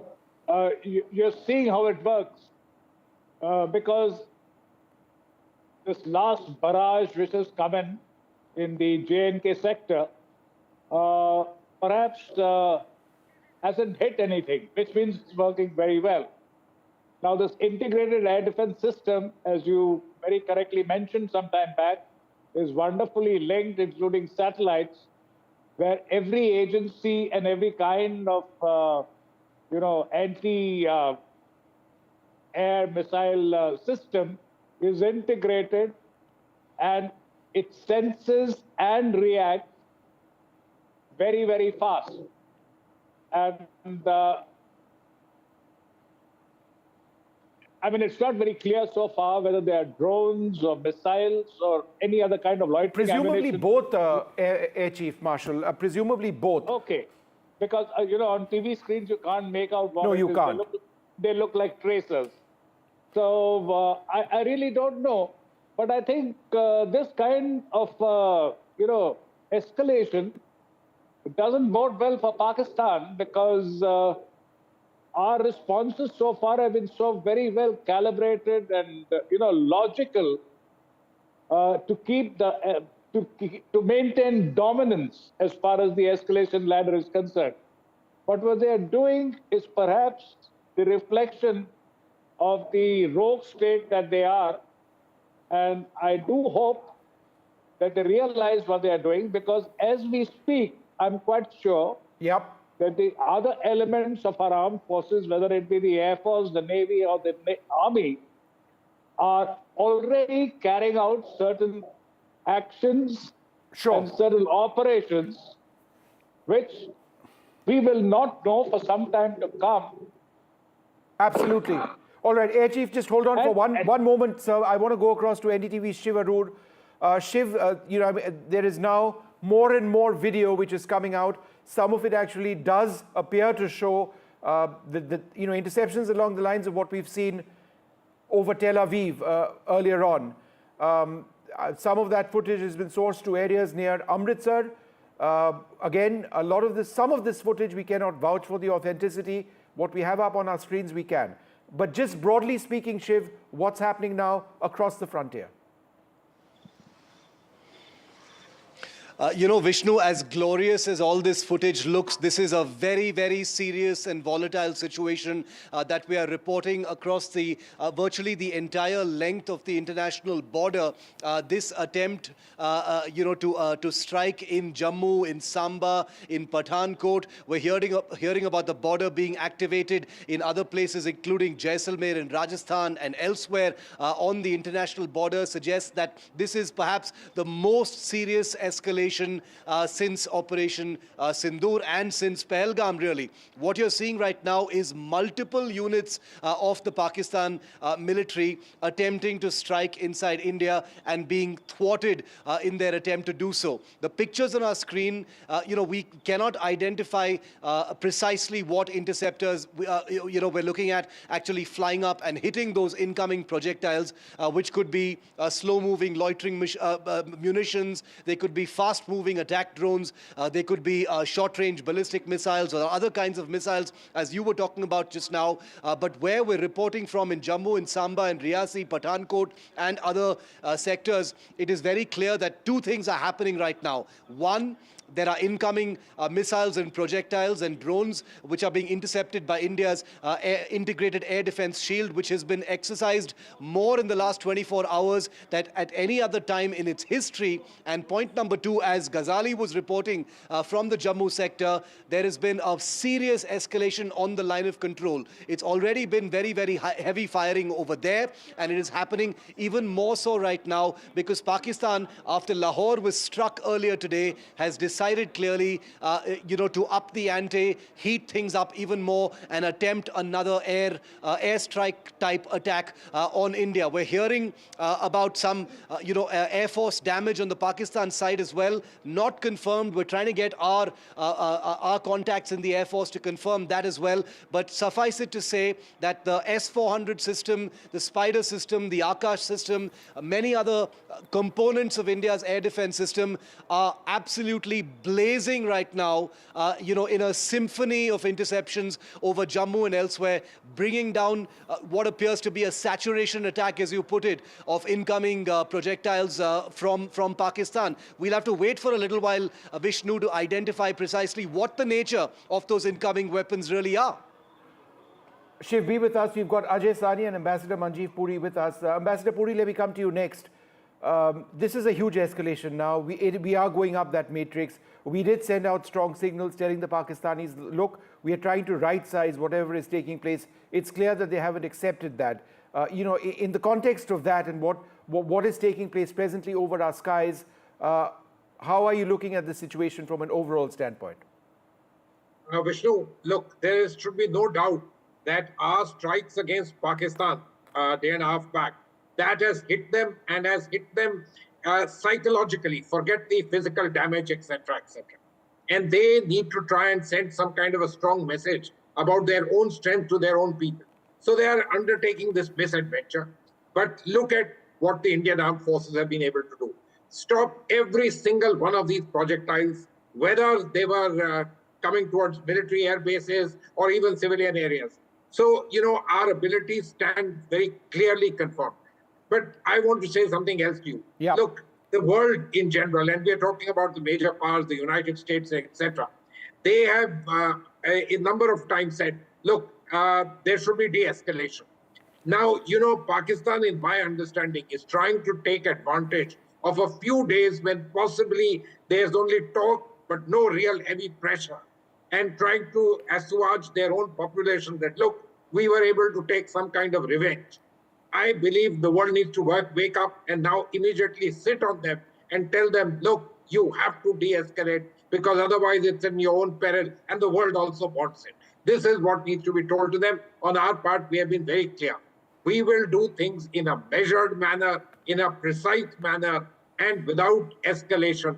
Last night, when they attacked us, we brought down all their drones, but we also took out a few of their anti-aircraft defense batteries, etc., which was absolutely well done with a degree of precision.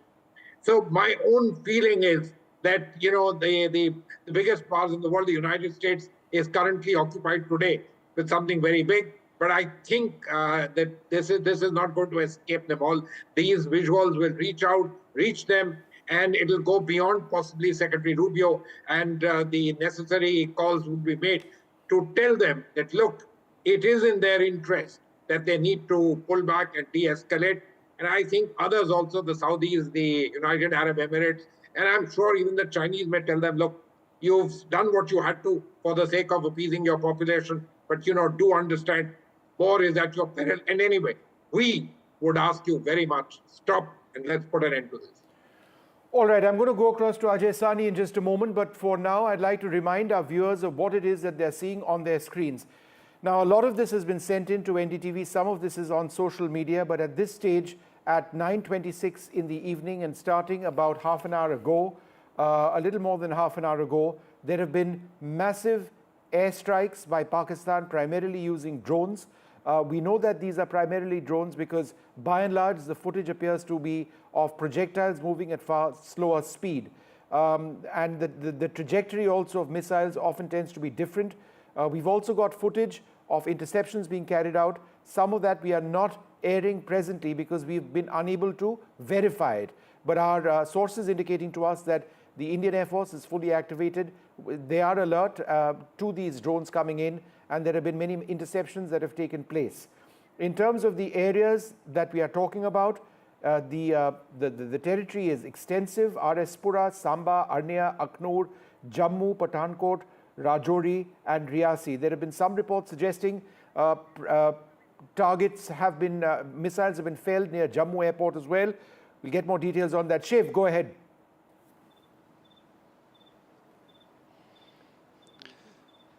Shiv, go ahead. Vishnu, we're hearing from sources that a Pakistan Air Force F-16 has been shot down. It crashed somewhere near the Sargodha Air Base. Now, very, very flimsy information coming in, but at least two government contacts have said that it appears that an interception of a Pakistan F-16 has taken place. It was on a combat air patrol. It was armed, and it was brought down possibly by an Indian S-400. I have to, put the disclaimer here that there is no official confirmation just yet of this this news break, but an F-16 going down is a very, very big thing. It hasn't happened since 2019, and we are reporting right now that the integrated air defense system on the Indian side, the entire air defense shield that covers northwest and North India, including Srinagar, where I am right now, is fully active.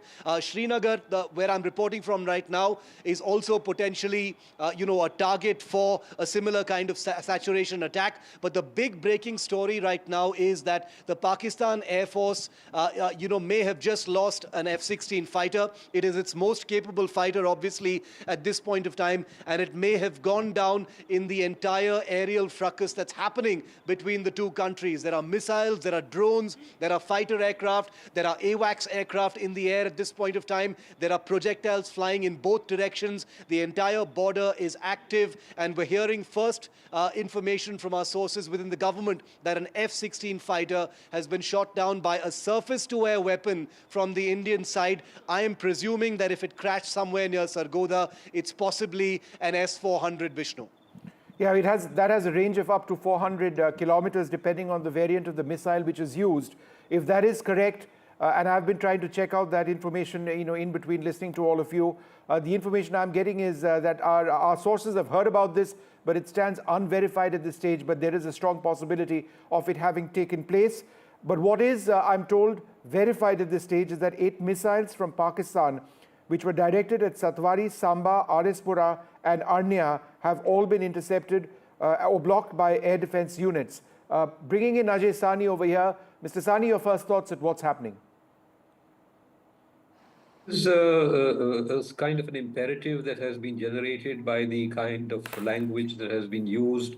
There are commitments that are being made to domestic populations on both sides, intended to whip up sentiments and then create expectations that the government and the army or the armed forces on both sides have to meet. And we are seeing this cycle of, I think, proportionate retaliation on both sides. I hear a lot about escalation, but I still feel that most of the reports suggest a fair degree of calibration rather than an out-of-control escalation. All right, let's just go back to General Malik at this stage. General Malik, there is unverified information coming in of an F-16 which has been shot down, apparently in the Sargodha area. Shiv has been looking closely at that development. We are waiting for images, obviously more verification. All of that will take place. But what we can confirm is that there have been Pakistani missile attacks which have been intercepted and drone strikes which are taking place, and India has engaged the Pakistani forces. These are massive given the entire area. I've been reading that out. But General Malik, any further thoughts at this stage? Firstly, I must say that all the action or activity that you have reported, it is quite apparent that our forces are doing quite well. And the air defense system, the targeting of the aerial, the Air Force plane on the other side, all that is doing well. And I hope and I'm sure that they will continue to do so.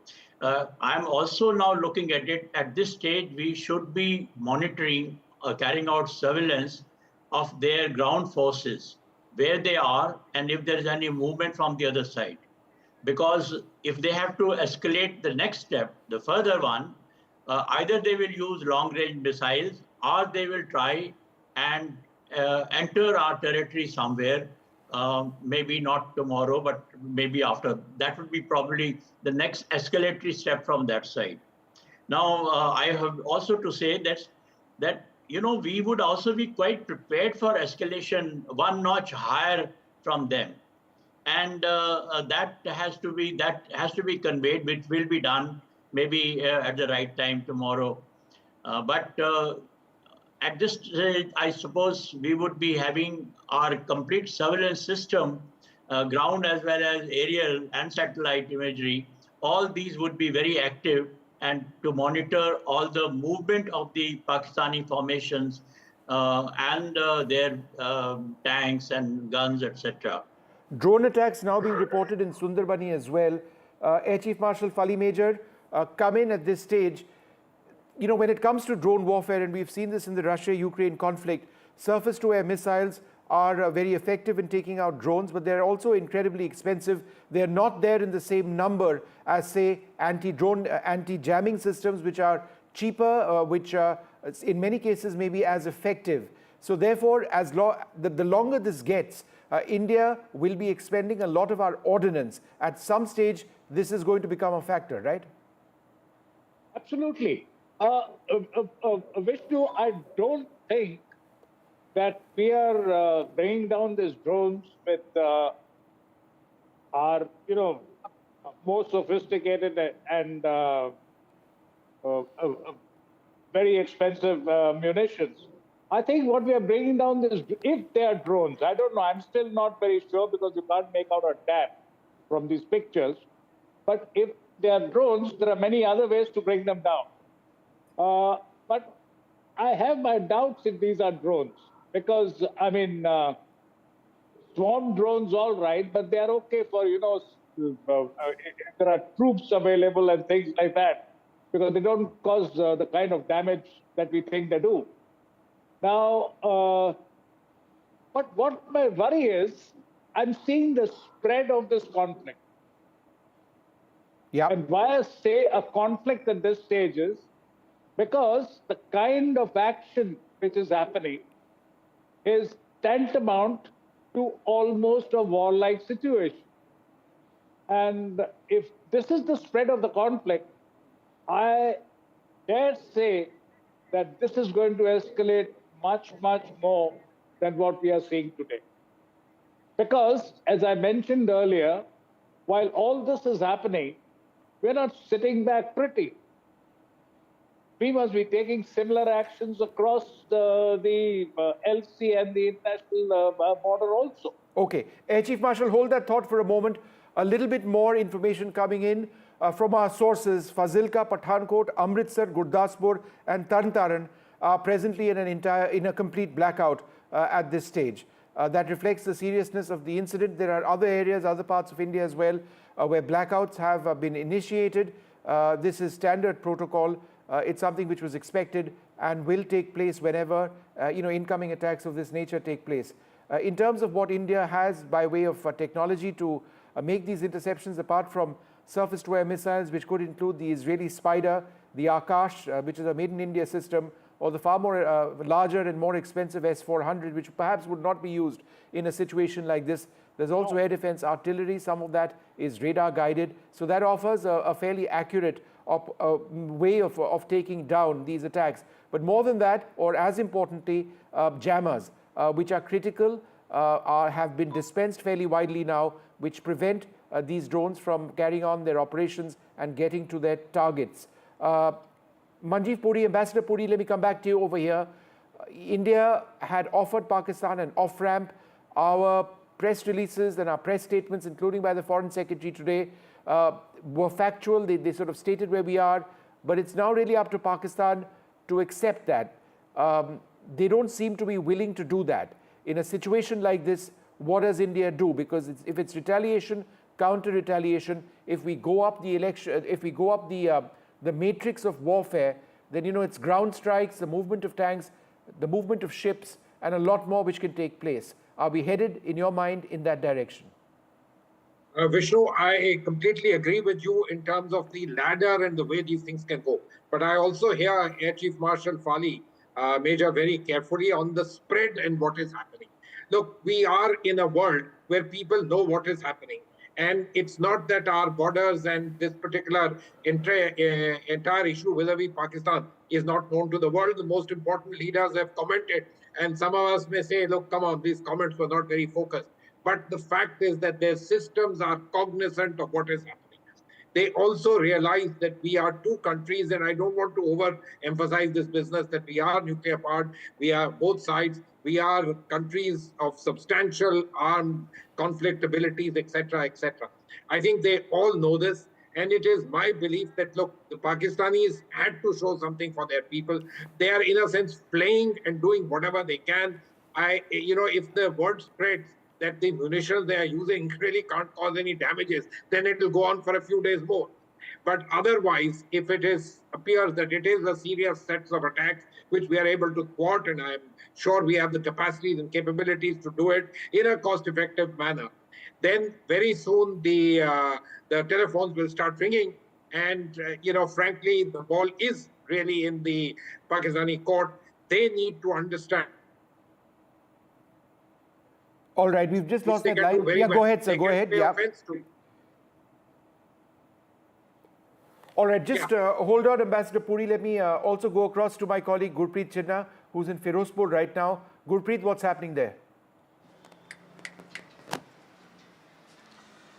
Well, we have seen because of this border area, specifically in Ferozpur, what we have learned, there is some movement, and immediately the blackout has been taken place here. So we are showing all these pictures from district Ferozpur. We have seen multiple precautions had been taken all over Punjab border, whether it's Jalandhar, whether it's Amritsar. We have seen there is a complete blackout at this point of time. We have seen what we have learned from the sources. There is some movement from across the border near this Ferozpur border also that could be be possible reasons why multiple precautions are being taken on the ground. If we can talk about Amritsar, we have seen Amritsar. All right, some breaking news coming in right now. Our sources saying that there are sirens being heard right now in Chandigarh. There is a blackout in parts, or if not all of Chandigarh. Shops in some places are being asked to close. People are being asked to go home. We'll try and get more information on this in a little while from now. But we are told from very reliable sources, sirens in are being sounded in Chandigarh, Mohali too, in a blackout. Shops being asked to close, and people are being told to go home at this stage. General Malik, are you in Mohali, in the greater Chandigarh area right now? I'm in Panchkula, which is further east of Mohali is on the western side of Chandigarh. I'm on the eastern side. But, last 2 days, people have been rehearsing in all these three towns, Mohali, Chandigarh, as well as in Panchkula. And civil defense people have been quite active. So with the news that is coming from the border areas, I'm sure the administration is not taking any chances, and therefore they are going ahead with blackout and other precautions that are required at this time. All right. So at the moment, no air raids sounded in Mohali, but what we are told is that there are sirens in Chandigarh. There is a blackout which has taken place in Chandigarh as well. Shops are being asked to close. People being told to go home is what we are being told. Nothing in Mohali at this present juncture. Shivarur, come in over here. Your thoughts at this stage on what's happening? We've just, absolute flurry of information coming in, because this is a live situation where we are juggling with, different strands of information from all of these different sectors along the entire line of control and the international border that we're looking at. In fact, I just wanted to quickly read out the latest piece of information that we're getting is that a large Pakistani drone has been intercepted over Sir Creek in Gujarat. That's just been confirmed to be my contact over there. It was an army interception of a Pakistani drone over there, some kind of targeting taking place there as well. There's a lot of chatter about more than one aircraft of the Pakistan Air Force being shot down, but we'd like to hold our horses until we get, at least a credible confirmation, because there's nothing official coming out just yet. That must be underlined right now. A lot of different things are being said, but we are making it a point, to draw a few red lines as far as verification is concerned before we put it out. Our contacts in the government, at least two of them, have confirmed that they've gotten from the system that an F-16 of the Pakistan Air Force has indeed been shot down, very likely, as you agree, Vishnu, by an S-400 interceptor from India.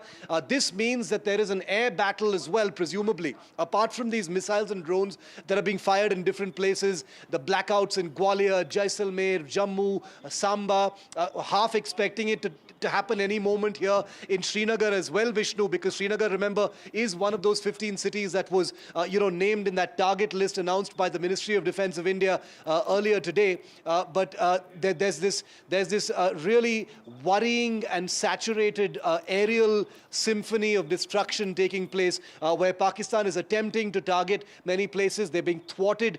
At least so far, it looks like they've been thwarted everywhere.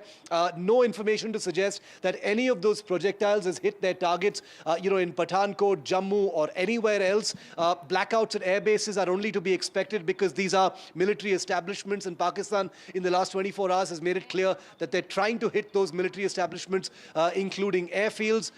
It remains to be seen how this night really plays out. It's still early hours. It's only 9:42 right now, Vishnu.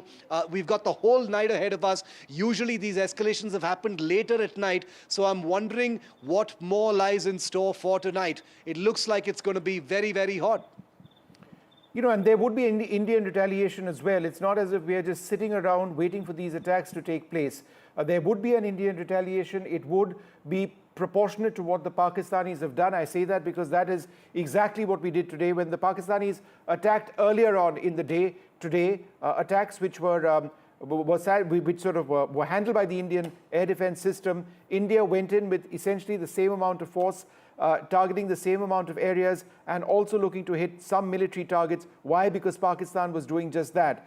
So therefore, we can expect an Indian attack already perhaps underway, if not now, perhaps subsequently. So we are at this juncture nowhere close to this being right size. This is being escalated, but escalated so far at the level of drones and tactical missiles. General Malik, any thoughts?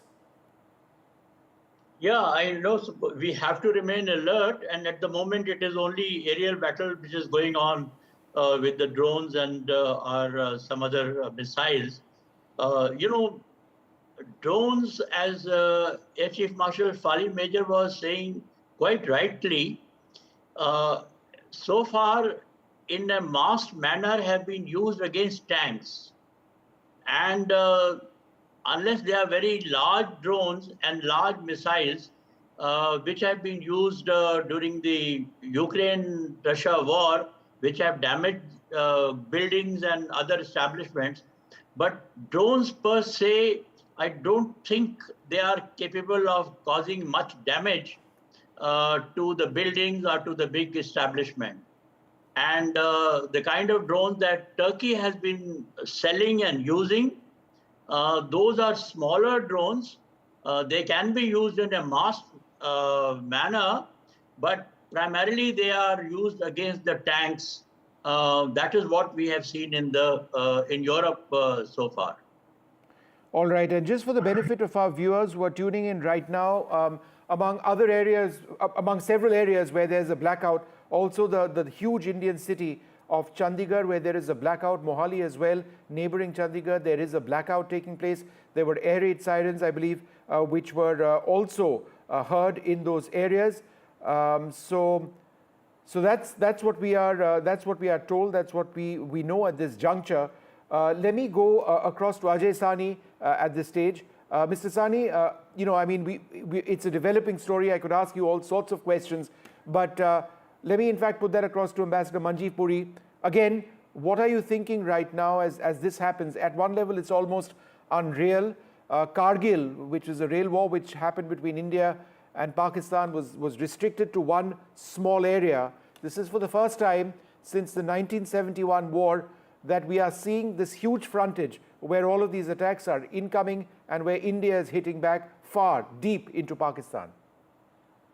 Vishnu, you're absolutely right. Look, Chandigarh is Chandi Mandir, headquarters of the Western Command. So, important that you take whatever precautionary measures which are required there. It's only about 250 odd kilometers from the border.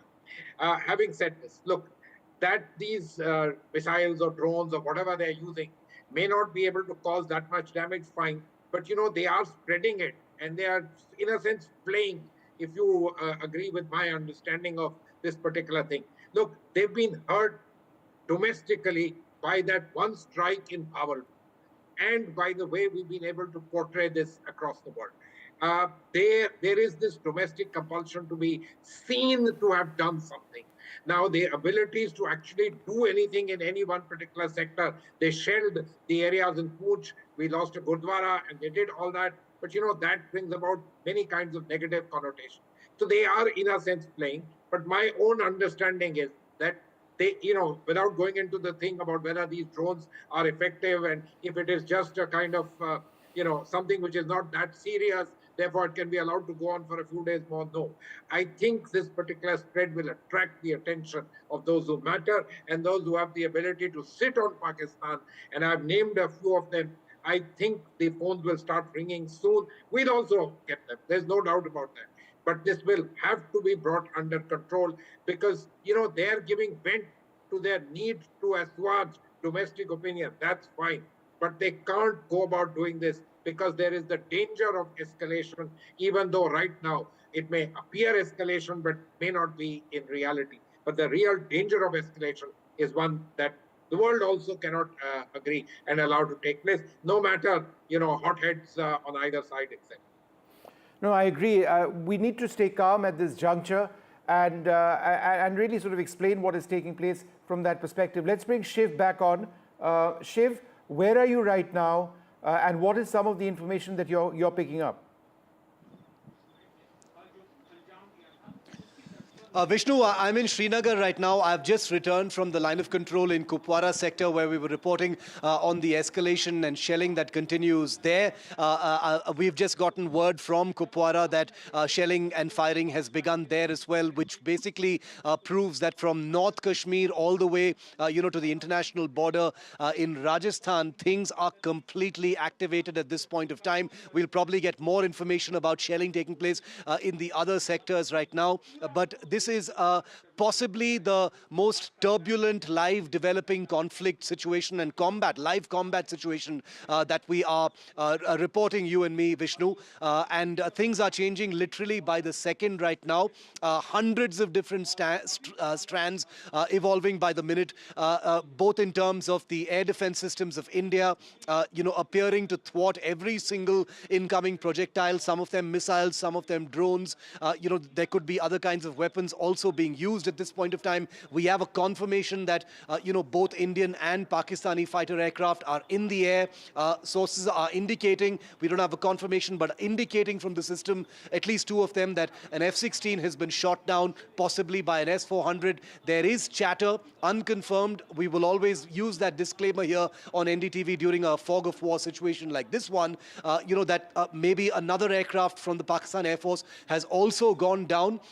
This is all happening very close to the international border and the line of control, Vishnu. And you've reported from there multiple times, so you know that even though the two countries have a border separating them, this is airspace we're talking about, and obviously air defense systems, anti-air systems, surface-to-air missiles, air-to-air missiles, they don't recognize those boundaries, and those ranges are well within what these systems can engage with each other. The S-400, as you rightly said, has an enormous interception range, and from where they are placed in India, we won't comment on that, to a combat air patrolling F-16 flying near Sargodha, somewhere near the international border.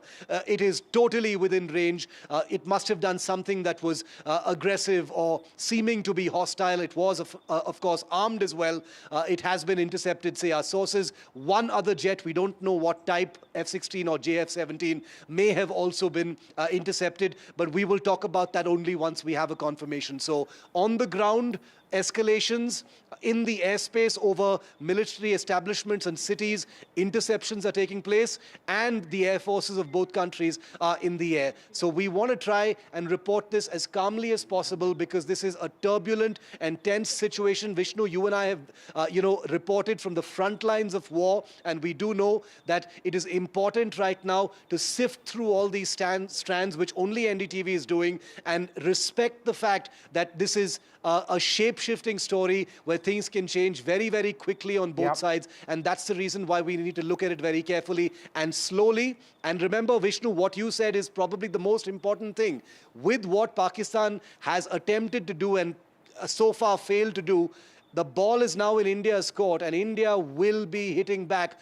And I wonder what the night brings now. All right, a couple of important points, Shiv, hang tight, that we have with us.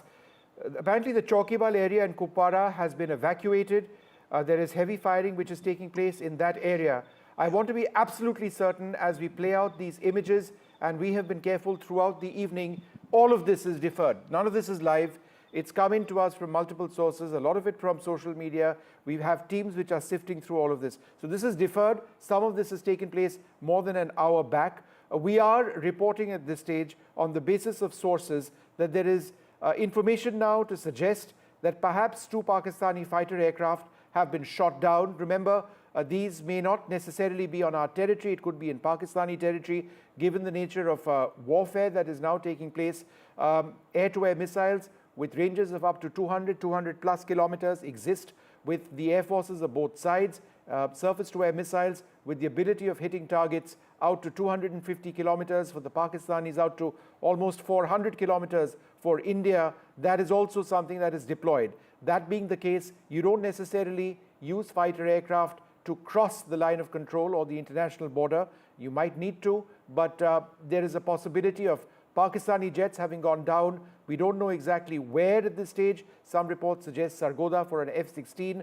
We are waiting for footage to emerge, more details to emerge. When it does, we'll be able to confirm it. But this is coming now to us, both Shiv and me, from multiple sources, which is why we believe, on the basis of sources, it is relatively safe to report this. Now, Shiv, there's a blackout where you are. Has that just happened? It's just happened, Vishnu. There appears to be either a full blackout or a partial blackout because the area behind me was completely lit. It's gone completely dark. I'm looking around me, very few lights actually on at this point of time. Now, this is to be expected. There was a mock drill yesterday where, lights out took place. The fact that Srinagar is one of the cities that was on that list put out by the Ministry of Defense earlier today of places that were, potentially under attack or the Pakistan attempted to attack with missiles and drones but were intercepted by India's integrated air defense system suggests that a blackout, wouldn't be unexpected at this point of time. But having said that, it seems like the focus of these Pakistani incoming projectiles seems to be, in the Punjab sector, in the Jammu sector, south of the Pir Panjal, well south of where I'm reporting from in Srinagar and other parts of Rajasthan, Gujarat, even Madhya Pradesh, since the Gwalior Air Base has also gone black, could be targets for potential Pakistani attempts to attack there. But so far, I think this is by far the most interesting thing that we're looking at, Vishnu, and it's very difficult to hide these things in a time where, as we can see, every single visual on our screen, is a shaky mobile phone visual. These are all open source pictures streaming onto social media, citizens taking pictures liberally of this, fascinating, conflict taking place in the airspace right above literally their homes, and giving us this elaborate depiction for the first time ever. I can't remember ever seeing something like this in Indian airspace of sophisticated Indian weapons at play. Many of these weapons from Pakistan are also very sophisticated, and one wonders how long this is going to continue. It's not easy to sustain attacks of this kind, and it appears that this is going to play out for at least a few hours because these are still early hours, and one wonders, where this is going to go. How much more of an escalation beyond, possible air attacks, the air forces in the air, a full border activation, the international border also going hot, just like the line of control. How long can that sustain tonight is really the big, question facing us right now, Vishnu.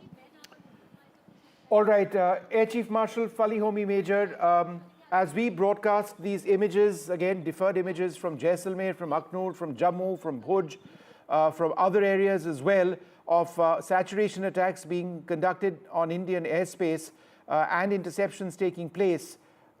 Could you give us a sense, as somebody who's led the Indian Air Force, on how tense things must be right now? We would potentially have a large number of aircraft operating. We'd have an integrated air defense system fully manned at this stage, operating multiple sensors. How does it work at this stage? What would the top leadership of the Air Force be doing, broadly speaking?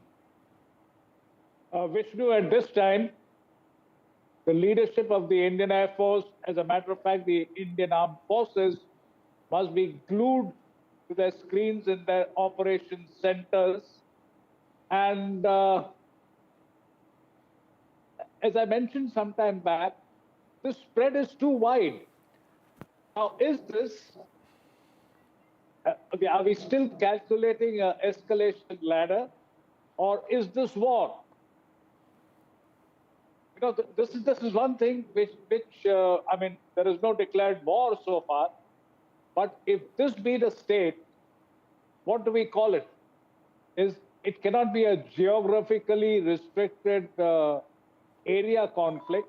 This is spread across the country, because I heard, I think it was Shiv who said that some drone was intercepted in Gujarat, near Kutch or whatever it is.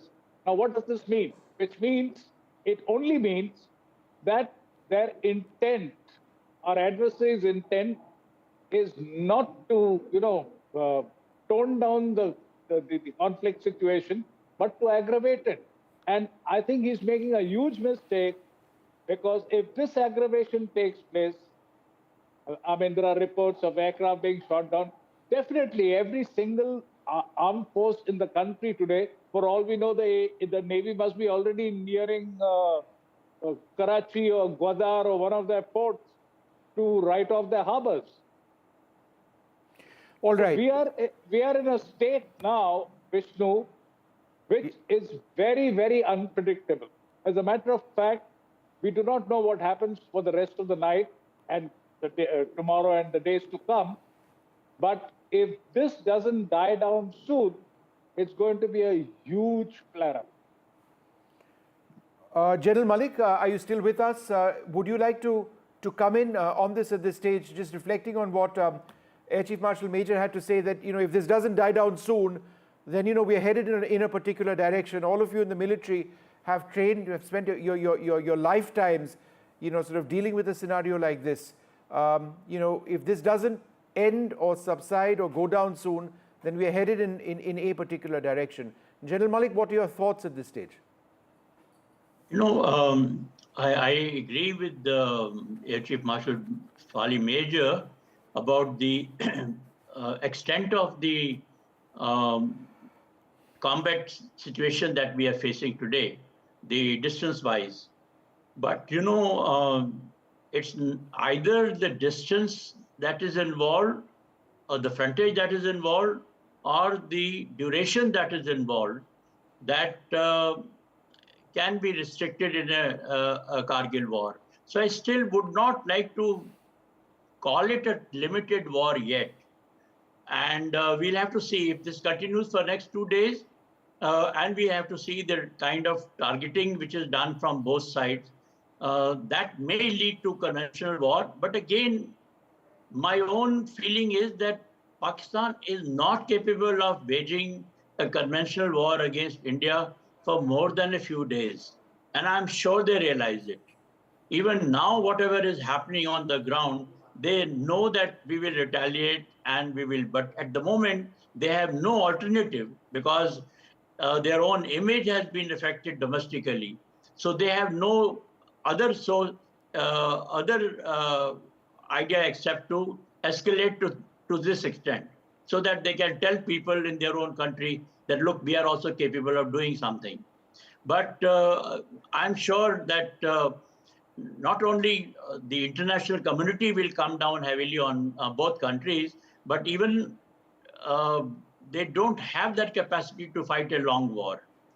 And let us remain cool at the moment. I don't think we should get excited about it. It is happening, and people who are preparing and who have these contingency plans on their mind, they know something of this nature can take place.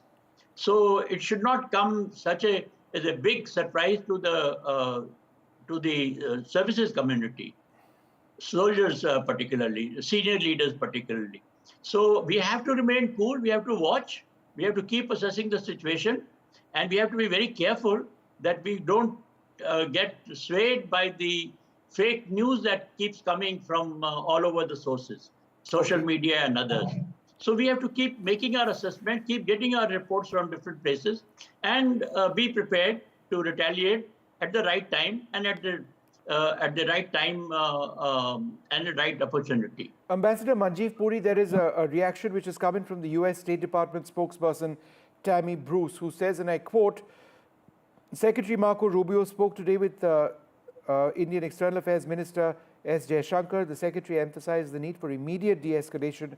He expressed US support for direct dialogue between India and Pakistan and encouraged continued efforts to improve communications. The Secretary reiterated his condolences for the horrific terrorist attack in Pahalgam and reaffirmed the United States' commitment to work with India in the fight against terrorism. So America is saying there needs to be immediate de-escalation and that they are willing to support direct dialogue between India and Pakistan. How significant is this statement? Vishnu, I don't know if the Secretary was listening to what I was telling you. Look, this particular thing, although the Pope has just been elected, so the UK, US is going into a big trade deal. So the global screen is quite occupied at the moment with things which for them are very important. But we are not lost. We are important countries. India is an important player. Terrorism is an important subject. And war among two countries which have nuclear capabilities is certainly very important. So believe me, those countries and the United States in particular is aware of it. If you notice, President Trump has on 2 or 3 occasions said And he said that he knows both sides very well. He's willing to do whatever. Marco Rubio, first step, I hope the message goes to the Pakistanis. It's not us. We haven't been escalating. I hope there is a kind of sitting on them.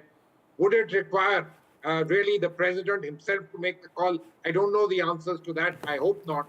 But, you know, following up on what General Malik said, look, they also know that they have limited capacity.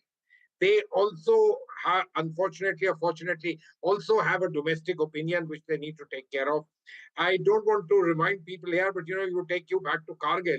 Just when they were really going to get it in them, the Americans intervened and said, come on, guys, let's shake hands, come to Washington, let's find a solution.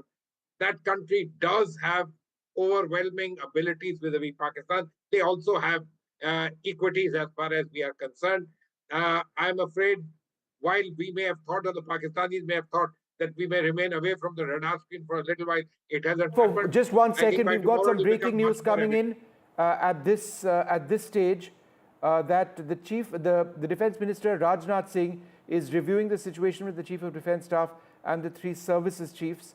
This is confirmed information that we are carrying at this, at this stage. That's expected. The whole system is plugged into what is taking place.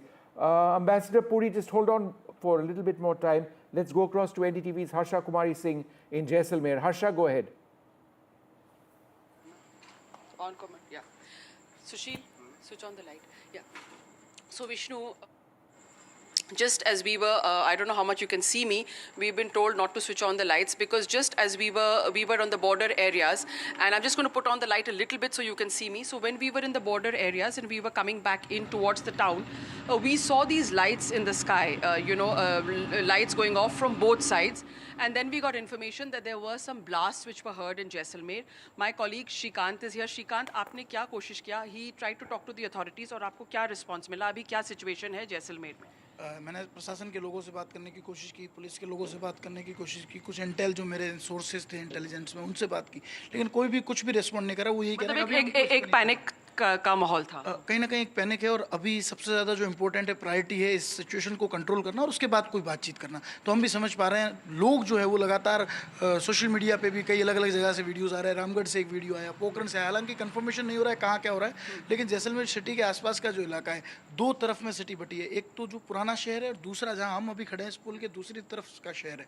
दोनों ही तरफ से आवाज़ आई और ज़्यादा जो आवाज़ें हैं वो एयरपोर्ट की तरफ से और शहर के भीतरी शहर के आसपास से सुनाई दे रही है। हालांकि पुलिस पूरे ब्लैकआउट के लिए और पूरी मुस्तैदी कर रही है, लेकिन कहीं ना कहीं आवाज़ें रुक रुक कर आ रही है। हमने अभी कुछ देर पहले भी आवाज़ें सुनी, आप भी मेरे साथ थी, जिस तरह से ड्रोन उड़ते हुए जैसे लगा, वो ड्रोन था या क्या ये कंफर्मेशन नहीं है, लेकिन लोगों का कहना है कि इस तरह की लाइट्स ब्लिंक हुई और ड्रोन जैसा कुछ एकदम स्पीड में गया, तो लग रहा है कि ऐसा कुछ हुआ है। और इसी बीच सीएम और सीएस के जो है ये भी मेरे सोर्सेज से मुझे पता चला है कि जयपुर में जो है वो सीएस सुधांशु पंत और सीएम भजनलाल शर्मा जो है वो सभी जो बॉर्डर इलाके हैं गंगानगर, बीकानेर, बाड़मेर, जैसलमेर, इन तमाम जगहों के एसपी और कलेक्टर्स के साथ मीटिंग कर रहे हैं। इमरजेंसी मीटिंग की गई है और ये भी कहा गया है कि इन बॉर्डर इलाकों में जो है वो जितने भी लोग हैं जहाँ पद खाली है सरकारी, वो आसपास के जिलों से तुरंत भरे जाए। मतलब कहीं ना कहीं एक बड़ी इमरजेंसी। जी देखिए बिल्कुल। सो Vishnu, I have also, like I'm telling you, I was trying to get back into Jaisalmer town because when I was standing on the road, I saw these lights going off, in the sky, and I could hear sounds of like what sound like blasts happening. Well, blasts in the sense in the distance, but very soft kind of explosion type of sound definitely happening. So we then decided to move to a safe place. We've come here, and there was an army. There were some army vehicles which were stopped here. They stopped me from going ahead. They've said that I should stay here. I should not try and go into town because it's not safe. And I can even now, in fact, hear sound. Shrikant, आपको सुनाई दे रहा है पीछे मेरे को? एक देखिए रुक रुक के आवाज़ आ रही है। अभी भी जैसे देखिए एक लाइट सी हल्की सी ब्लिंक होती है और फिर आवाज़ आती है। एक सिलसिला रुक नहीं रहा है और ये कह सकते हैं कि आवाज़ धमाके की हो सकती है, पूरी संभावना मेरे को भी सुनाई दे रही है और आप भी सुन पा रही होंगी। So Vishnu, we are not really being able to confirm exactly what it is. We are hearing that blasts are taking place. There's sounds in and around Jaisalmer, definitely sounds, and there's an entire blackout here. So we've also taken shelter under a bridge. We are reporting from here, and we've opened our light very little, so you can just see us, so that we can give you a report. And we've also heard news that somewhere in Pokhran also people have seen lights, and of course what Shrikant just said, we've heard on the various groups or WhatsApp groups that the Chief Minister is taking emergency meeting in Jaipur, but of course my colleagues in Jaipur will be able to confirm that better. All right, let's go back to Shiv Arur at this stage in Srinagar. Okay, we'll come back to him in a moment. There is a full blackout now in Srinagar, in Jammu, and several other areas, including Chandigarh, where there is a blackout, parts of Aknoor as well. Arispura, Samba, Arnia, Aknoor, Pathankot, Rajouri, Riyasi, Barmer, Jaisalmer. These are all areas which have seen strikes. There would be many more areas where inbound strikes, where strikes from Pakistan have been attempted. Again, the image on the left is from Jammu, and you can see the interceptions being carried out. Those are interceptions by surface-to-air missiles, it does appear. There are reports of an attempt being made to strike Jammu airport, which is a major civilian airport and also a military airport. Those interceptions appear to be successful at this stage. I interrupted you, Ambassador Puri, a little while back. Again, just complete your, carry on, sir, with your thoughts.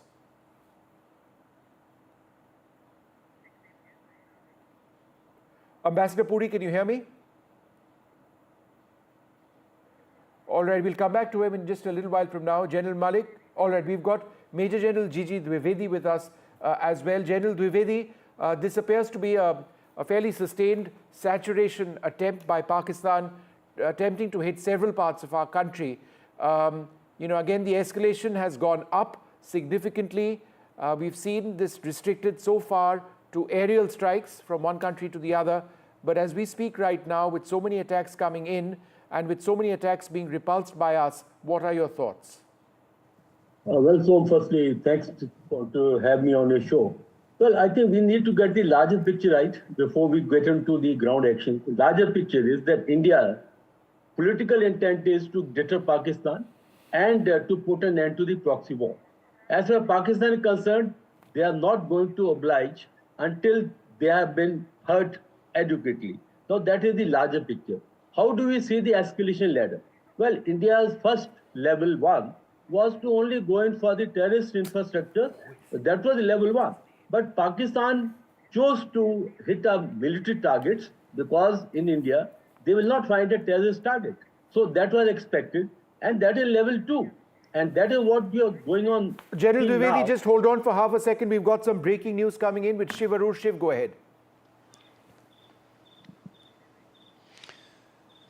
Vishnu, there's a complete blackout right now in Srinagar. We've just received orders at our location right now to switch off our camera lights. That's the reason why this is completely a black frame. No other indications of anything else. The only background information we have, of course, is that this comes a day after the mock drills which were conducted yesterday for this kind of a blackout. And now it's actually happening live. All of the lights around me here in Srinagar have been turned off and orders have just come in to keep them off for at least the time being. Some lights have begun to come back on, but mostly it's a blackout here in Srinagar. Remember, the other piece of related information is that yesterday when Pakistan sent all those missiles and drones towards India in an attempt to attack military stations, they did, okay, we're trying to use a little bit of mobile light if we're permitted to do so, but there is a blackout here in Srinagar. That this city, the capital city of Jammu and Kashmir, was one of the places that was on that list of 15 cities of whose military establishments could have been under target. None of those were successful. Shiv, let me interrupt you for half a second. We've got new footage also coming in on Jalandhar also being under attack at this stage. So Jalandhar also being attacked. We've got footage coming in from Jalandhar. We'll play that out in just a few moments from now. That footage is on air. Again, interceptions taking place. This appears to be the clearest footage so far of interceptions, and those are surface-to-air missiles which are going up and taking on incoming drones or Pakistani missiles. This is the clearest video so far. This is footage, deferred footage. I want to make that absolutely clear. Deferred footage. It happened earlier on of Jalandhar. So, you know, what we've seen earlier on over the skies of Tel Aviv, now taking place over the skies of India as well. Shiv, you can't see this footage where you are, but you know what I'm seeing right now is the most clear footage so far of clearly surface-to-air missiles from India intercepting any number of targets. I don't know if the targets are missiles or drones. This is from Jalandhar, but carry on with your thoughts, Shiv.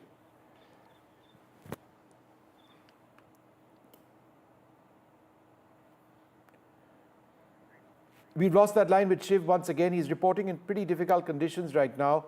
It's a complete blackout in Srinagar where he is. It is a blackout in many other parts as well. We'll try and get that line up and then we'll be able to hear him clearly. But what happened on the left-hand side of your screen, again, Jammu, the blasts are interceptions taking place. Shiv, if you can hear me now, what I was saying is that we've got footage of Jalandhar up on our screens. This is so far the most lucid footage of these interceptions taking place. And it's clear that surface-to-air missiles have been deployed over here in taking down these targets. I don't know if the incoming targets are missiles or they're drones or both. But carry on with your thoughts, Shiv. I agree with you. This, this piece of footage coming in from Jalandhar appears to suggest, either short-range missiles of some kind or drones, because the projectiles seem to be moving pretty fast, like in the footage that we saw from Jammu as well, suggesting a mix of both missiles and drones, which is in fact what the Indian Ministry of Defense had said in their statement as well earlier today. This is morbidly fascinating to see India's integrated air defense system, working in such a relentless fashion. Remember, it's important to, tell our viewers that some of these interceptions may seem bunched together to seem like it's happening one after the other, but many of these things are literally happening at the same time across different sectors, whether it is in Punjab sector or Jammu sector, here in Jammu and Kashmir where I am as well. It appears to suggest that this entire air defense shield is working in unison, almost like a symphony, exactly the way it's supposed to. We need to, of course, be sober about possible battle damage assessment, about whether any of those missiles or drones have found their way through and, caused any damage on the ground. So far, there is nothing to suggest that, Vishnu. But clearly, we're going to have to be looking in many different directions tonight because those weapons are coming in from different sectors, different, launching areas within Pakistan as well. I have a confirmation that we've got, special sensors. We're not going to specify what those sensors are, but you know what I'm talking about, Vishnu, and we'll leave it, we'll leave the details out on that one as far as these launches are concerned. So an Indian retaliation is probably just around the corner. This won't be able to continue for very long, Vishnu. No, it's clear that, what happens next, whether we choose to continue our counter to this at the level of airstrikes or whether, this is headed towards ground strikes or anything else, that's something which our defense planners will need to figure out. The Chief of Defense Staff was meeting the Defense Minister Rajnath Singh, I believe, with the three service chiefs a little while back in the Delhi. Again, for the benefit of our viewers, what you're seeing on your screens right now, footage from Jammu and Jalandhar, everything that we've been broadcasting has been deferred footage. It's been an incredibly challenging 48 hours plus for India. This after India went in with our strikes, which took out Pakistani terrorist centers across the line of control and deep in Pakistan as well. After that, Pakistan retaliated early today, and they took India was able to saturate a lot of that attack. India countered. We took out a Pakistani air defense unit in Lahore. There were suicide drone attacks, which India used suicide drones, Israeli Harop drones, to take out lots of targets. And now this is taking place. So this is the sequence of events. I mentioned that Rajnath Singh was meeting some of the chiefs. That's not taking place. I believe it's the Chief of Defense Staff who has had some important meetings in the last while, as you would imagine. Again, sorry. All right, we've got Tilak Deveshwar with us as well. Mr. Deveshwar, thanks very much for waiting. Your thoughts, at what's happening now? I mean, it's a developing, fast-moving, fluid situation.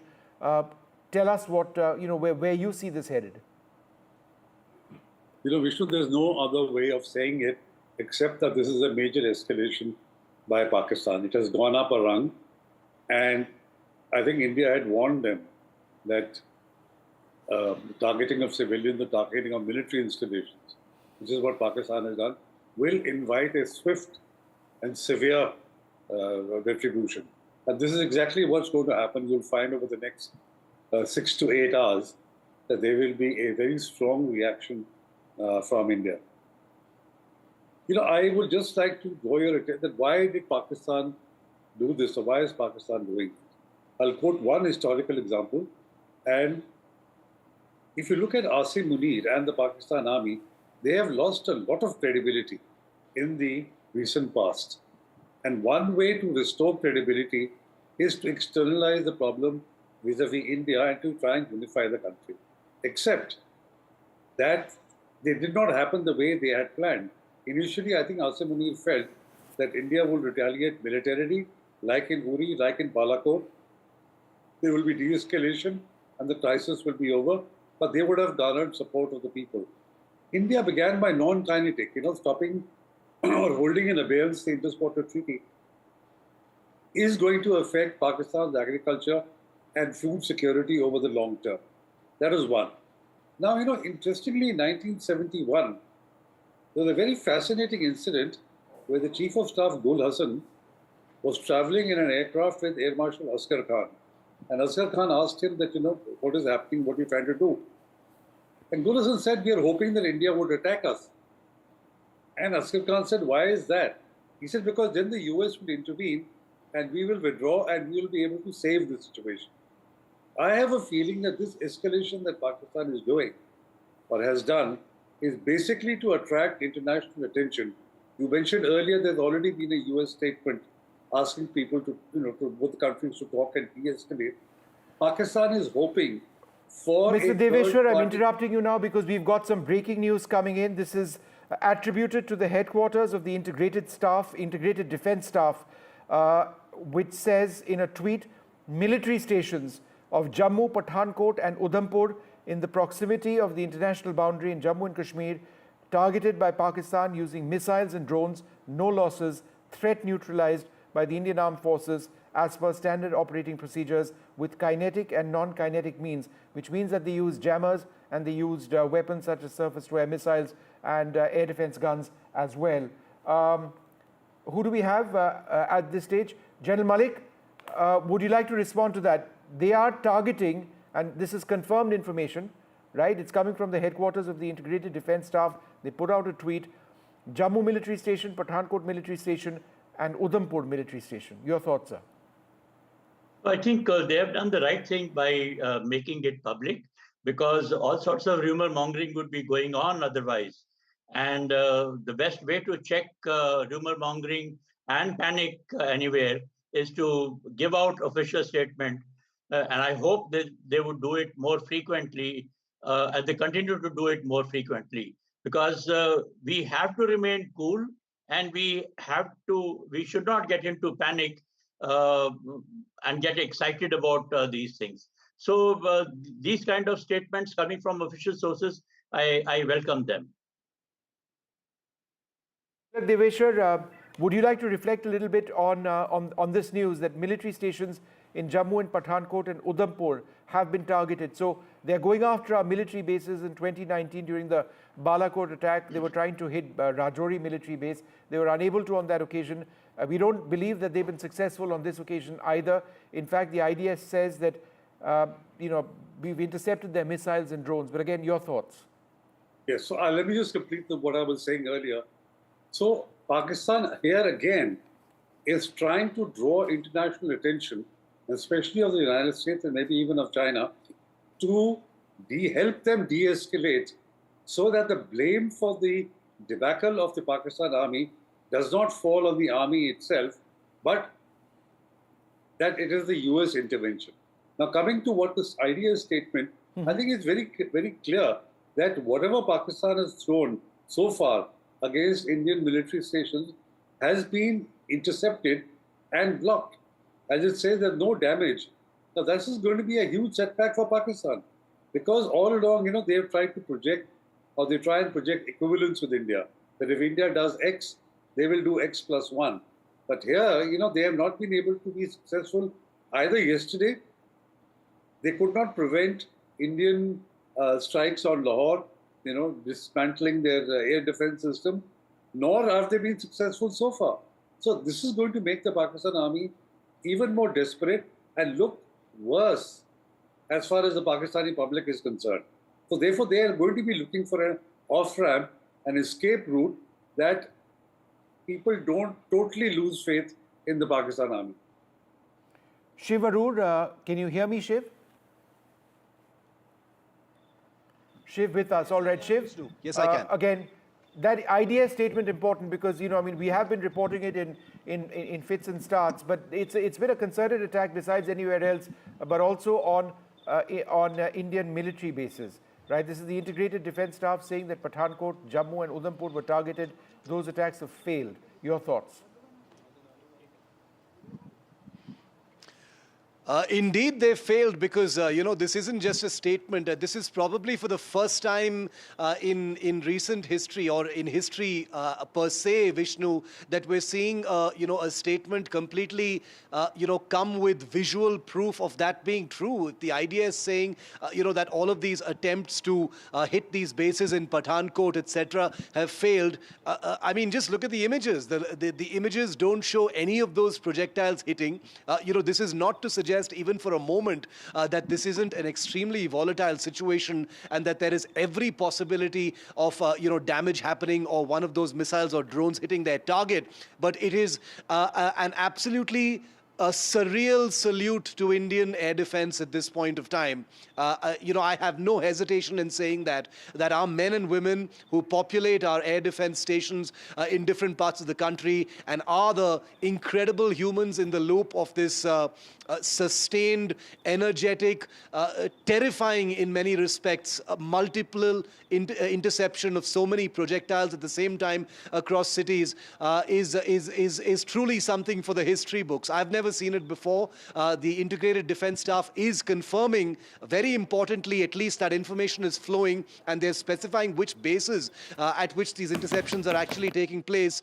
One wonders how long Pakistan can, actually try and sustain this. There are indications that things are going to be escalating very, very shortly from India's side as well. Vishnu, we of course will not be reporting any operational details, movements, timelines. Everything is going to be deferred as far as our footage and news breaks are concerned. That's a guarantee we take very seriously and give to our viewers. No matter which other channel feels like jumping on a news break on NDTV, we will respect the fact that this is a live, evolving situation that involves the lives of our combat troops, our forces, our air defense forces, our pilots, our people at sea, sailors, airmen, Jawans on the border right now, the line of control where NDTV is reporting from, and we take that very, very seriously. So as we look at these images, mesmerizing images of, aerial interceptions of these incoming projectiles, let's please remind ourselves, and I agree with what General Malik said,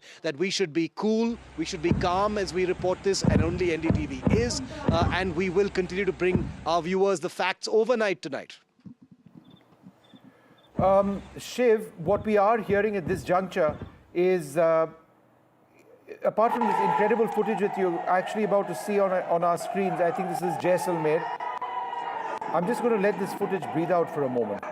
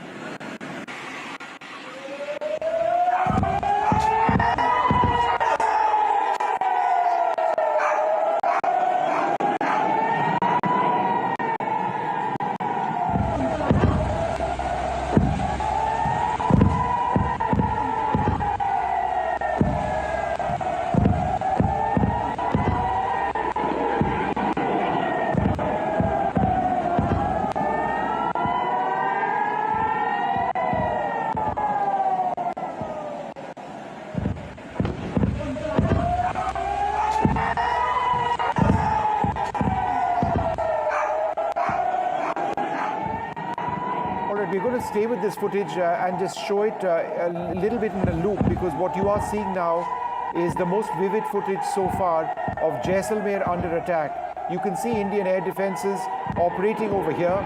All of the blasts that you see in the sky are of Pakistani drones and missiles being intercepted. The integrated air defense that we have right now is working. It is smashing the incoming projectiles. Those are all missiles going off. If you thought you'd seen it all in Israel, what you are now seeing over the skies of Jammu, over the skies of Jaisalmer over here and elsewhere, this is just, it's something else. Massive explosions over the skies as these projectiles are taken out. India under attack tonight across several areas on our western front. We've got some information coming in at this stage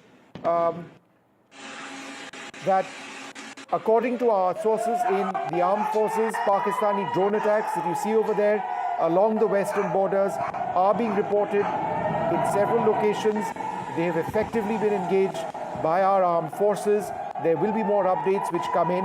However, inputs with respect to suicide attacks by terrorists at Pathankot or Rajouri are completely false. We've not reported that on our channel. If it does happen, then we're going to track that very closely. There is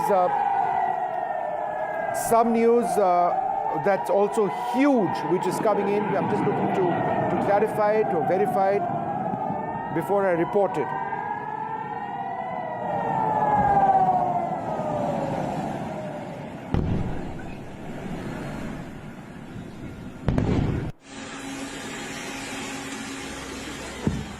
Shiv, what we do have at this stage is an indicator that a Pakistani AWACS platform may have been taken down by the Indian Air Force. On the Pakistani side, in Pakistani Punjab, again, we don't have footage of this, it's night, but this is the information that is tentatively coming in right now. There have been reports of an F-16 shot down. There have been reports of JF-17 shot down. There is some inaccurate information which has come in the midst of it all.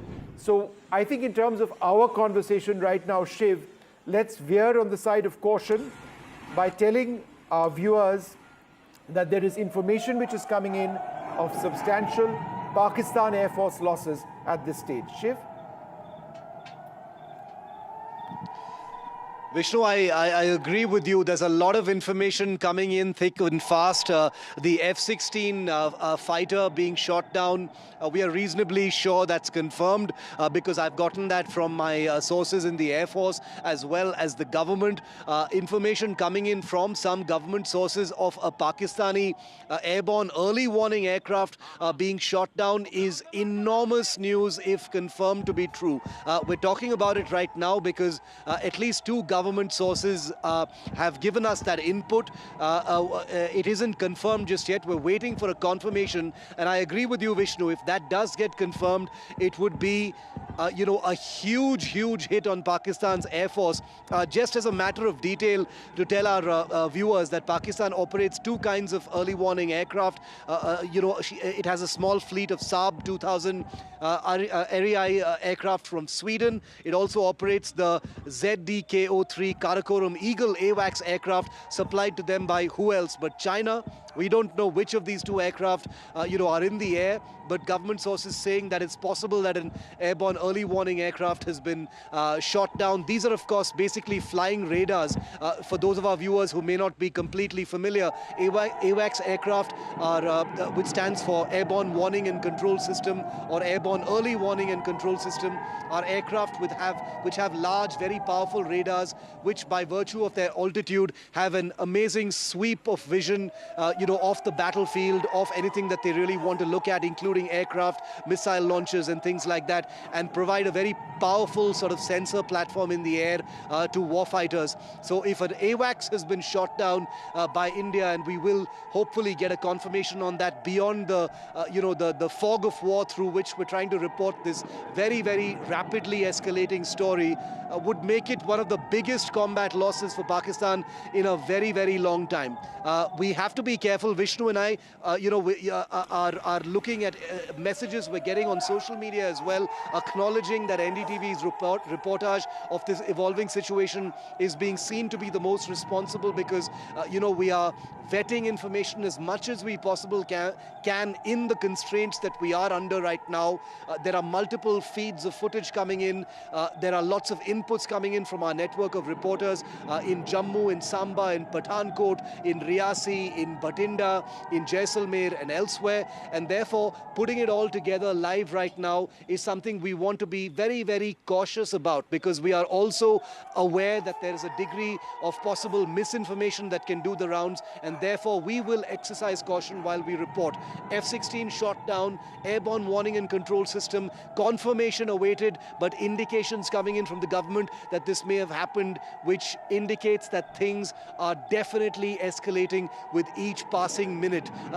Vishnu, we also did receive an indication earlier that India's retaliation, is imminent. It's going to happen at any time. What shape or form that's going to take is anybody's guess. We don't know that, but remember that just hours ago today, India had already struck Lahore, with attack drones called the Harop. Whether India uses the same kinds of weaponry, different kinds of weaponry, we will of course not speculate on those operational details. Dave, hang on for half a second. Our army sources telling us that there has been no movement of tanks on either side, and that media, there is a lot of irresponsible media. Unfortunately, I do need to say this. There are people who've been saying there is. That's not the case. Any such report is uncorroborated, is what our army sources are telling us. Another new development which has just taken place is Dr. S. Jaishankar, India's External Affairs Minister, who says that he's spoken to the US Secretary of State, Marco Rubio, this evening. Deeply appreciate the US commitment to work with India in the fight against terrorism, have underlined India's targeted and measured response to cross-border terrorism, will firmly counter any attempts at escalation. That's a very big statement which has come in over here. Ambassador Manjeev Puri, let me take that across to you. India's foreign minister saying that we've underlined India's targeted and measured response to cross-border terrorism, measured is a key word, will firmly counter any attempts at escalation. India doesn't want to escalate. This is the public statement, and yet it just seems that Pakistan continues to do that. Vishnu, look, we've been all saying it, and I think Mr. Deveshar has also told you, whatever may be the reason, at the end of the day, it is Pakistan which has to be sat on to actually understand that they have no choice but to de-escalate, and that it's also in their interest. Of course, on the other hand, as far as India is concerned, for a variety of global reasoning, etc., it's not that we are not amenable to pressure, but that's beside the point. At the moment, the aggressive party are the Pakistanis, whatever may be the reasons, domestic, political reasons, needing to assuage their public, whatever it is. The fact is, they need to de-escalate, whether they are looking for an escape route or anything, doesn't matter. And usually in the past, the United States has been that particular via media. And it would appear to me that those phone calls will start ringing. As I told you, at the moment, the Western world is a little preoccupied. US, UK, trade deal, the new Pope, etc. But wait for a few hours more. Wait till the next day dawns, and then you see that the phone will start ringing. And that will have the desired impact. The confirmed information that we have at this stage, the biggest announcement in the last little while was from the headquarters of the Integrated Defence Staff of India, which has said that military stations of Jammu, Pathankot and Udhampur in proximity to the international boundary in Jammu and Kashmir have been targeted by Pakistan using missiles and drones. There have been no losses. The threat has been neutralized by Indian armed forces as per standard operating procedures with kinetic and non-kinetic means. The other big piece of news on the international front has been our External Affairs Minister speaking to his US counterpart, Secretary Rubio, where he has told him that we deeply appreciate America's commitment to work with India in the fight against terrorism, underlined India's targeted and measured response to cross-border terrorism, will firmly counter any attempts at escalation. So that's the second major development which has taken place. There is blackout. There are blackouts in several cities across India.